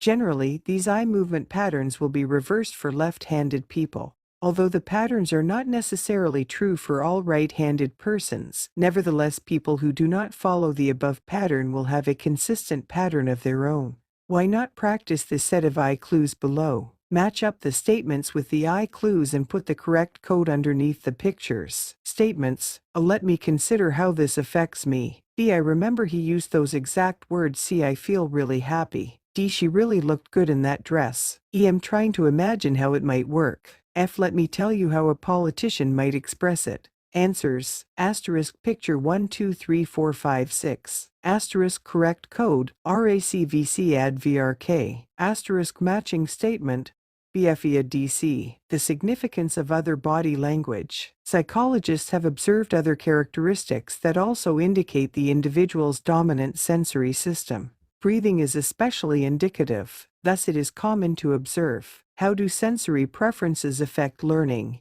The above analysis has already begun to influence teaching styles to a significant extent. For example, it has been discovered that good spellers invariably bring to mind an image of the word V and can feel K if it is right. Bad spellers don't use this sequence. They try to check the word phonetically, and with English that is a poor predictor of correct spelling. Consequently, it is much more productive to teach a bad speller the sequence of V plus K than it is to ask him or her laboriously to memorize the specific spelling of thousands of words. In other words, you have taught the correct principle. and that principle holds good in thousands of different situations. It is important to repeat that no one is a pure visual or pure auditory or pure kinesthetic learner. However, we react best to our dominant system, so it pays to train yourself to develop your other senses in order to maximize the beneficial effect of all the signals reaching you. It should also be noted that each sensory channel VAK has subdivisions. For instance, the visual mode can have color, or black and white, can be 2- or 3-dimensional, and can involve movement. The auditory mode has loudness, tone, and pitch. Once you recognize your strengths and weaknesses, you can practice for improvement. Any improvement in imagining will improve your ability to learn. Professional teachers, or people who regularly present to meetings, should take special note of the fact that, when you have presented a significant amount of new information, it is natural for the recipients to start to process that information internally by looking up in a visual construct mode or down in an auditory dialogue mode. To the presenter, this can look like inattention. Many lecturers will instinctively react by increasing the pace and volume of their talk in an attempt to force attention and hammer the point home. The result is irritation and a lowering of understanding in the audience. A better strategy would be to reduce pace. This allows the internal processing to take place and time for a recap. A teacher who comes to recognize that she or he is a primarily visual communicator will find a much better rapport if she deliberately introduces auditory and kinesthetic elements into her teaching. Clashes in learning styles versus teaching styles often explain why a child can do poorly one year and then bloom the following year with a new teacher in the same subject. There is a parallel in respect of left brain, right brain learning. Educational researcher Bernice McCarthy in her book The 4-MAT System has identified 4 different types of learner. The innovative learner who is imaginative and relates new information to her or his own experiences. The common sense learner who wants realistic examples relevant to real life. The dynamic learner who wants to learn by actual involvement and specific experiences. The analytical learner who wants to see the principles and concepts behind the subject. Only the last type of learner is a natural left brain learner, who finds it comfortable to be verbal and logical and have an auditory presentation of information. The other 3 types are right brain individuals who will prefer a visual and kinesthetic approach. Bernice McCarthy is of the opinion that the majority of students start off as right brain dominant, yet the majority of teachers instruct for left brain assimilation. No wonder conventional learning has been a strain. The conclusion must be clear. The ideal learning method will orchestrate left and right brain activity and employ a full range of visual, auditory, and kinesthetic activities to make learning comfortable and to invoke the maximum response. It is now clear that someone whom we describe as naturally sensitive, or with whom we have a natural rapport, is probably only unconsciously communicating to us in the style we like best. A group of psychotherapists have extended the principle of rapport into what is termed matching and leading. When in the company of someone you like, talking at the same pace and tone and moving at the same tempo. This is often done quite deliberately by a psychiatrist, who will first match his client's action and then gradually lead them to a calmer tempo. The use of Baroque music has a similar function. The relaxing tempo of the music produces a matching physical and mental response in the listener and leads them into a state of relaxed receptivity. Bandler and Grinder, following the work of the brilliant psychotherapists Milton Erickson and Virginia Satir, have evolved a useful technique you can easily use yourself. It is deceptively simple, and indeed most people's initial reaction is that it is too simplistic to work, but it does. They asked each member of their class to remember and describe a time when they experienced real pleasure and delight in learning something.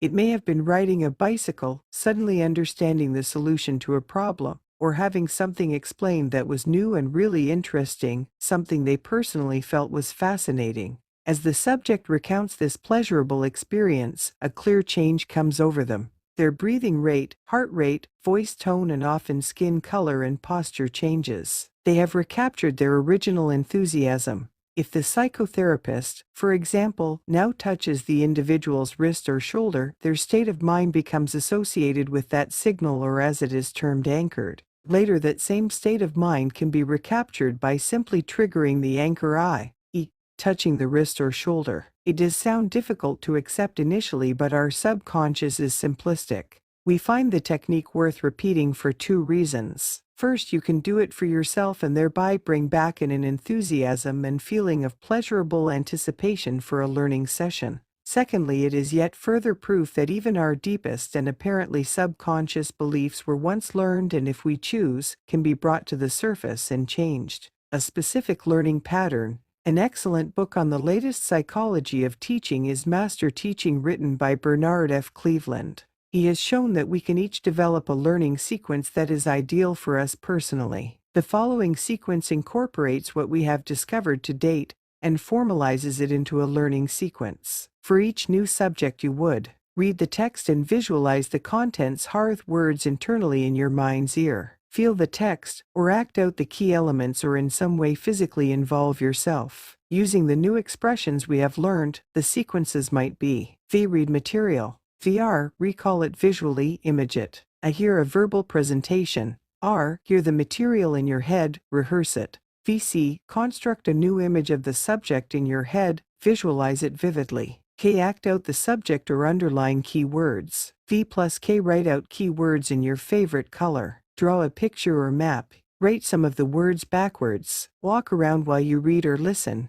Add present the argument to an imaginary audience. Involve your senses and you will involve your subconscious. Involve your subconscious and you have the most powerful part of your brain helping in the learning process. 11. Putting it all together. In the 4 years it took to research this book, we learned a great deal about the mind, memory, and learning. Quite deliberately, we approached it from the psychologist's standpoint rather than the existing educator, because this was more likely to produce the fresh thinking that every genuine breakthrough must have. The time has come to recap on what we have learnt. In doing so, some important principles will emerge. These principles direct us towards an ideal learning program. They also pinpoint how it is possible to improve upon the proven success and strength of the Lozanov method. For reasons that are given later, we have made some of our conclusions relevant to the teaching of languages, since this is the least easy learning situation of all. What we learned: 1. Your brain has enormous potential.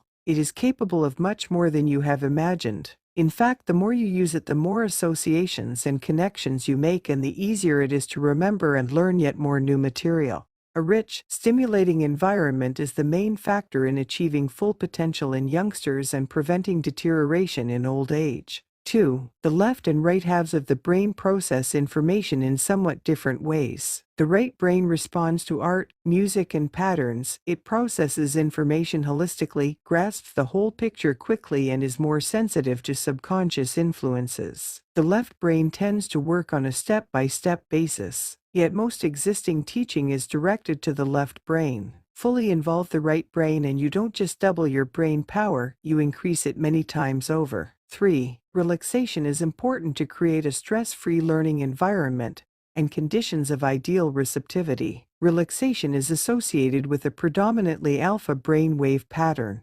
Relaxation releases energy for learning. 4. All new information enters the short-term memory store, but only gets transferred to the long-term memory store if it is rehearsed immediately. 5. Registering new facts depends on strong encoding. Strong encoding depends to a large extent on creating strong associations. Strong encoding is achieved by creating concrete images of sights, feelings, sounds, taste, and smell. The stronger the original encoding, the better the ultimate recall. Just as the better the index, the more usable is the library. Recall is essential to learning, and recall is different too, and less easy to achieve than recognition. 6. Words linked to pictures are easier to learn. Remember, because you have achieved dual encoding. Recall depends on association, linking ideas together in a pattern. 7. Visual memory is essentially perfect. The key to memory and learning is, therefore, to improve your visualization and to form strong visual associations for new material. Interactive visual images are the most powerful. That's the lesson from mnemonics. 8. Basically, the more time you spend learning, the better the learning. However, the way the time is deployed is highly influential. Distributed practice is the optimum strategy. An ideal learning pattern would involve *A. Immediate rehearsal within the short-term memory span. *B. A test after a few minutes. Asterisk C, a review after the first hour. Asterisk D, a short review after an overnight rest, because sleep appears to reinforce memory. Asterisk E, a short review after a week. Asterisk F, a short review after a month. Such a schedule can maintain recall at up to 88%, 4 times better than the expected curve of forgetting. 9. Individual lessons should have breaks. It utilizes the primary, recency and Zeigarnik effects. 10. Lessons should ideally incorporate something outstanding in the middle to raise arousal, the von Restorff effect. 11. Teach the specifics first. In languages, the descriptive nouns and verbs are easiest to learn. 12. The mind naturally imposes organization on new material and groups ideas or words together. This process helps memory. Even sorting words out into categories is a significant memory aid. Tulving. 13. Learning the principle is easier than learning each individual example. Teach bad speller to visualize. 14. Meaning is vital to memory, which is why nonsense phrases are so difficult to learn. There is no relationship available. 15. Context is important. It provides an overview, a map of what you will learn, and facilitates meaning. A jigsaw is easier to do if you can see the whole picture. 16. Learning by example is better than learning by rote, but the more general the examples, the easier it is to apply the knowledge later in a broad set of circumstances. 17. Chunking is an important aid to memory. 18. Rhythm and rhyme are important aids to memory. They stir body reaction and they are a form of organized pattern which makes it easier to remember. 19. Music, especially Baroque music, is an ideal accompaniment to new material.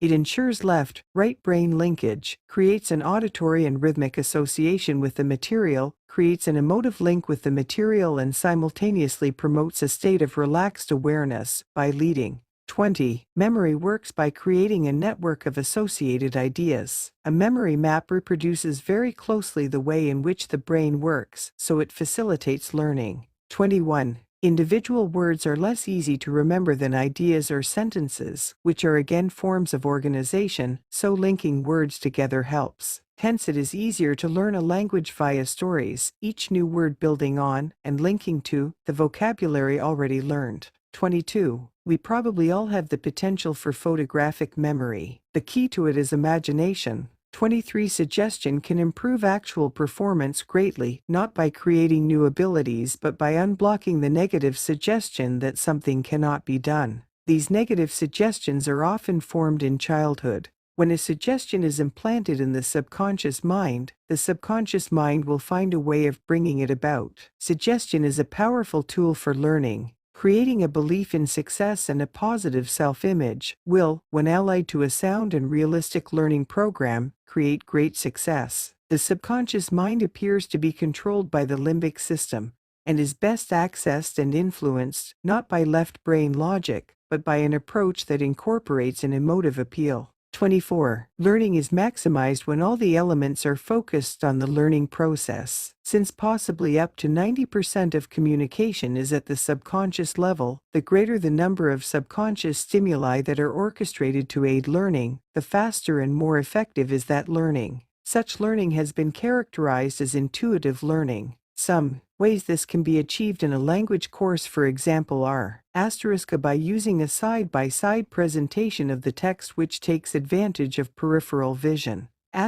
*B by using a soft female voice which reproduces a secure learning environment. *C by incorporating background music with which the voice of the teacher can harmonize. This appeals to the subconscious through rhythm and through emotive associations.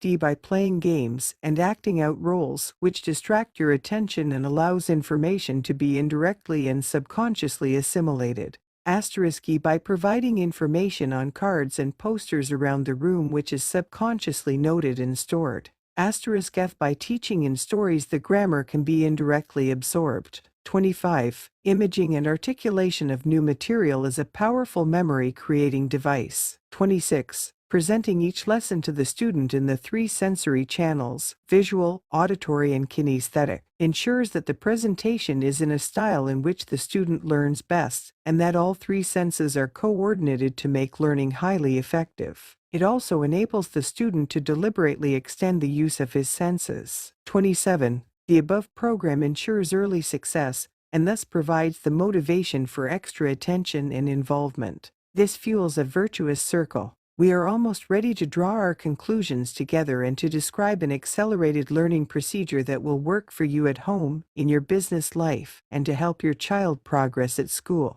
The method will work for any subject: maths, English literature, geography, history, physics. We have chosen, however, to describe the techniques as it applies to languages, since learning a language is the most demanding of ally learning situations. We have seen that no learning can take place without memory, and memory depends to a great extent on creating strong associations. A memorable event in your life is invariably linked or associated with a physical feeling or with a strong visual image or with your surroundings at the time. The reason why scientists who research memory routinely use nonsense phrases in their experimental work is that such phrases, by definition, do not mean anything. They, therefore, trigger no associations in the mind. Consequently, nonsense phrases are the least easy things to memorize. At the beginning, a foreign language is rather like a list of nonsense phrases. There are no associations to hook onto. The importance of association in language is easy to demonstrate. For example, the German for dog is Hund. That is an easy word to learn because you have a simple association to the familiar English word hound. But you would take longer to learn the German for success, which is ERFOLG, because it has no linguistic association for you. It triggers no connection. If accelerated learning can boost the speed and effectiveness of learning a language by 3 or more times, then it will obviously work proportionally even better for other subjects. Before we finally look at the construction of an actual accelerated learning language course, it will be helpful to briefly review the works of two people acknowledged as among the world's leading authorities on the teaching of languages: Earl Stevick and Stephen Krashen. Earl W. Stevick has recently retired as professor at the School of Language Studies Foreign Service Institute, Arlington, Virginia. His book Memory, Meaning and Method, which drew together a lifetime's experience in surveying teaching methods and in practical teaching, has become a classic. Some of his conclusions are already echoed in this book, but one in particular is worth highlighting: involvement. Time after time in Stevick's work you came across the overriding importance of involvement. Sometimes he refers to it as personal investment, sometimes as depth of processing, but it comes to the same thing: you remember and learn what you became involved in. There is a Chinese proverb that aptly sums up Stevick's philosophy: I forget what I hear, I remember what I see, I learn what I do. We have already referred to the work of Kinch and Bowen, but Stevick quotes a further study by leading memory researcher J. Craik. Craik gave his subjects a list of words to be learned. He then asked 4 types of questions. 1. Is it printed in capital letters or lowercase type? 2. What does it rhyme with? 3. What category of word does it belong to? Is it a color or an animal or a household object? 4. Could it fit into the following sentence? Each question required the subject to think about the word, but at increasing levels of depth. The deeper processing took some little extra time, but the results were dramatically better in terms of recall. Craik ascribes the results to the fact that the extra involvement ensured that the words were indeed passed from the primary or short-term memory store into the long-term memory. The message from Craik's work and from this book in general is loud, and it is clear, and it is also good news. Parrot fashion repetition does not work. It is a superficial use of words. A relaxed involvement in your subject via interesting activities and games that require communication does work.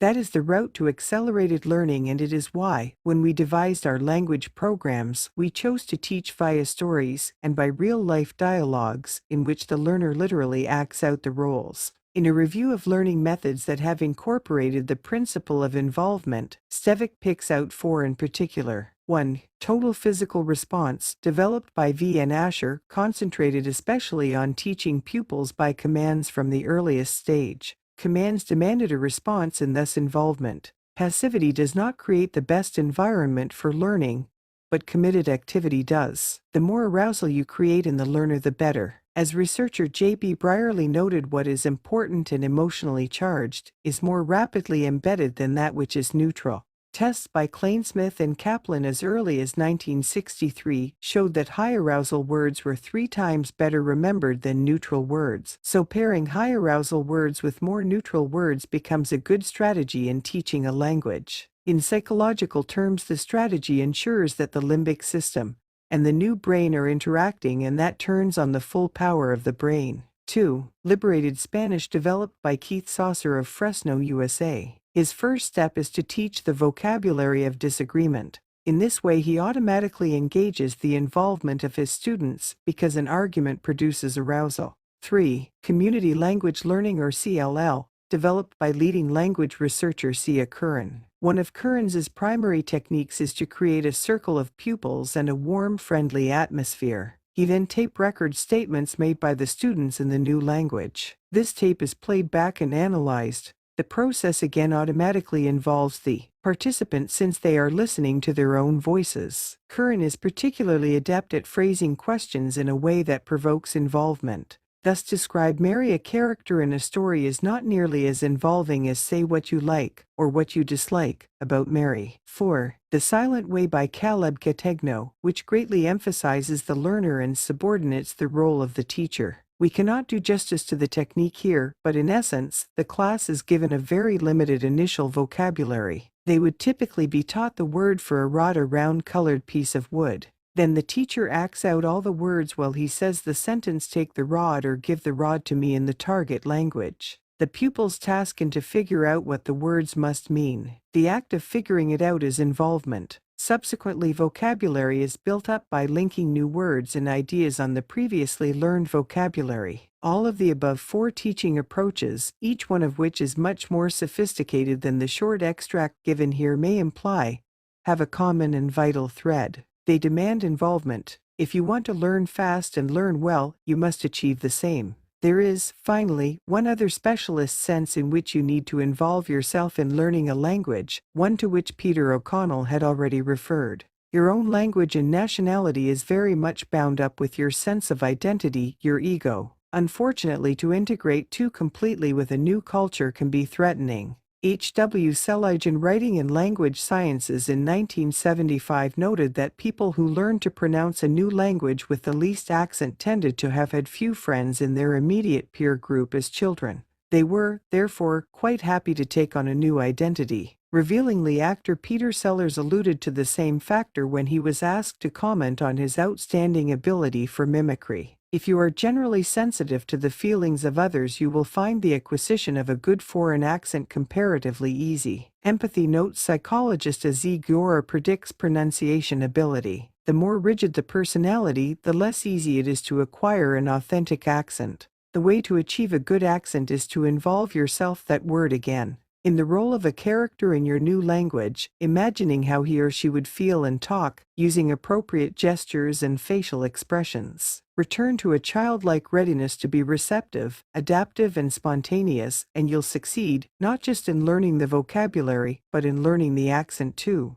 12. First, relax. We live at an exciting point in history. There is an exponential growth in new ideas, new products, new discoveries. Never before have we been called upon to change so many of our habits, beliefs, opinions, and so much of our lifestyle. To some people, it represents a welcome and exhilarating challenge. To others, it brings a high level of stress and anxiety. The toll of this anxiety and stress is rising hypertension, heart attacks, strokes, insomnia. Stress-related disease is the fastest rising category of illness in the Western world. We have always lived with stress, but modern humanity has no easy physical escape. Unlike our primitive ancestors, who might be forced to fight, but who could then run away to relax and recover, we often remain in a state of anxiety and tension. Our nervous system is constantly aroused, but we are unable to resolve the tension by either fight or flight. Dr. Hans Sale, who is a director of the Institute of Experimental Surgery at the University of Montreal, has shown that unrelieved stress produces hormonal imbalances. These can lead to high blood pressure. Additionally, the hormonal changes can produce lesions in the walls of the arteries. The body tries to repair these by building up cholesterol plaque, but this can in turn produce a hardening of the arteries and a further increase in blood pressure.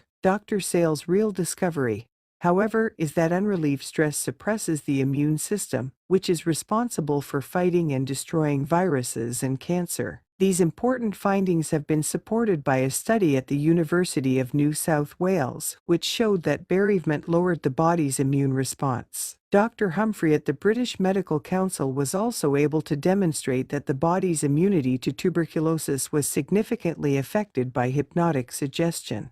The physiology of the process may have been explained by Dr. George Solomon of California State University. He showed that incisions in the hypothalamus lead to a suppression of the immune system. The hypothalamus affects the endocrine production in the body, and the hypothalamus is part of the limbic system, identified as being largely the seat of our emotions and subconscious reactions. For the first time then, we have a well-supported theory that shows how the mind and the emotions can directly affect our health for good and for ill. The reduction of stress is not only conducive for better learning, it is literally vital for well-being. So how can we overcome state of unresolved arousal? One of the most efficient ways is to learn the simple technique of deep breathing and relaxation. When our muscles are relaxed, the brain receives a signal that all is well and arousal is lowered. Strenuous exercise and sport also releases excess muscle tension, but pure physical activity is rarely enough for full relaxation. We do, however, recommend that you do a few minutes gentle exercise and breathing at any time of the day in the kitchen, office, or workplace, because it undoubtedly does help to prevent tension, headaches, and neck aches. Young children learn easily and without effort or strain because it is spontaneous. Later, as we have seen, we grow to expect learning to be more of a problem, to require effort. The result is an instinctive tensing of the body, a tightening of the jaw, a change in the chemistry of the nervous system, in other words, tension. The ideal way to approach learning is the way you'd approach a music concert. You would be calm, with a pleasurable anticipation, ready to let it happen. This approach is not passive because, although you are not yourself making the music is working on your mind, creating moods, ideas, and associations. One form of creativity producing another. The following relaxation technique has the specific objective of creating pleasurable anticipation and a calm receptivity. It has been refined over several years to be easy to learn and fast to take effect. The technique is called awareness relaxation. It enables you to focus your awareness on your body and breathing, becoming aware alternately of tension and release. As a simple example, make a fist with your hand. Tighten your fist and lower arm. Hold that tension and be aware of the feeling. Make it tighter, then release your fist, relax your hand and take a full deep breath. Feel the tension flow from the hand as you breathe out. Be aware of all the sensations in your hand and lower arm. This is the physical awareness of your body's tension that you will learn.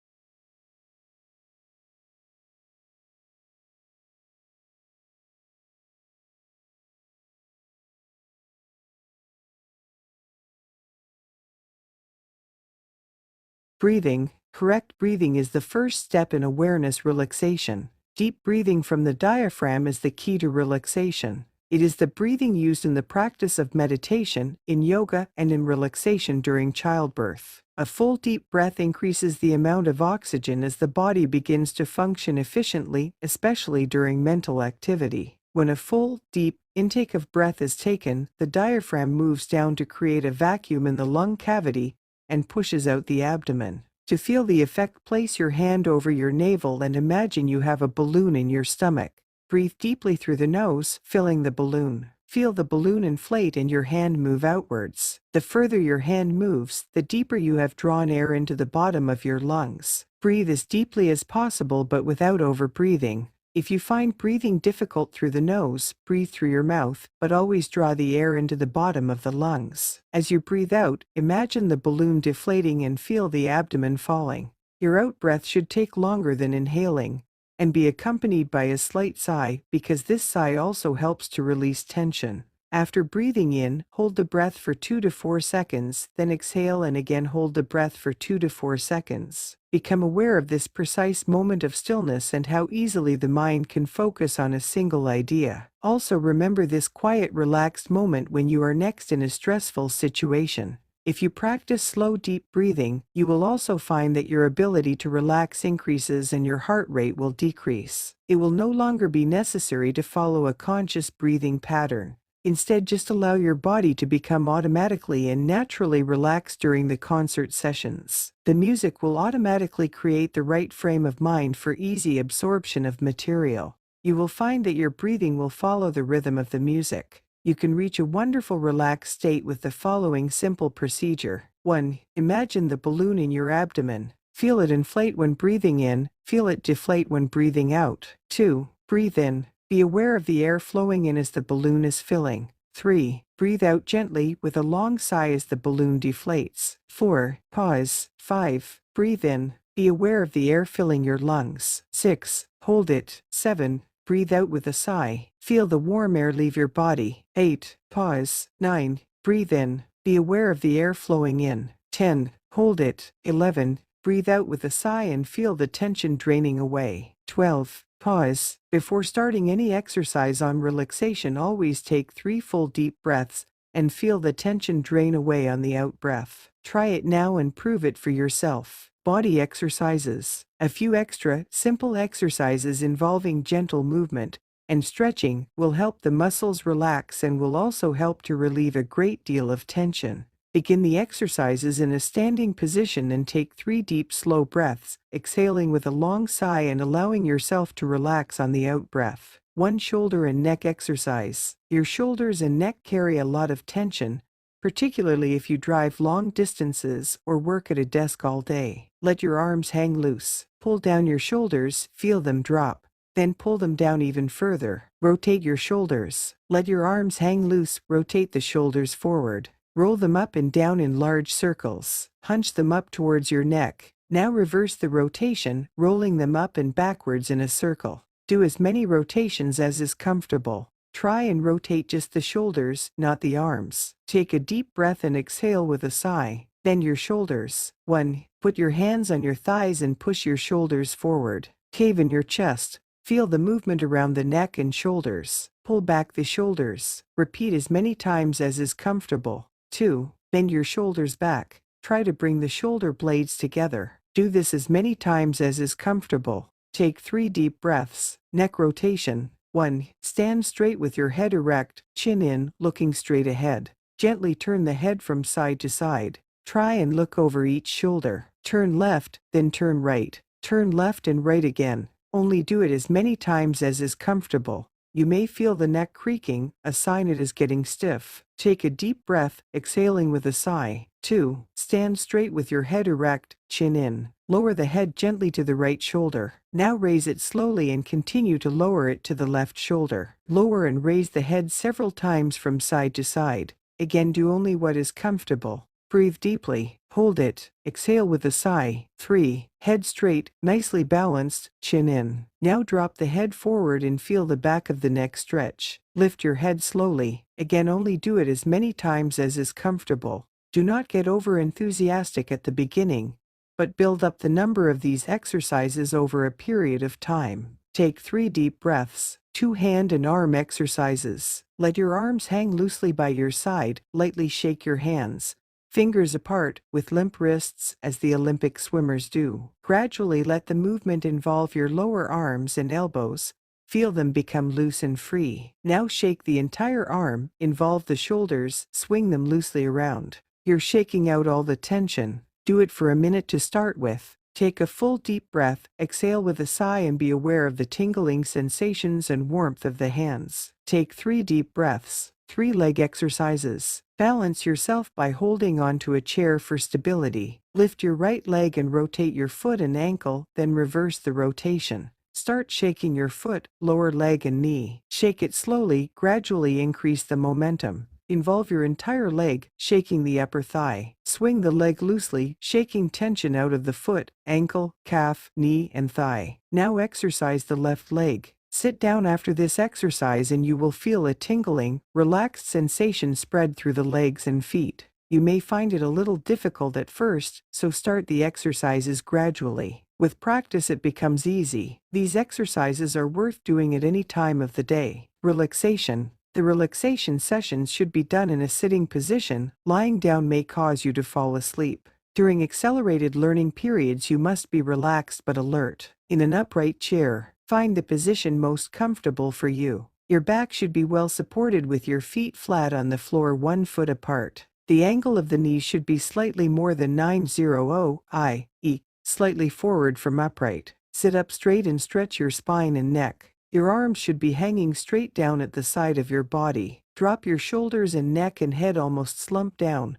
Place your arms on your thighs, hands towards your knees with your fingers apart. Find the most comfortable position that gives a good balance. In an armchair, this is similar to the upright chair position. The position of the feet will be the same. Your arms and hands can either rest on the chair arms or your knees, whichever is the most comfortable. Sit well back so your back is supported with your head resting against the chair back in an upright position. Place a cushion against your neck if the chair back is not high enough to support you. Sitting on the floor. For those who like to sit on the floor, sit with your back supported against a wall with a cushion in the small of your back. Place your feet 12 apart, turned outwards with your arms on your thighs. The best place. When you start awareness relaxation, you need a place free from interruption and as quiet as possible. Try and be warm, as your body temperature falls slightly during deep relaxation. If necessary, wrap a blanket around yourself. You will find that, after practicing your technique, you can go into a satisfying state of relaxation in a very few minutes. Then a slight noise and disturbance will not bother you.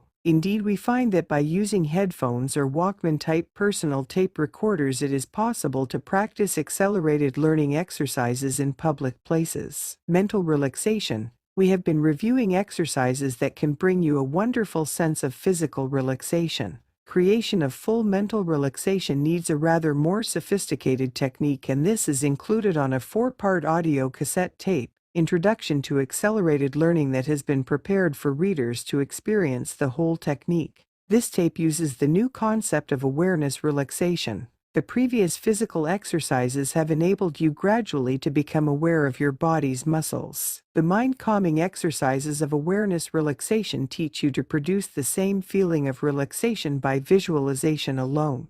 Just as your mouth watered when you imagined a lemon, you can smooth away stress and attain a refreshing sense of physical and mental relaxation through sheer imagery. Being able to relax and visualize things in your mind's eye is a gift that will not only reduce stress in your life, but will greatly help in achieving the goal of accelerated learning. It involves the whole brain, it allows you to reach an alpha brainwave pattern at will, and it greatly improves your ability to remember through associative imagery. The tape starts with a simple meditative technique designed to be especially effective, even with people who have never tried any specific form of mind-calming exercises before. You quite simply light a candle. This should ideally be in a slightly darkened room irrespective of the time of day. Placed about 3 feet away, the candle's orange flame is warm and steady. You focus your attention on the flame while specially edited Baroque music plays. The flame is soothing to look at. This uncomplicated action is nevertheless an important aid in developing your ability to concentrate. While your attention is focused, you attain what Wordsworth called a happy stillness of mind. The actual use of the candle is only needed to help your concentration and visualization for the first few days. Later, after practice, you will be able to see the bright magic of the candle flame in your mind's eye by simply closing your eyes and fixing your gaze at a point in the center of your forehead. After the meditative exercise with the candle flame, which you will find beautifully refreshing and relaxing, the tape stimulates your visualization ability by taking you on an imaginary journey through peaceful country scenes. In the background is a Baroque music score, and this, with additional evocative and relaxing sound effects, helps to synchronize all your body rhythms, heart, breathing, brain. Not only will your ability to memorize increase, but many people report a marked general improvement in their health and emotional life. An indirect bonus that can be equal to the benefit of accelerated learning itself. Many doctors now believe that if we can approach a heart rate of 60 beats a minute, our whole bodies and minds work more efficiently, the holistic benefit of mind and body in harmony. Significantly, when people are performing extraordinary mental feats, superfast mental arithmetic for example, EEG tests show that their bodies are relaxed and that their dominant brain waves are alpha 713 cycles per second. That's the relaxed and receptive state of mind that the taped exercises achieve. After a few days' practice, you will be able to reach an immediate relaxed state at will. Thereafter, you can use a simple 2-minute exercise. 13. An accelerated learning course. The following is an exact description of how we have created an accelerated learning language course. If you follow the technique, you can create your own course for your own learning needs. The pre-recorded accelerated language courses, they are in French, Spanish, Italian, German, and English as a foreign language, incorporate all the principles we have learnt from our study. They build on the Lozanov techniques by incorporating powerful visualization aids and by including activities that reflect the three main learning styles. Each is written by a leading language course designer. An accelerated learning course is designed to transform your ability to learn.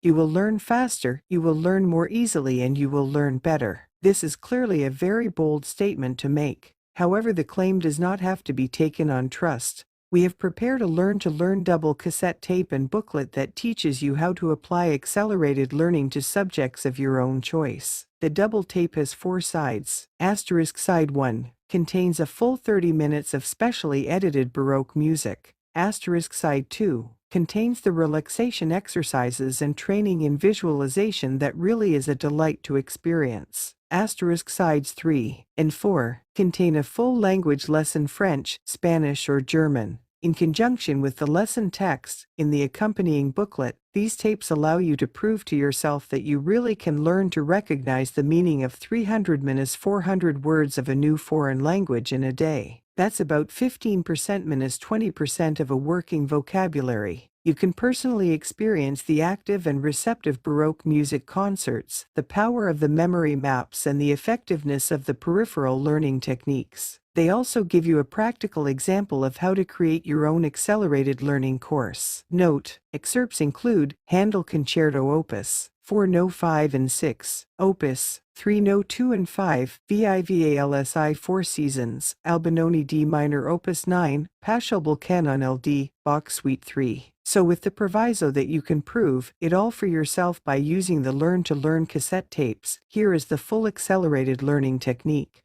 To maximize memory, maximize associations. Accelerated learning uses a whole range of psychological techniques to present new material in such a way as to create a number of powerful associations. Put simply, the more associations and the stronger they are, the easier it is to remember and learn. Our initial courses are for language learning because it is clear that, if accelerated learning works well in teaching a foreign language, it will work even faster when you come to learn anything in your native language. For 2 obvious reasons. Firstly, when you are learning new material in your own language, it is much easier to form ready associations. Secondly, it is normally enough to learn the sense of new material. You don't, for example, have to remember the exact form of words printed in your history book, but you do have to remember the exact words of a foreign language. Close approximations will not do. The main exception is learning a play part, which is why the techniques in accelerated learning are of especial interest to actors. An accelerated learning course is in 2 parts. Part 1 is designed to create the basic memory, to get all the vocabulary into your head in a relaxed and easy manner. Part 2 is designed to let you recall that vocabulary from your memory whenever you need it. We have seen that the 2 tasks are not the same.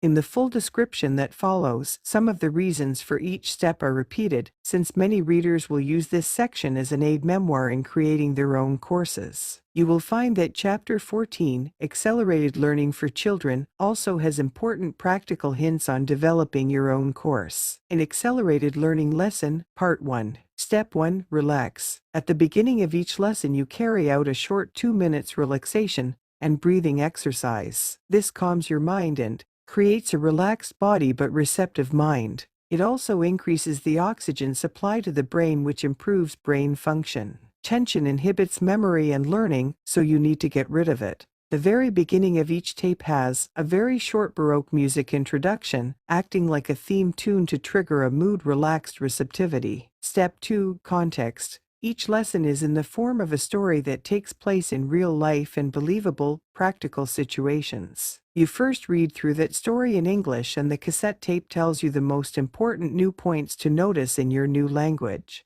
This creates a pleasant sense of security because you know what to expect, and you will fully understand the context of the story. You can see that your knowledge of the new language will progress on a well-planned, smooth route, and you know what to look for. When you prepare an accelerated learning course on the subject in your own language, you should review all the material you want to learn, and then make a note of the central or core ideas. The detail will then become easily associated with those core ideas. When you recall the core ideas, your memory for the subsidiary points is triggered. This economizes the number of initial points you have to commit to memory. This natural mapping principle is instinctive. When you visit a new country or city, you look for the landmarks and then relate other places to them. It is also how we do jigsaws. Doing a jigsaw without the overall picture to guide you is much more difficult. Step 3. Peripheral text. The text of the foreign language and the English translation are printed in 2 columns side by side on the page thus. Philip looks at the house. Philip regarde la maison. It is big and beautiful. Elle est grande et belle. Philip goes up to the front door. Philip s'approche de la porte d'entrée. He rings the bell and waits. Il sonne et attend. An old lady opens the door. Une dame âgée ouvre la porte. What do you want, young man? She says. Qu'est-ce que vous voulez, jeune homme? Dit-elle. The length of the sentences, lines, is rarely longer than 7 words. This layout and chunking achieves 3 objectives. Although your eye may be focused on the English text, your peripheral vision is taking in the foreign translation, and vice versa. So you are already involving your subconscious and are beginning to create some memory with no conscious effort at all. Secondly, as we have discovered, the optimum number of bits or chunks of new information is about 7. Thirdly, the fact that the translation is always instantly available means you never have to worry about it. A central principle of accelerated learning is that you always feel secure. Step 4. Make a mental movie of the text. You listen to the text of your course for the first time. It is recorded like an act from a radio play. The voices and sound effects create a memorable, dramatic impression and enable you to visualize in your mind's eye what is happening. Later on, you will be able to recall the language by rerunning what amounts to a mental movie of the language in association with the scenes of the story. Step 5. More security. The second reading involves a whispered English translation first, followed by the translation text in your new foreign language. This unusual sequence gives you the maximum confidence and security because you already know the meaning of the new words before you hear them. So you are not tense and consequently you learn quicker. Moreover, the whispered translation subconsciously suggests the text is important and encourages you to use your ear as well as your eye. We have already managed to involve 2 senses. Television advertising experts have long known that synchronizing the visual picture on the screen, plus the voiceover, plus ideally a super title to drive the point home is the best way to create memory. The advertiser has only a few seconds in which to make you remember. We use the same technique, but you can replay the tape as often as you want. Step 6. Visual associations to add right brain power. After 2 readings on the cassette tape, you will now be ready to our powerful and unique language memory maps. Remember how we emphasized that when you find your way around a new town, you look for the landmarks. Well, a memory map takes the main words and concepts you want to remember and links them together with lines and pictures. A memory map is a good representation of how the brain actually works. The brain does not work in neat linear logic going steadily from A to B, B to C, and so on. Left to right conventional printing on a page is, therefore, not necessarily natural.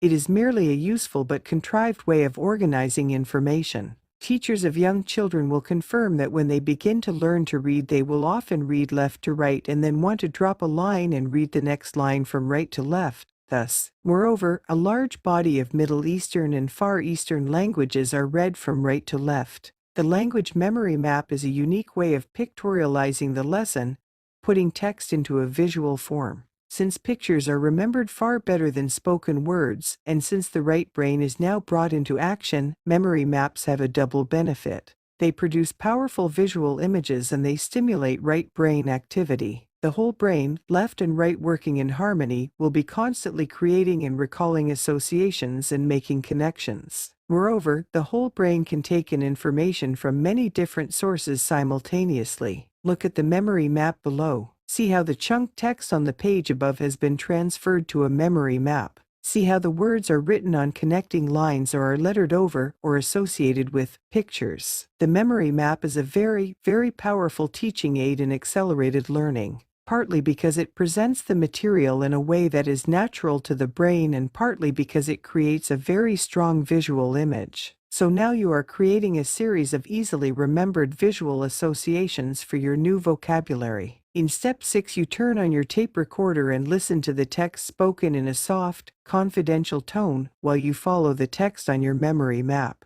Not all the simpler words are included, but the ideas are linked together in groups. The idea is to enable you to fix the language in your mind's eye, to associate words with pictures. On side 2 of the introductory tape, we include training in visualization. If you can get the language lesson successfully visualized in your mind's eye, you will create a semi-photographic memory for it, and your learning will become astonishingly easy. By the end of step 6, you will have made significant progress in the process of creating strong associations for your new vocabulary. Step 7, sound associations to add right brain power. Next comes the active concert. In this step, you will again be listening to the text. Now, however, it is spoken over a background of Baroque music. Baroque music, which is at 60 beats to the minute, is very relaxing, calms the mind, increases the proportion of alpha brain waves and stimulates right brain activity. Because the voice is used, almost like an instrument in the orchestra, sound surfing over the music, we are creating a strong sound association with the new vocabulary that you're learning.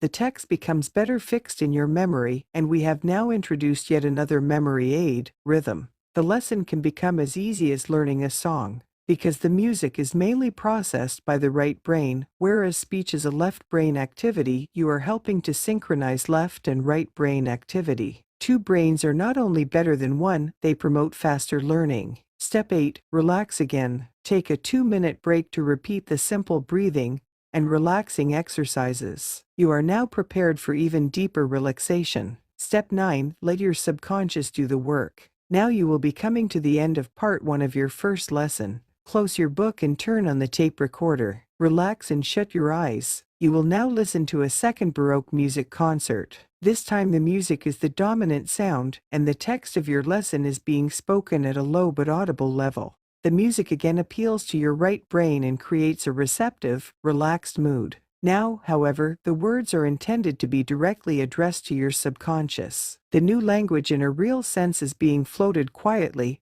and gently into your mind. The end of the second, or passive, Baroque concert concludes part 1 of each lesson. The whole sequence takes about 45 minutes. In that short time, *1, you will have learned to recognize about 300 words in real-life practical sentences. Any language expert will confirm that that is an astonishing achievement. *2, the grammar has largely been subconsciously absorbed. *3, you've created a whole series of strong associations in your mind, both visual and sound. *4, you've been relaxed, so you'll feel fresh at the end. *5 You've synchronized D left and right brain activity. *6 You've been using your peripheral vision and *7 You've involved your subconscious as well as your conscious, your limbic system as well as your new brain. In other words, you will have succeeded in coordinating all the elements that go to achieve successful accelerated learning. But there's still more. Part 1 of the lesson is designed to create a deep and accurate memory of your new language. It has been largely passive learning, however. Ideally, you will now stop and not start Part 2 until the following day. This is to let the new information sink in, since we believe that your brain uses part of sleep as a way to rehearse and store new information.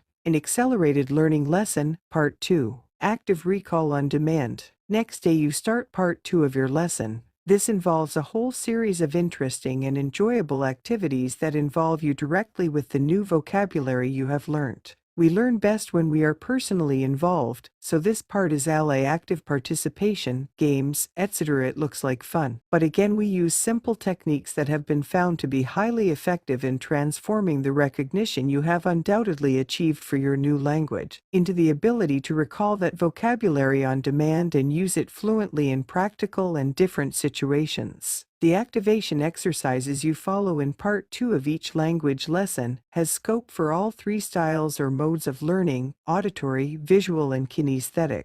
Again, the techniques are described in relation to our pre-recorded accelerated learning courses, but the principles can be used and adapted if you are preparing your own accelerated learning course, whatever the subject. Step 1. Relax. Follow through the simple 2-minute breathing and relaxation exercises. This is calming and also provides you with an ideal mental set or attitude for learning. Step 2. Warm up. The soft confidential reading is repeated again. Step 6 of Part 1. Follow the memory map. This provides a review and a warm-up for learning. No athlete would dream of simply going out onto the track and trying to perform at peak efficiency. They always warm up. So should a peak performance learner. Step 3. Involve yourself. Use a series of colored pencils to highlight, underline, or mark up any words in the memory map that are important to you. It actively involves you, and your personal contribution helps fix the material in your mind's eye. This is a visual and kinesthetic exercise. Step 4. Train your ear. We next provide a pronunciation period.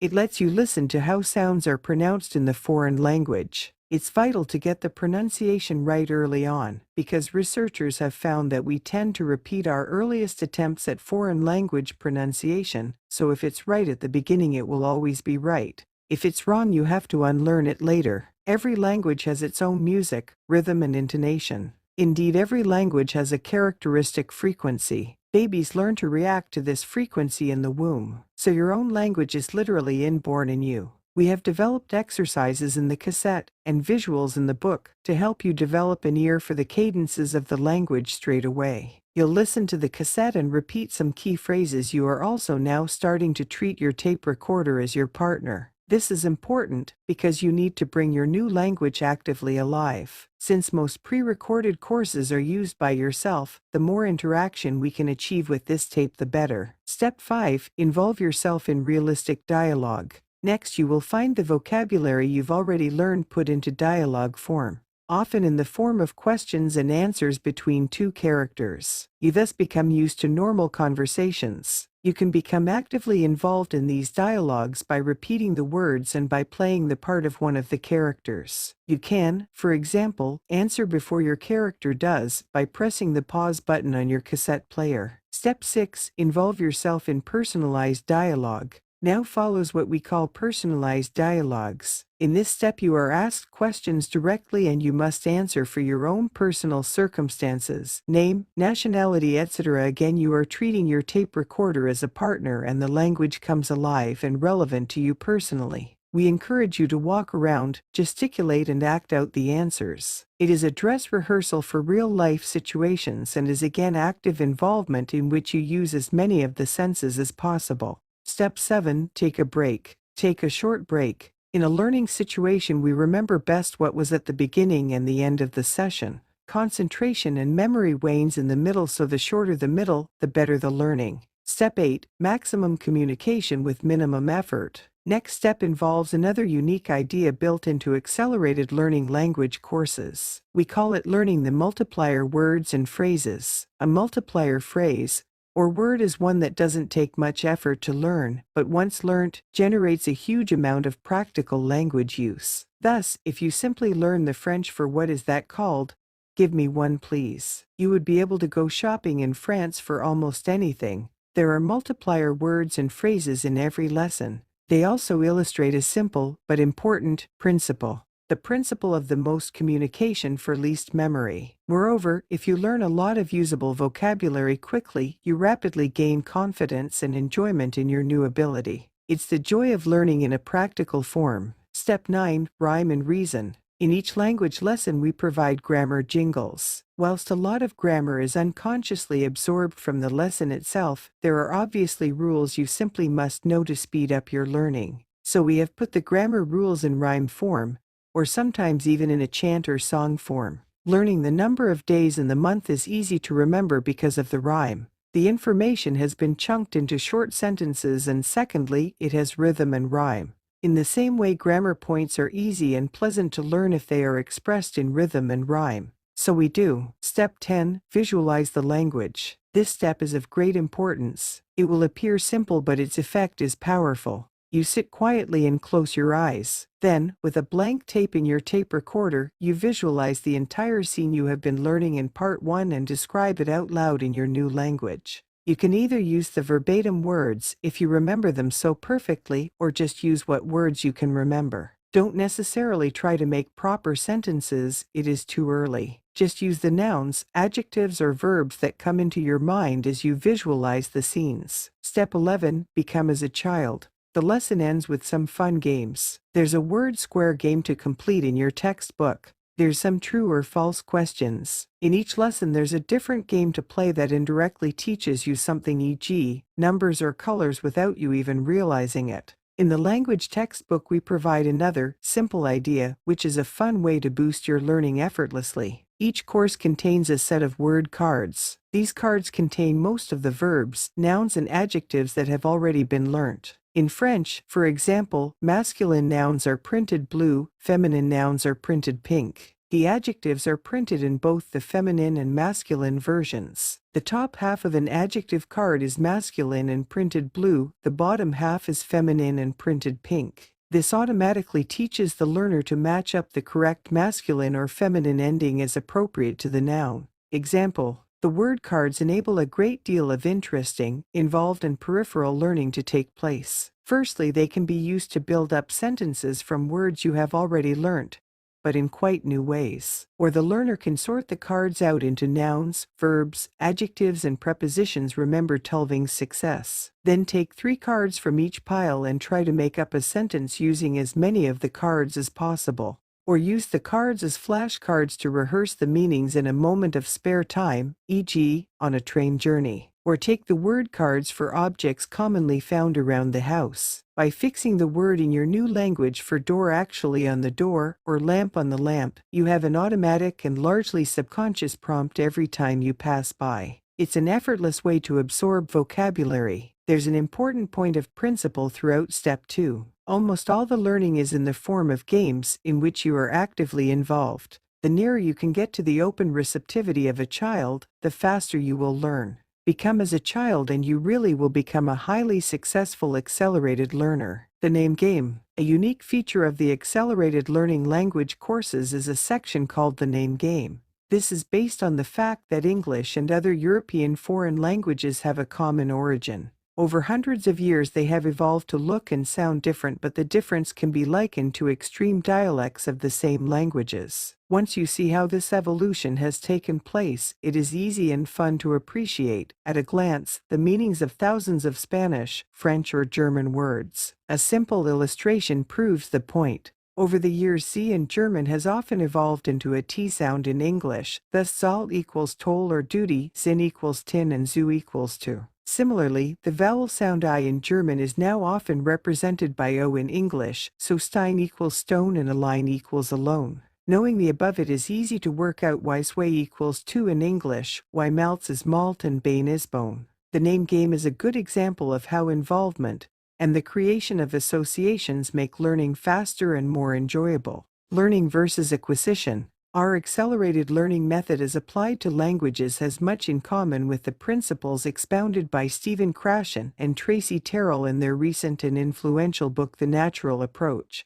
They point out the total failure for most people of the grammar-based methods of language teaching. This approach is still unfortunately the norm in schools, even though almost everyone finds it boring and the poor results are all too evident. The simple truth is that the goal of the grammar and drill-based lessons is different from what people in the real world want. Most people learn a language in order to communicate. To communicate, you need to know enough vocabulary in order to express ideas, wants, and opinions and describe the world about you. Grammar is only the framework for that expression, and by definition is secondary to vocabulary. As anyone knows who has learned a foreign language by picking it up in the country itself, communicative ability is acquired really quite rapidly, easily and enjoyably. Grammatical accuracy, on the other hand, increases much more slowly after experience of actually using the language. As Krashen puts it so well, grammar is a model, a monitor you eventually come to have in your head, which tells you instinctively whether what you have just said sounds or feels right.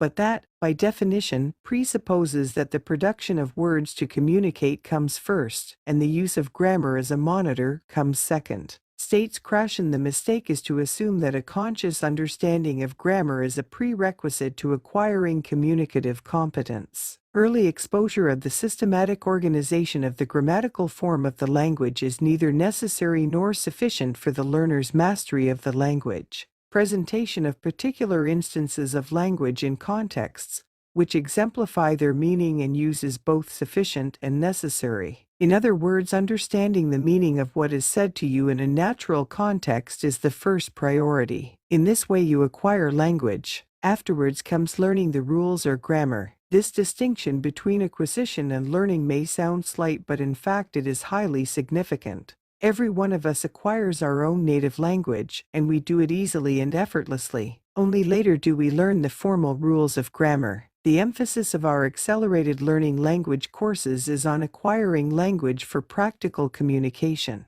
Only when the use of language becomes an unconscious skill do we become fluent. Clearly, if, before we said something, we had to rehearse the sentence in our mind, monitor whether the structure was correct, know the rules involved in that structure, then we would talk falteringly, if at all. In natural speech, we concentrate on what is being said, not how it is being said. Yet conventional foreign language teaching is concerned far too much with how things are said. It is concerned with learning rather than acquisition. Concentration on language learning and making continuous corrections leads to hesitancy, lack of confidence, a diminishing of your natural fluency. Learning is a conscious process, whereas acquisition is a subconscious process and, therefore, much easier. We are not saying that you do not need grammar, clearly you do. But learning grammar comes naturally and easily after you have acquired a reasonable vocabulary and communicative ability. If this natural sequence is followed, then grammar no longer becomes a tedious and off-putting chore. It becomes a source of pleasure and pride,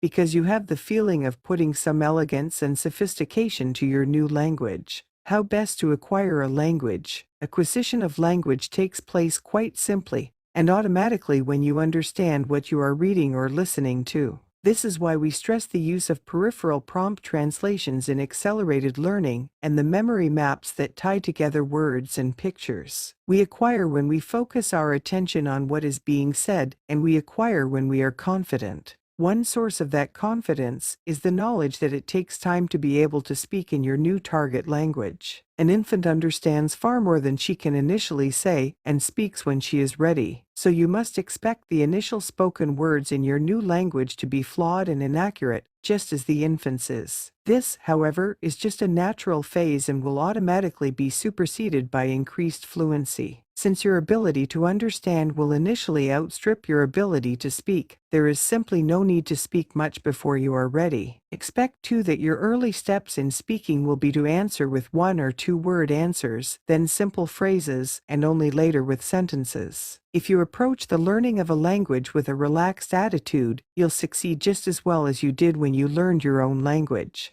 It is the way that the accelerated learning language courses have been prepared. The grammar has been embedded in the course and you'll acquire the rules implicitly, just as you learned your own language. Naturally, there are also explicit grammar explanations, because as an adult you can accept and understand rules much faster than an infant. Moreover, since the accelerated learning course teaches you a large proportion of the basic language in such a short time, the naturally good learner will instinctively want the grammar rules to provide a structure. But the grammar explanation never gets in the way of meaning and communication. If we envisage grammar-based, left brain emphasis learning to be at one end of the spectrum and meaningful input, right brain emphasis acquisition to be at the other end, then an accelerated learning course lies towards the right C figure. However, because the grammar rules are clearly provided, everyone, whether acquirer or learner, can progress in whichever way they feel most comfortable. Creating your own course. Let us now consider how you might create an accelerated learning courses of your own for two different subjects. 1. French homework for a lesson from a conventional school course. Or 2. Learning a new scientific technique. For example, memorizing the elements in accelerated learning itself. Example 1. The French homework. Here is a quick checklist of what you might do. 1. You would certainly do 2 minutes breathing and relaxing. 2. You would write the vocabulary out in side-by-side columns, or you'd chunk the text if that was appropriate. 3. You'd record the material to learn on your tape recorder with appropriate Baroque music playing in the background on a second tape recorder or music center. 4. You would sketch out a quick memory map. It only takes a few minutes. You'd connect the words and phrases that had associations. 5. You would play back your own recording with the Baroque music now automatically in the background, and you would follow it on your side-by-side text. This does presuppose you have access to 2 tape recorders or a tape recorder and music center. However, we find most people do, or can borrow an extra tape recorder. 6. You would underline the important words in a colored pen or highlighter pen. Visual involvement. 7. You would walk around and act out the words active or kinesthetic involvement. 8. You would close your eyes and try to make up a story, however simple, using the words you have learnt and visualizing the scenes in your mind's eye. 9. You would perhaps make up some flashcards and play some of the word games. What we promise you is that the little extra work and time you put in at this stage will be repaid manifold by the fact that your learning will be much faster and more thorough than using conventional methods. Do a little more work now and save a lot of work later. A short anecdote would be appropriate here. As the techniques of accelerated learning were being discussed in our office, one of our colleagues rather hesitantly asked whether it would work for her 9-year-old daughter, Rachel. Absolutely, it would, said. We made a visit and taught her just 2 elements: how to record her homework over the Baroque music and how to write down the words on a side-by-side list. Then we told her to play your tape half an hour before going to bed and again in the morning. She has a Walkman-type machine. Coincidentally, there was a parents' evening 2 weeks later. The French teacher buttonholed our colleague and asked, "What on earth have you done with Rachel? She's been transformed. Her marks are near perfect, and she's gone from 22nd in class to 3rd in class in 2 weeks." We believe strongly that just as a vicious circle is all too easily created, where a few poor results create a long-term negative attitude and expectations of failure, so accelerated learning has proved over and over again that you can create a virtuous circle where success breeds success. You break out of the vicious circle and create instead a positive expectation of accomplishment. The virtuous circle is a major benefit of the accelerated learning technique. Example 2. Remembering the elements in a pre-recorded accelerated learning French course. Let's suppose the concept of accelerated learning was completely new to you. You would do 2 minutes breathing and relaxing exercises. B. Read through the description. You have already done that in Chapter 13. C. You would pull out the core ideas and maybe highlight them. The list on the opposite page is a fair summary. D. You would create a memory map. Make sure the key words on the memory map trigger a lot of associations. Usually you use concrete nouns and verbs. You would draw some simple pictures as that helps. Try to use words or connections that produce strong images. Use connecting lines so the ideas would branch out in the way that the brain makes connections. Print so the visual image is strong. Maybe the memory maps would look like those on the following page. Record the words on the memory map on one tape recorder with the Baroque music playing in the background using a second tape recorder. Play it back and follow your memory map, thereby fixing it in both your auditory and visual memory. Close your eyes and follow the memory map in your mind's eye, describing the sequence of events out loud, thereby synchronizing left and right brains. An accelerated learning language course, a summary of the core ideas and sequence of steps. Part I, creating the memory. At 300 minutes 400 words per 45-minute lesson. The powerful association is key to memory. See, the strongest associations involve right brain and link it to left brain. Pictures and words or music, and words or pictures and words and music.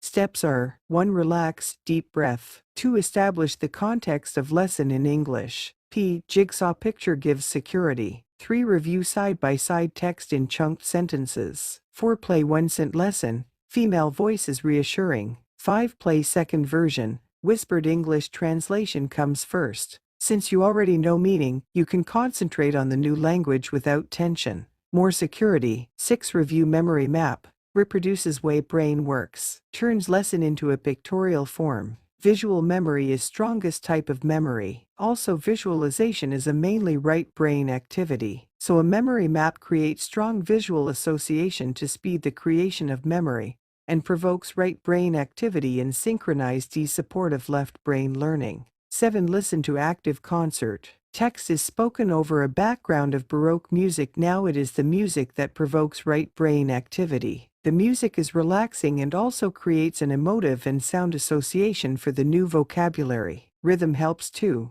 Pop song example. 8. Relax, deep breath. 9. Allow passive concert to float vocabulary directly into subconsciousness. The above sequence creates a unique presentation which achieves peripheral learning, left, right brain involvement, and conscious, subconscious learning. 10. Overnight break to let material sink in. Part 2. Turning recognition into recall through activation. We remember best what we're actively involved in.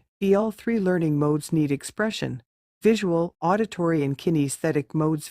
And indirect learning is often best through games. Become as a child is the key. Steps are: 1. Relax, deep breath. 2. Highlight, color, underline memory map. Involves mode V and K. 3. Listen to lesson and review memory map.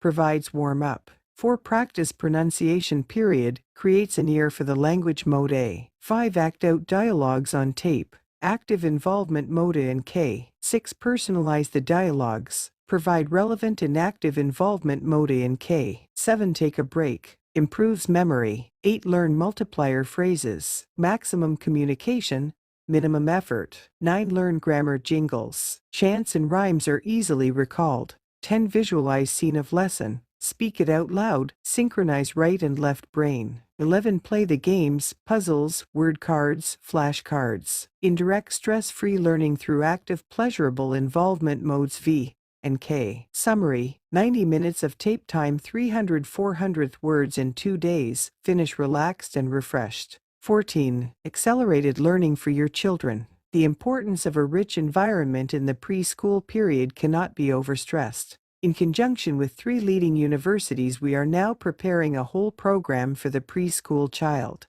teaching them good principles of learning, plus spelling and reading in a relaxed and fun manner. It will also provide a stimulating environment, an appreciation of music, and the basis of an inquiring mind. Meanwhile, the following points will be useful for parents working with older children already at school. As a preamble, we cannot do better than quote Glenn DeMann, a leading if controversial educationalist in America. The brain, he says, has infinite capacity. The more you put in, the more it will hold. The human brain grows by use, the way biceps do. Every time we use visualization, the ability to visualize expands. On TV, Glenn DeMann showed how a child's latent abilities can be schooled out. When he held up cards with dots on them, preschool children could tell the number without making an individual count. Yet after 3 years of teaching these children to count using a linear approach, they had lost the right brain ability for instant instinctual arithmetic.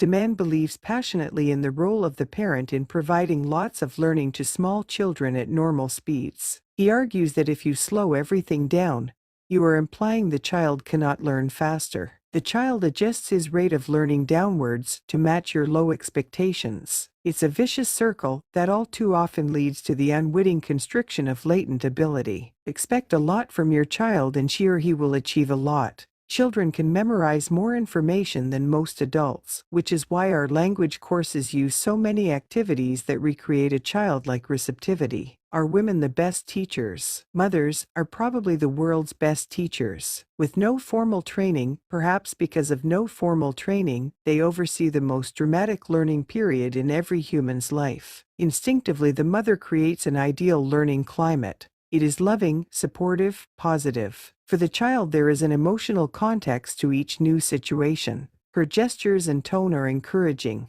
She praises success and any mistakes are corrected by showing the right way to act, rather than dwelling on the original error. She instinctively develops the child's ability to visualize through stories. It is a sobering fact that the Coleman Report on Education in USA concluded that schools have little effect on the outcome of a child's education. Mark Twain expressed it cynically when he said, "One never let my schooling interfere with my education." The truth is that the education of children from families in which the thinking of children is respected, in which their creativity is encouraged, in which human values and intellectual values are placed high, is mostly successful, and their eventual success in the world is almost inevitable. In families in which children are condemned as little and foolish, patterns of failure are quickly established and minds are wasted. Good music, good books around the home, art books, pictures, and a sense that there is an adventure in acquiring knowledge will automatically stimulate a desire for learning, and that is half the battle.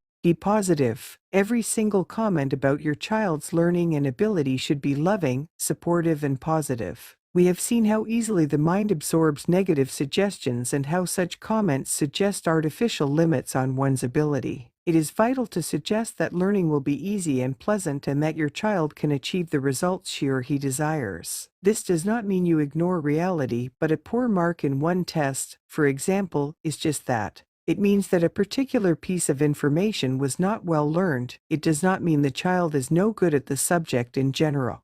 Individual mistakes are not important. Success will follow if the child is encouraged to think creatively. Encourage questions. When you answer a question, try not to provide a final answer that discourages further thought. Instead, leave your child something to reflect on.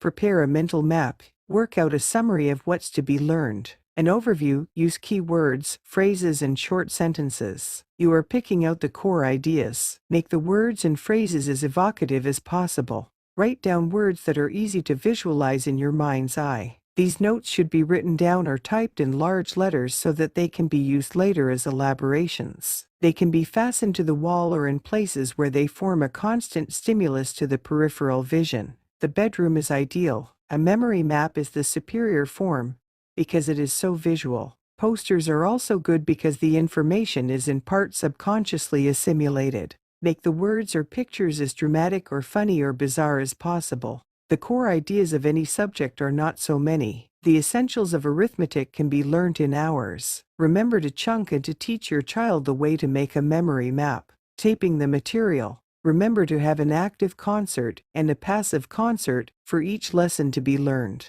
The active concert should involve Baroque music playing in the background while you record the material. As you read the material to be learned, become an actor. Express the words with emotion, sometimes forcefully. Raise your voice when the music is loud and lower your voice to caress the music when it is soft. Follow the rhythm of the music where you can, but don't concentrate on this to the extent of losing the meaning. Imagine you are a great Shakespearean actor. Art is a powerful means of teaching. After a little practice, you'll find it easy and fun to do and quite normal. Don't be shy or embarrassed. The knowledge of how powerful the technique is will be your motivation. You can always listen to check back on personal earphones. When you prepare both the active and passive concerts, you can use the specially edited Baroque music available on the introductory tapes. For the passive concert, the spoken word is softer and calmer. If possible, try and adjust the positioning of the microphones of your tape recorder so that the music is the more dominant sound on the finished tape. This way your child can later play back the passive concert as an enjoyable musical background in the house, kitchen, bathroom, or traveling in the car. It's the easiest, most pleasant way to ensure the material is automatically absorbed. It will be apparent that the preparation of a do-it-yourself accelerated learning course requires 2 tape recorders. Ideally, you would use a Walkman-style personal tape player so that the range of playback possibilities is as wide as possible. Be imaginative with your activations, the next day activities that fix the information in the mind. Most of the good activations involve games and puzzles. If you build in some of the following activities, you can be actively involved in helping your child in his or her studying. In language learning, several well-known games can be incorporated. Bingo is an excellent way to earn numbers, as are card games such as Pontoon. Simon Says can be played with just 2 people and is a good fun way to learn verbs. TV quiz games can be adapted to learn adjectives and whole sentences. Playing charades usually engrosses people's attention enough so they talk unselfconsciously in their new language. You can make up cards with opposites or synonyms on and then play matching them up. Or you can make up cards with individual words and then use them to form sentences. A game an older son or daughter can play on their own is to try translating the sense of a news bulletin as it's being transmitted. Or they could imagine themselves in a big department store going from department to department ordering things. Or they can describe each room of their house in turn. Some practical hints. Whether you are using a pre-recorded course from Accelerated Learning Systems or making your own tape for homework, there are a few basic points to remember. The more you relax, the better you learn. The music does an excellent job of relaxing you automatically, but a few days preparatory practice with the relaxation exercise contained on the introductory tape will prove of immense benefit. Adult learners might be tempted to think that a glass of wine will also reduce tension and would add to the relaxation. We strongly advise against it. The relaxation exercise and music creates a relaxed alertness and heightened suggestibility. Alcohol will have the opposite effect. It will slow down the process of the brain and reduce the effectiveness with which the material is encoded in your memory. Enjoy it or stop. Every accelerated learning session should be an enjoyable time. 45 minutes to 90 minutes is enough. Once you or your child find interest diminishing, stop for the day. The brain is working less effectively. Don't be a Puritan. The initial reaction of some older children is that accelerated learning can't be working. They are often the ones who do best at school in formal education. That's logical, because they are among the comparatively few who are successful in and rewarded by a system where progress equals effort. So when it all seems effortless, fun and relaxed, their subconscious effectively say this can't work because it's too easy. We now know how devious our subconscious is. It will try to find ways to prove itself right. Accelerated learning challenges deeply ingrained thinking, built up over years, that says that learning has to be difficult. So learners need to recognize this inhibition for what it is. You will be storing a lot in your long-term memory without fully realizing it, and it may take a day or two for you to relax enough to let it out. Try and play back on a Walkman tape machine. These personal playback machines are now relatively cheap and have the great advantage that they enable you to play back your sessions in private at any time, any place. The stereo effect on the headphones and the fact that the left and right earphones can be separately adjusted for sound also helps. Passive in the evening, active in the morning. Bearing in mind the way that your brain files, assimilates and stores information during sleep, it is a good idea to play the passive concert as a background in the late evening. A review period with the active part of the tape the next morning is ideal, especially for children engaged in a test that day. Remember to involve A, V, and K. Your child will learn best if all the learning modes are involved. Work out a procedure where there are auditory, visual, and kinesthetic involvements. If you can establish your child's preferred learning style, see Chapter 10. You can create a learning pattern that's tailor-made for him, with a big boost in his enjoyment and success. Form a group. If you or your child are learning with a pre-recorded accelerated learning course, a good way to extend your knowledge would be to form a small local group. It gives you a chance to try out your new language, to interact together, and read foreign language magazines. You might perhaps take a trip to the nearest restaurant specializing in that nationality's food and order in your new language. Get some foreign language books out of the library. The Accelerated Learning Association, whose address is in the next chapter, will give you assistance in forming local groups if you write to them. 15. How you can be involved. Accelerated learning is evolving quickly into a worldwide movement, embraced not only by individual schools and universities, but by national and state educational authorities. We hope this book will excite your interest. The application of the accelerated learning method is as broad as you want it to be, for homework, for induction courses, hobbies, retraining, language learning, and, of course, for specific subjects: computer programming, English literature, history, geography, mathematics, physics, and chemistry. This book has been directed to people who want to take advantages of accelerated learning in their home environment, or at least working on their own or in small groups. We know already of dozens of individuals who are already applying the methods to their own specialist subjects. In doing so, they are continually evolving practical improvements and ideas. For them, and we hope for you, we have founded the Accelerated Learning Association. The association will publish a regular bulletin that describes the latest findings on accelerated learning from around the world. It will include articles and will review and list worthwhile literature and books. The association will invite interested professionals to prepare accelerated learning courses in a wide variety of subjects, and will then edit, layout, print, and record those courses. The resulting courses will then be offered for sale to the membership of the association. The originators will receive a royalty on worldwide sales. In this way, the number of subjects given the accelerated learning treatment will expand rapidly, the income will be returned to the early pioneers, and the movement will have a continuously expanding catalog of material. There is a small annual subscription price for membership, which includes the bulletins, and the address is Accelerated Learning Association, 50 Aylesbury Road, Aston Clinton, Aylesbury, Bucks, England. Tel. 296 to 63 1177.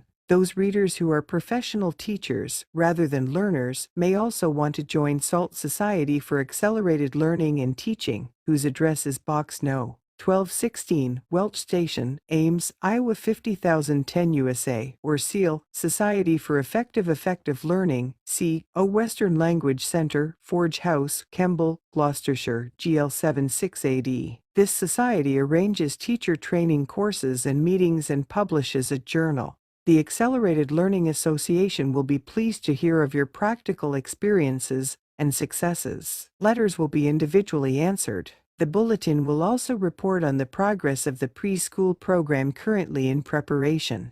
The association will be helpful in another way. People who have experienced accelerated learning sometimes raise an objection, which is nevertheless a powerful indirect compliment. They ask what to do with the extra time they have. One obvious answer is to do another course. Thus, when Don Schuster of Iowa State University taught 1 year of Spanish in 3 months, he spent the extra time in teaching French. Since the effect appears cumulative, it seems a good solution, and the association can keep you informed on all new courses. In North America, readers interested in joining the Accelerated Learning Association or purchasing the Learn to Learn tapes or full language courses should contact Accelerated Learning Systems NA, Inc., 178 Osborne Lane, Southport, Connecticut 649203 255 9707. 16. Notes for teachers. Accelerated learning is easy and effective for the student, precisely because it is more demanding on the teacher. The teacher must learn to present material in ways that are very easily absorbed into the student's long-term memory. Leading expert on accelerated learning is Charles Schmidt of the LIND Institute, San Francisco.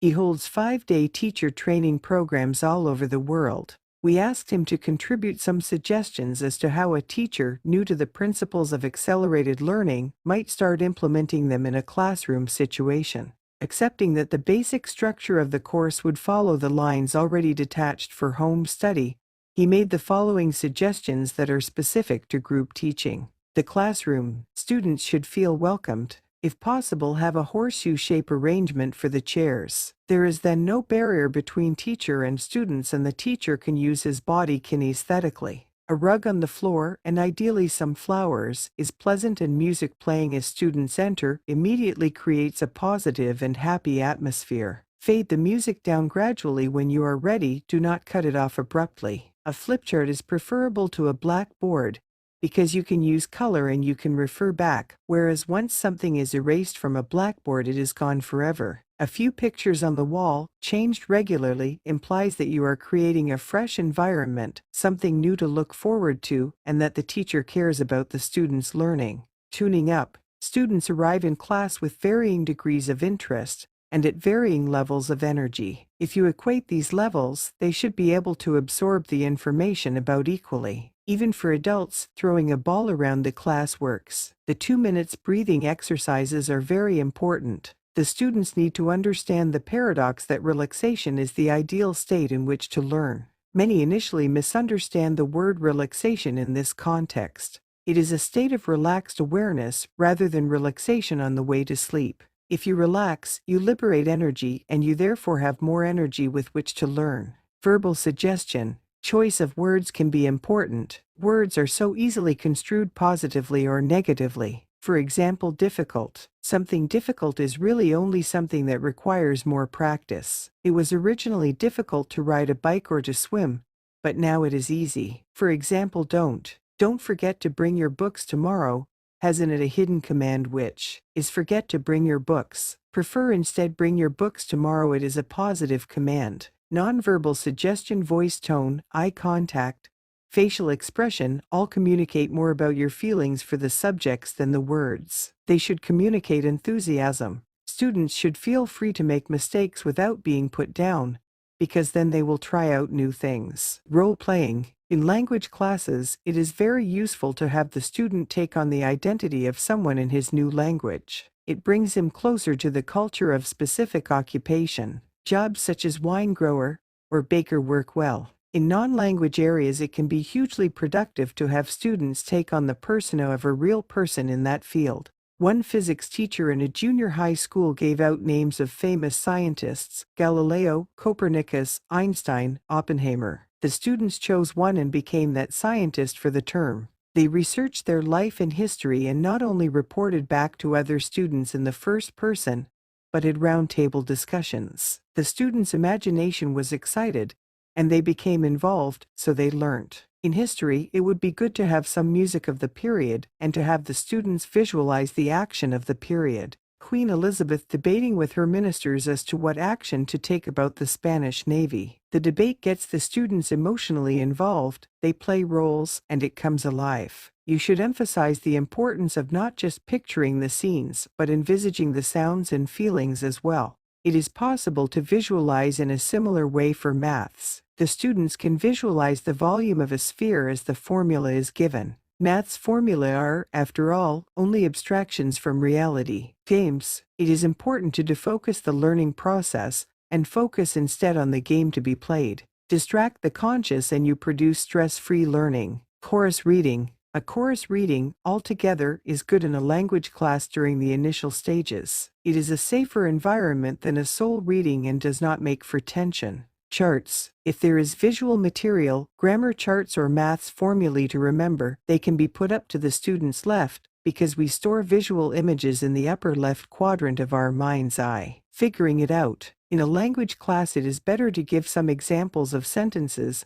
and then challenge the students to figure out the implicit grammar rules for themselves. Sketches. Acting out even a simple phrase is a big memory aid. Activation. After you have created the primary memory for new information via the concerts and memory maps, it is a good idea to activate that material within 36 hours at the latest. Activations probably should take up about 75% of the total teaching time, with the actual concert sessions about 15%, and the remaining 10% devoted to the teacher acting out the information. Visualizing success. Every third or fourth day it helps to have the students visualizing themselves using the new information successfully. In a language class, they can imagine themselves in that country, using the language fluently and hearing phrases they already know. In a mathematics class, they can picture themselves solving problems easily. It works. Internal v. external motivation. Charles Schmidt emphasizes the importance of students having an internal motivation. I want to learn this rather than an external motivation. Someone has told me to learn this. Internal motivation comes when the subject becomes exciting, when they can see the real advantage of knowing the new information, when they feel sympathetic towards the subject.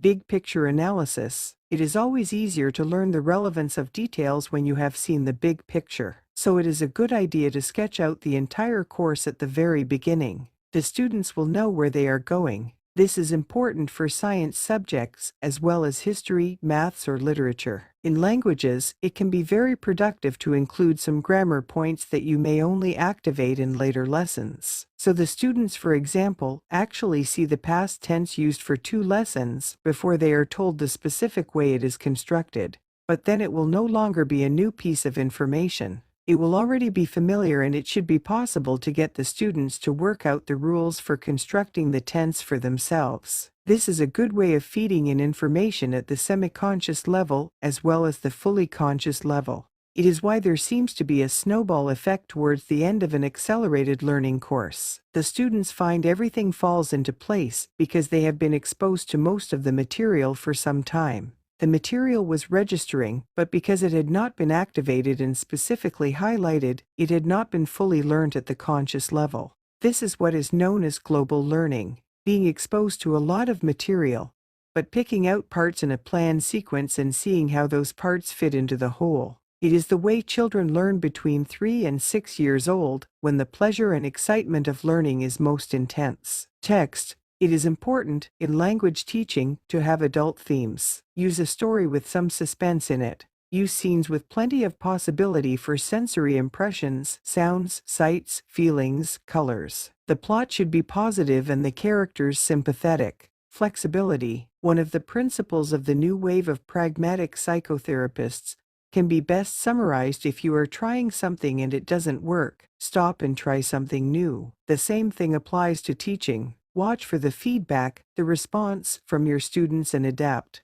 Conclusion. Accelerated learning works because it adapts the presentation of knowledge to the way people's minds really work. It does not try to adapt people to the material. Note: 1 Charles Schmidt can be contacted at the Lind Institute, PO. Box 14487, San Francisco, CA. Two further books that teachers might be interested to read can be found in the bibliography. In addition, there are a number of books that specifically contain instructions, games, and exercises to promote better utilization of global, intuitive thinking and more ready use of imagery in creative thinking.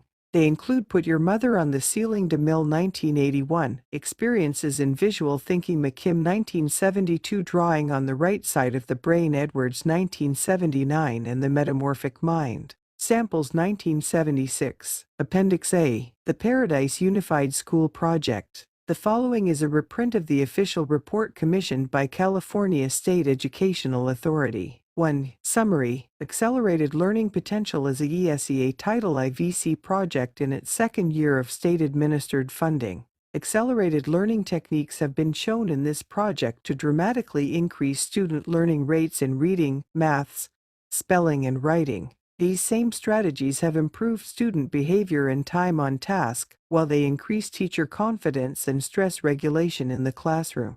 This project has synthesized recent research discoveries about the human mind in order to develop an instructional methodology maximally applicable to the public schools and similar private schools settings. A criterion referenced in service program and classroom implementation strategy has evolved from the application of this research. Methodology. The following strategies are sequenced and systemized for application in the classroom. 1. Arousal level. Creating the optimal physiological arousal level for learning through relaxation, physical exercise, and teacher behavior. 2. Imagery. Utilizing mental representatives to ensure initial learning, promote retention, and increase positive behavior. 3. Teacher language. Conveying high expectations for student achievement through positive suggestions and both verbal and nonverbal teacher language. 4. Music. Adjusting classroom atmosphere through the systematic use of varied musical styles. 5. Complete instructional format. Teaching material to be retained through a modification of the concert instruction originated by Dr. Lozanov. 6. Consolidation time. Guiding the absorption of new concepts and understanding.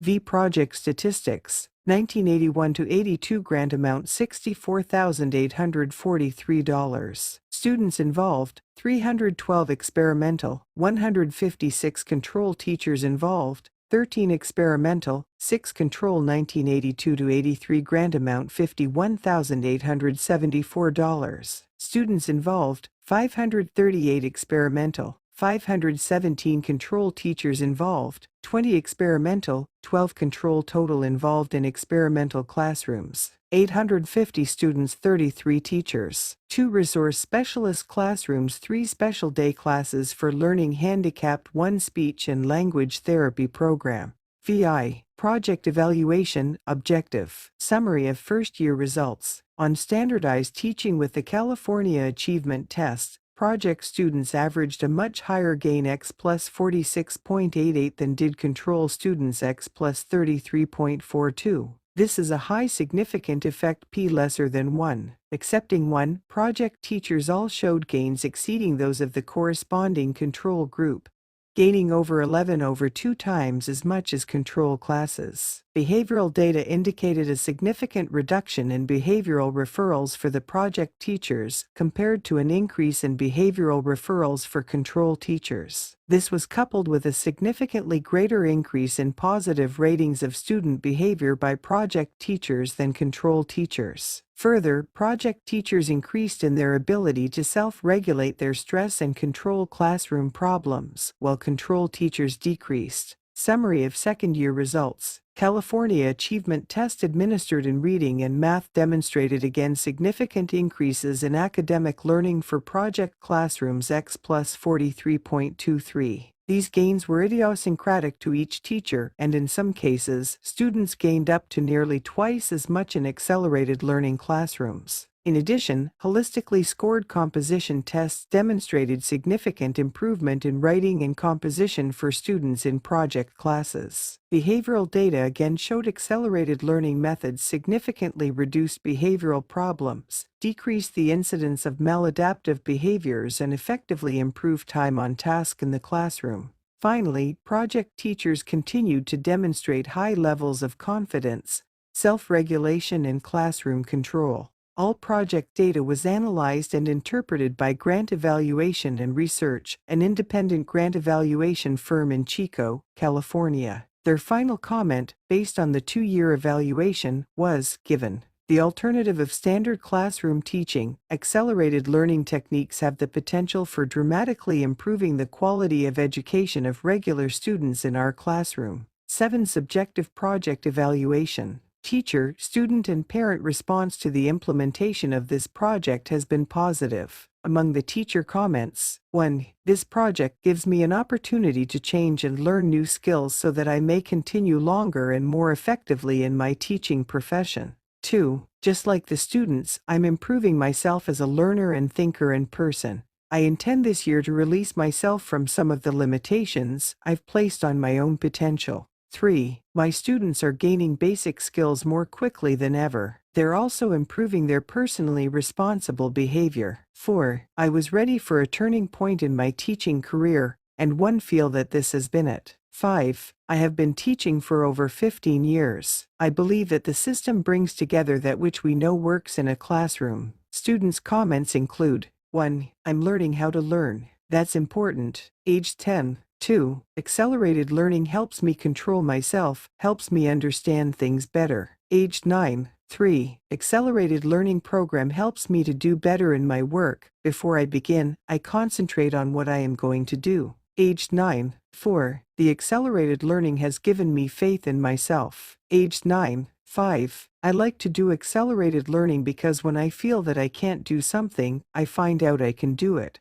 My brain thinks I can and it relaxes and one learn that one can learn. Age 10. The objective as well as the subjective evaluations of this project clearly indicate the positive impact of this project on teachers and students. Appendix B. The pre-recorded language courses. Accelerated learning courses are available in French, German, Spanish, Italian, and English as a foreign language. These notes are intended to aid those readers interested in acquiring the complete courses. The designers. When we decided to record and print complete language courses in the 5 main languages, we went to the leading linguistic experts in each language. All had produced at least one complete language course and many had prepared courses for the BBC, now one of the leading language publishers in the world. We approached them with some diffidence. Although we had the evidence that accelerated learning works at least 3 times more effectively than conventional teaching, we were, after all, effectively going to challenge many of their previous assumptions. It is a tribute to their open-mindedness and to the persuasive logic behind accelerated learning that they have all embraced the new principles with wholehearted enthusiasm.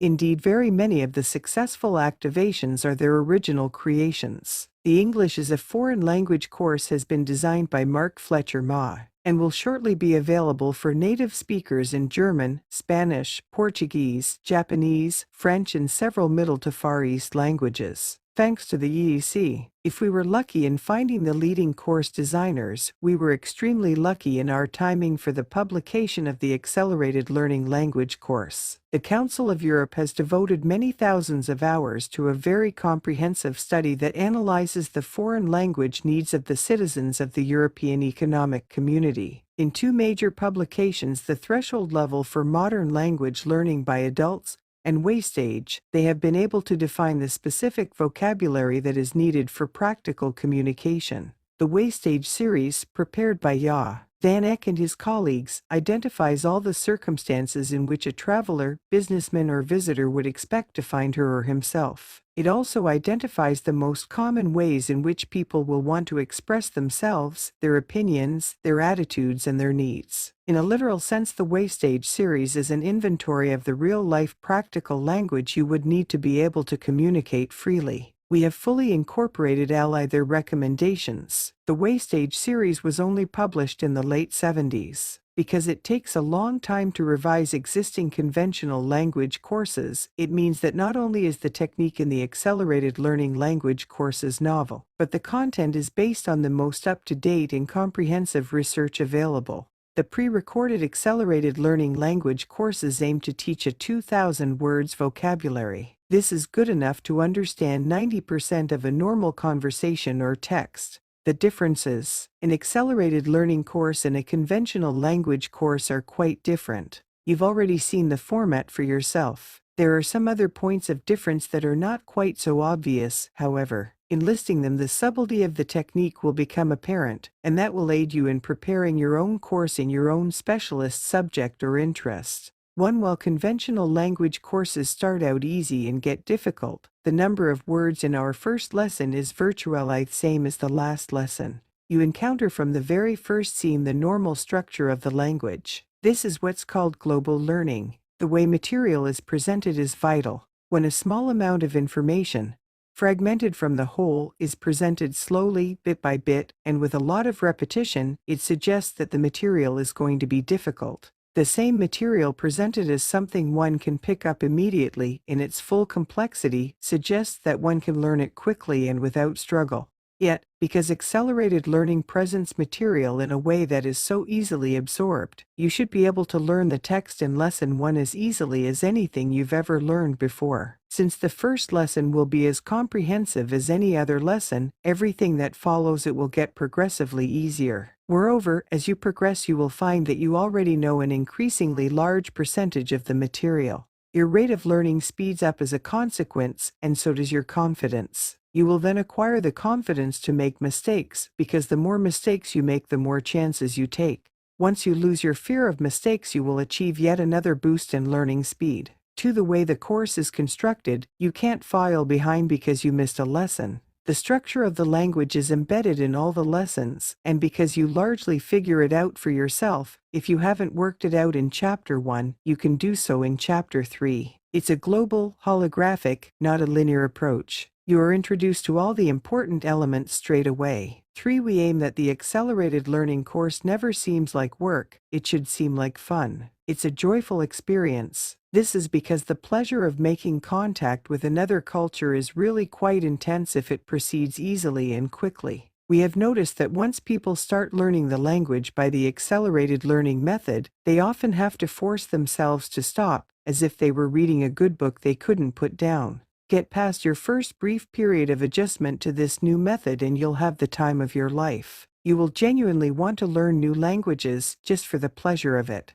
4. Initially, some people do get frustrated because they feel that they cannot be learning. If it is easy, they must be cheating. Yet all our research has shown that they remember what they learn by this method much better than they would if they focused their attention completely on the learning task and studied hard. Effort, in the sense of grim determination, doesn't equate with results in learning, but the Calvinist attitude dies hard. 5. We use rounded characters with whom you can become involved. There are plenty of imaginative, colorful scenes which encourage visualization and take your mind off the act of learning. Furthermore, the conversations are not stilted, but represent real communications between people in situations that are important to them. This way you learn the meaning of words, not from rote drill, but from the context of the story as you get carried along with the fun of it. It is no accident that Lonsko, the playwright, developed the theater of the absurd after reading the stilted language of an old-fashioned language course. Here's a full list of differences between an accelerated and a conventional course. They will suggest to you the principles you need to incorporate when you prepare your own accelerated course. A summary of how a home accelerated learning course compares with a conventional study course. Fixed table page 228-229.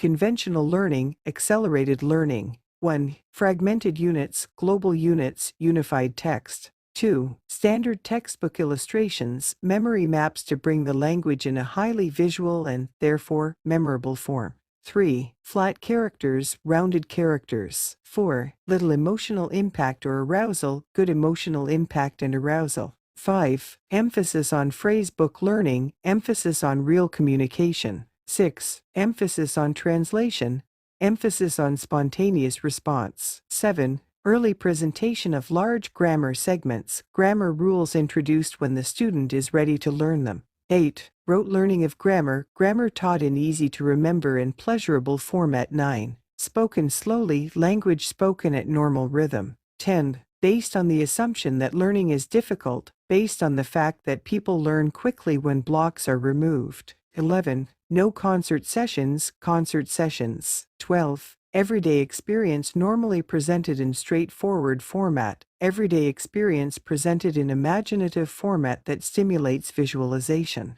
13. Frequent repetition with emphasis on rote learning, little repetition. 14. Gives the suggestion keep at it. Don't be ambitious, gives suggestion that learning is easy and fast and backs that up with proof. 15. Can take 1 year to learn 1,000 to 2,000 words, can be learned in 75 hours. 16. Creates tension in learner because of need to remember, all necessary knowledge is in a stress-free presentation. 17. No peripheral stimuli, lots of peripheral stimuli. 18. Stress on auditory learning and reading, comprehensive use of all learning styles.